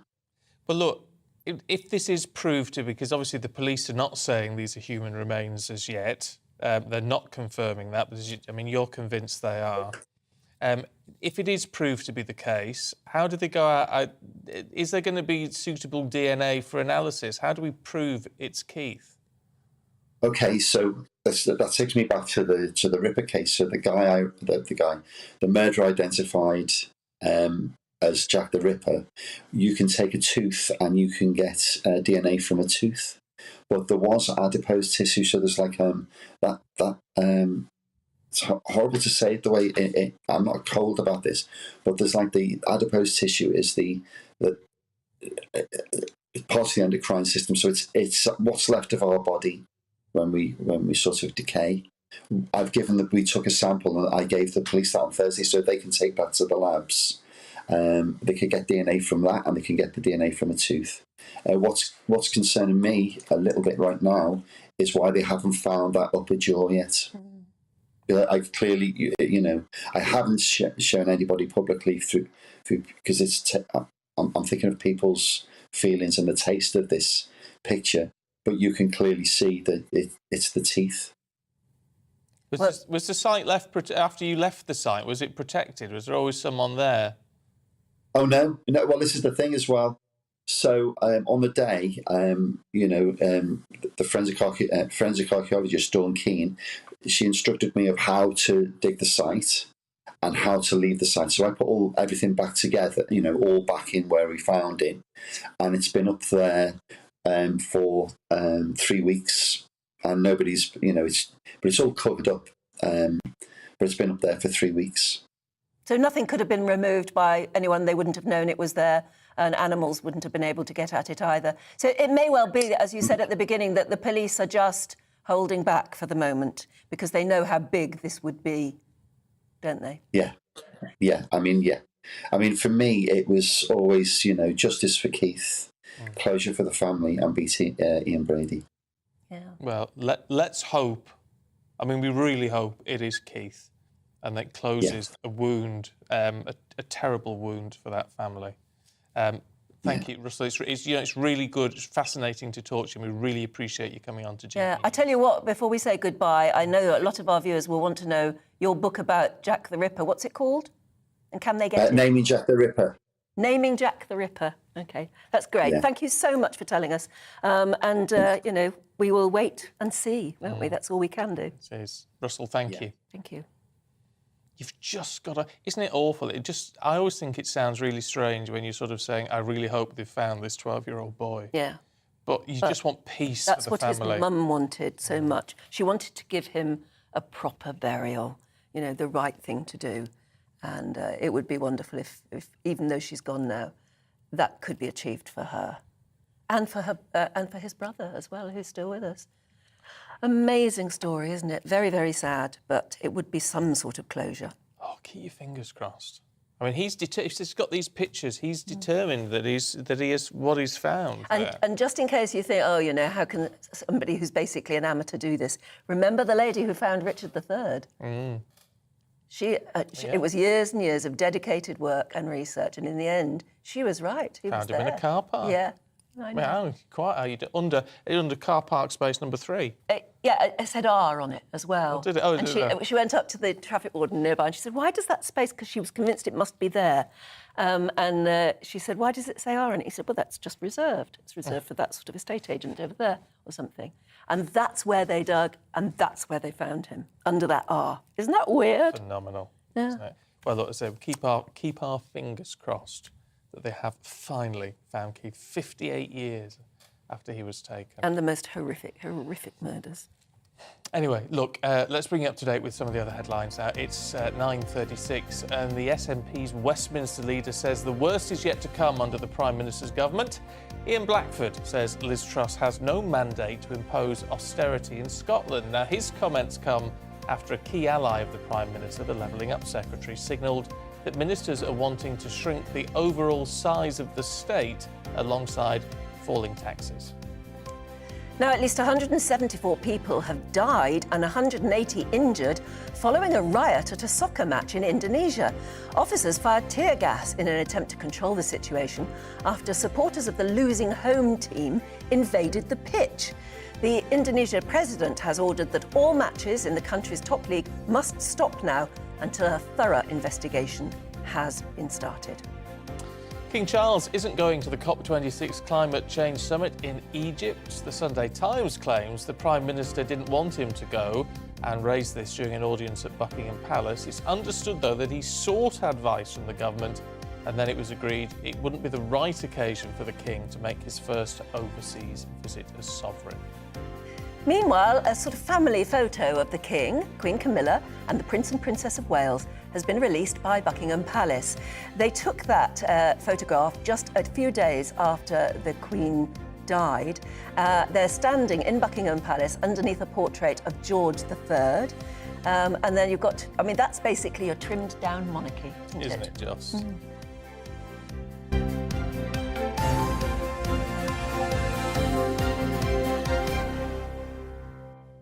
Actually, more royal stuff heading your way in just a couple of minutes. We'll talk to a former royal butler about a new memorial to Queen Elizabeth at Balmoral.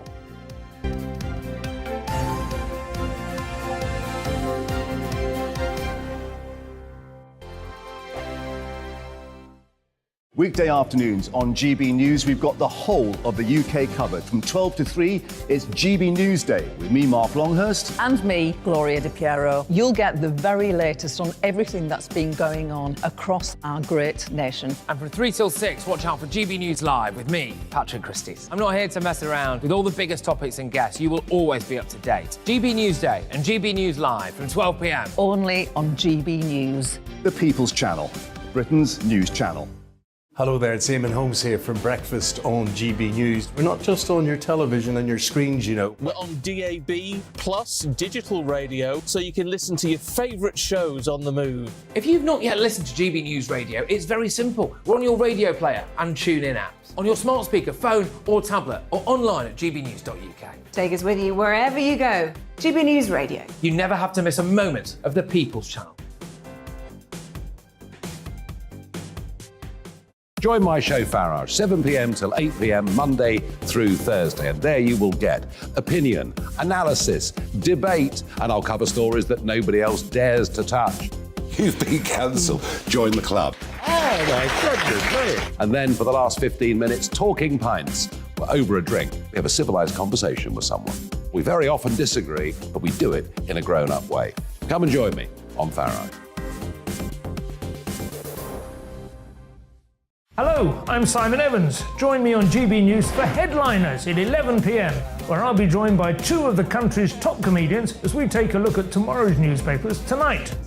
If it's a big story, we'll be covering it, I guarantee, but we'll also have some fun along the way. That's GB News Headliners at 11 p.m. We won't put you to sleep, unlike some of the other paper review shows out there. So join us, 11 p.m, 7 nights a week.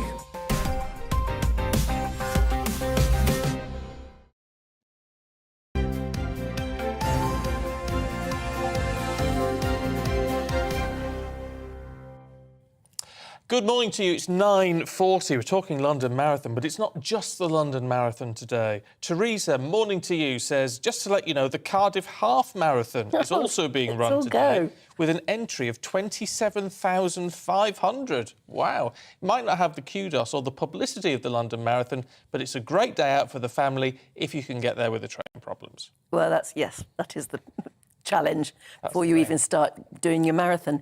We were talking about the amount of money that we frankly waste or lose down the sides of the sofa or even in washing machines. And Pat in Edmonton says, I washed my daughter's jacket with £100 in the pocket. It shrunk when I dried the garment and I still need to take it to the bank. Get it to the bank. Yes. Steve is a lucky man. I put a suit on for a wedding yesterday, found £40 in my pants pocket. Made my day. I know, it's such a thrill, isn't it? No, that's not it. Oh. Because then this morning he woke up to an £89 lottery win. Oh. So there you go. Lucky man. What's that, 129 quid better off in 24 hours? Just a quick one. Diana in Glasgow. Oh, my mum hid her jewellery in the washing machine before she went on holiday. When she came back, she forgot it and put the washer on. No. When the machine could be open, she couldn't find it. Anyway, they found it in the big rubber seal at the door. There's that lip, isn't there? And it all gets in there. So it's all been found. A great relief, as most of it was gifts and mementos from my dad, who died some years earlier. My washing machine, says Jill in Southport, my washing machine once gave me £60 just 1 week. I then made the mistake of telling my husband, and since then he's always checked his pockets before putting his trousers in the laundry basket. I wish I'd never told him now. No, I bet. It's worth checking, though, because apparently we all do it. Oh, there's always money in your washing machine and always down the side of the sofa. Yes, always check. Anyway, talk about raising money. Millions is going to be raised today as part of the London Marathon for some fantastic charities. Alice Porter is down at Blackheath. That's the starting line. Well, after months and months of training, the London Marathon is finally here, and thousands of people will be taking to the street for this year's London Marathon. But there's one runner who has been here every year ever since the London Marathon began, and he's known as an ever-present. And Chris Finnell joins me now. Chris, good morning. Good morning to you. Thanks for joining me. I didn't know the term ever-present until yesterday. Tell me what it means and why it's so important. Well, first and foremost, we've competed in all 41 London Marathons, I should say. I'm getting ahead of myself. But the London Marathon organisation bestowed ever-present status on those runners who've completed the first 15 London marathons. And although the numbers have dwindled over the years, we're now down to 7 runners who can say they've run all 41 marathons and remain ever-present. So it's a much bigger race, far fewer female runners in those days. 5% of the 81 runners were female. Nowadays it's bordering on 50-50. And of course the charity element of the race has really taken off over the years. And money raised for charities is an integral part of the London Marathon these days. Well, look, thank you so much for your time. I'm going to let you run off, and very much good luck to you, although I don't think it sounds like you need it. But I'd just like to say good luck to everybody who's competing today. I hope you all have a great race. Thank you so much. I think you get a flavour there of some of the atmosphere here in Greenwich. There are so many people taking part who've worked so hard for this special moment, which is certainly going to pay off for many of the runners. Alice Porter there. Good luck to everybody. Yeah. It'll be worth watching. I always like watching the marathon. There's some great... Peter in Warwick says, I did the second London Marathon in 1982 after a kidney transplant in 1978. Some of you are unbelievable. I said never again at the end, but I carried on, and I've run 7 marathons in total, including London, in 1990. And Glenn's impressive. He's done about 20 marathons, 7 in London. Best time was 2013 when I was 50, and I did it in 3 hours and 1 minute. That is very good. Blimey, that's almost professional running, that He is. got cramp in his foot at 24 miles, which is why I didn't break the 3-hour barrier. Wow. Robbie in North California says, I did the California International in just 6 months after finishing treatment for breast cancer. It was on my bucket list, and with that diagnosis came an open heart and mind to embrace new opportunities. Yeah, you get a diagnosis like that and it makes you really value life.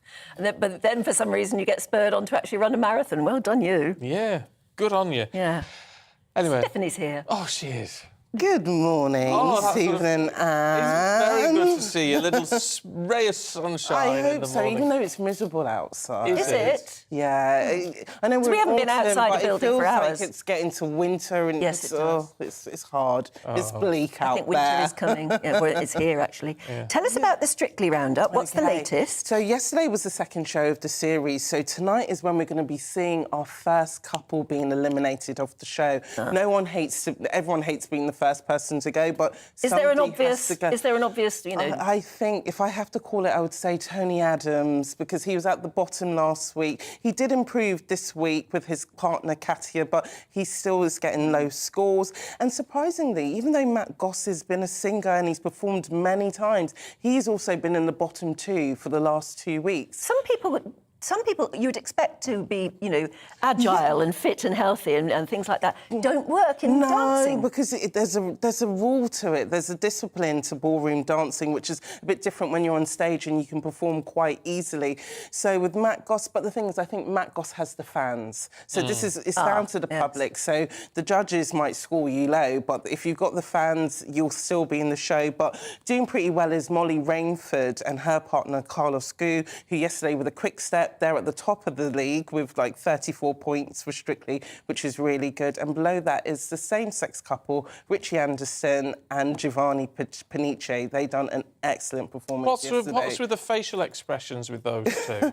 Just saw it on the clip there we played out. It's ridiculous. Well, you know they're irritating. If you're not into the sequins... I know. Yeah. Well, Stephen, rumour has it then those two have been a bit quite awkward with each other, actually. Really? Apparently, a lot of the papers were saying that they haven't been gelling that quite well. So yesterday's performance was the best one they've had so far. So hopefully they're kind of ironing a few things out. Talking of athletes who don't work on it, I do remember they said, I didn't really watch it at all, but Andy Murray's mum, Judy, who you did, I mean, is a professional tennis player herself, and you'd expect her to be really nimble and agile. And the judges said that she danced like an ironing board. Yeah, she was. I remember that so clearly. She was quite a bit stiff on the show. And I love Judy. I've interviewed her many times, and she really did take it seriously. And it was like when Anne Widdecombe was on there as well. Well, we sort of knew Anne wouldn't be a great dancer, but Judy Murray, I would have expected to, and she didn't quite get there, did she? No. Anyway,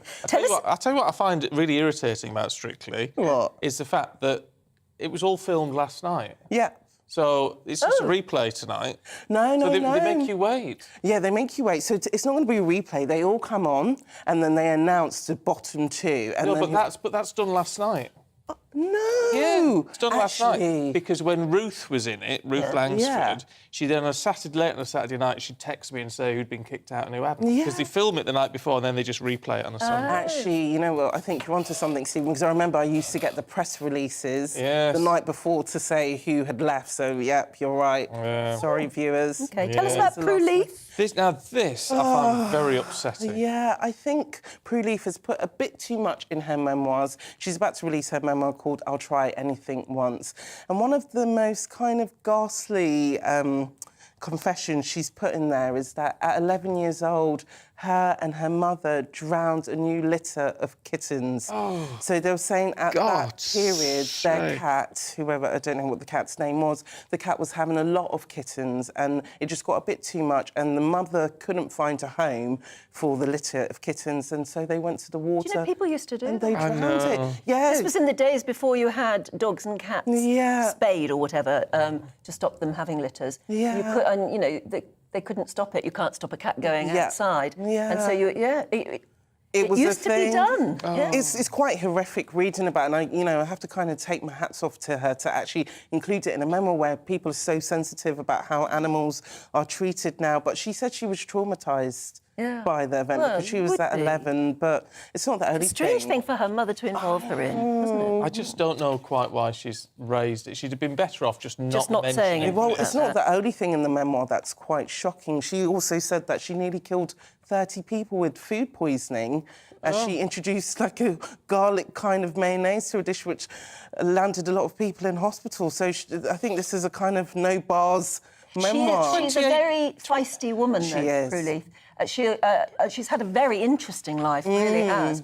And she's done a lot of things she's done a lot of brave, courageous things. She has. So, she's a really, really interesting person. Yeah. But she obviously felt she could say these things. And I can't see her being cancelled. She's 84 years old. She's a Dane.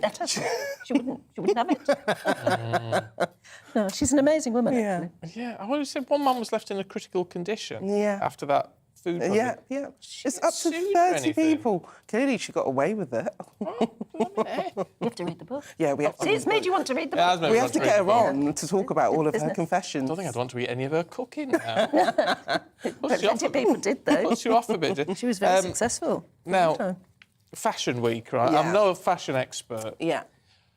But can you really go to London Fashion Week with a spray-on dress? Well, you can, maybe not in London, but in Paris. Anything goes in Paris, which is currently going on Paris Fashion Week. And Bella Hadid has been storming all of the headlines because she went there, she was on the catwalk naked for Coupourni, that's the name of the designers, and they spray-painted a dress onto her. But she wasn't naked, was she? No, because I really looked at the pictures and she had a little thong on. Bra or She had a thong on, but I feel like she was braless. Yes. I don't think she had anything on the boobs that's area. Right, but she did have little knickers on. But the rest, I mean, the way they've spray painted the dress on, it is absolutely artistic, isn't it? It's amazing. Stunning. Within She's 9 got minutes. Such an amazing figure, and it looks just real. Looks wonderful. It looks real. Yeah. So that has been the moment picture? of Paris Fashion Week. Oh, I do think things like that are amazing when you see that body art when people dissolve into the wall sort of thing behind them. Like, I think it's amazing. I just don't know why you'd want to go out in public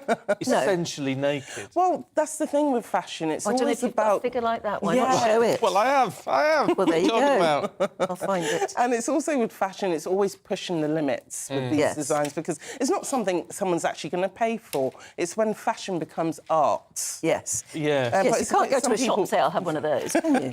Well, no, exactly. Well, and you know what? I wouldn't put it past people these days when it comes to fashion and what they deem as acceptable. Every time Stephanie comes in the studio, Yeah. without fail, me and Anne always go, wow, you look amazing, because you always look amazing. But don't be doing this, I Stephanie. won't. Look at that. Right, it looks so- like a real dress. Yeah, that's them spraying it on her. Well, and that's the finished product. Yeah. Yeah. Doesn't that look real, Stephen? It does look like a real dress. I don't think that can be, can it? That's how she looked. All right, this is how she looked when she turned up before they actually got spraying I'm her. scared of that melting off me. So that's how she was before they started spraying it on. Yeah. Right. Oh, look at that. Well, I have to say, I mean, it is amazing. Yeah. It is amazing, but... Well, there you go, I'm a brave woman.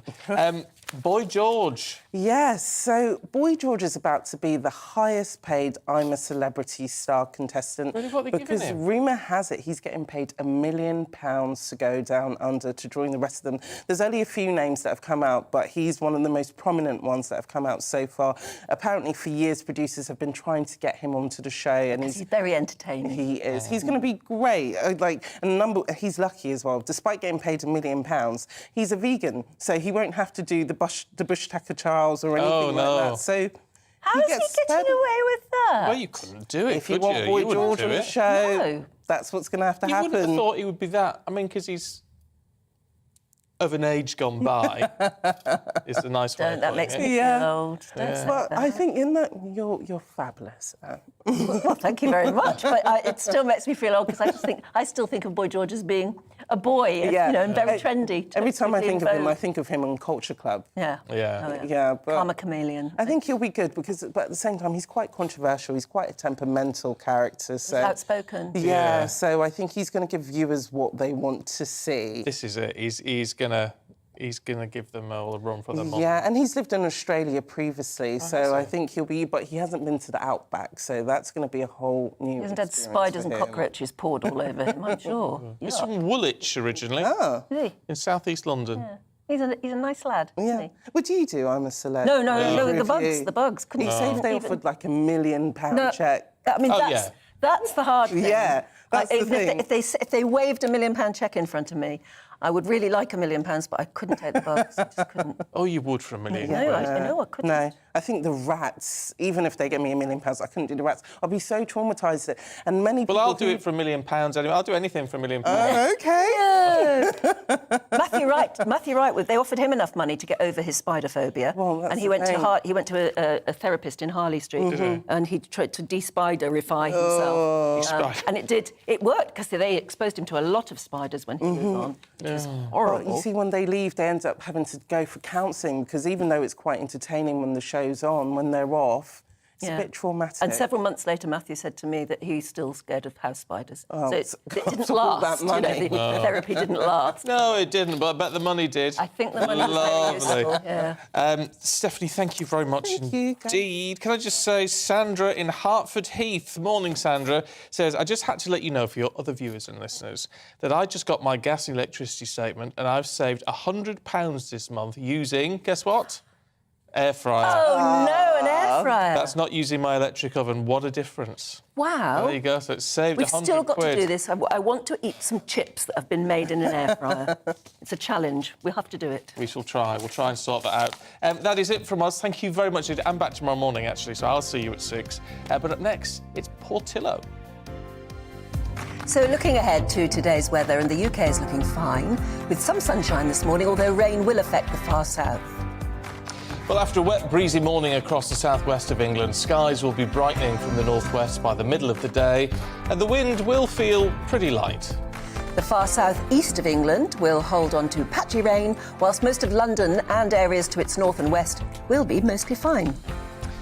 There's a lot of fine weather expected across Wales as well today. There'll be some cloud floating about, although plenty of sunny spells are likely. And that's a similar story again across the Midlands, with the middle part of the day looking dry, with some sunshine at times. Light winds should feel fairly pleasant in the sun. A gentle northwesterly breeze will affect the northeast of England, so it won't feel particularly warm here. However, it will be dry, quite bright, temperatures hovering about 16 Celsius. And one or two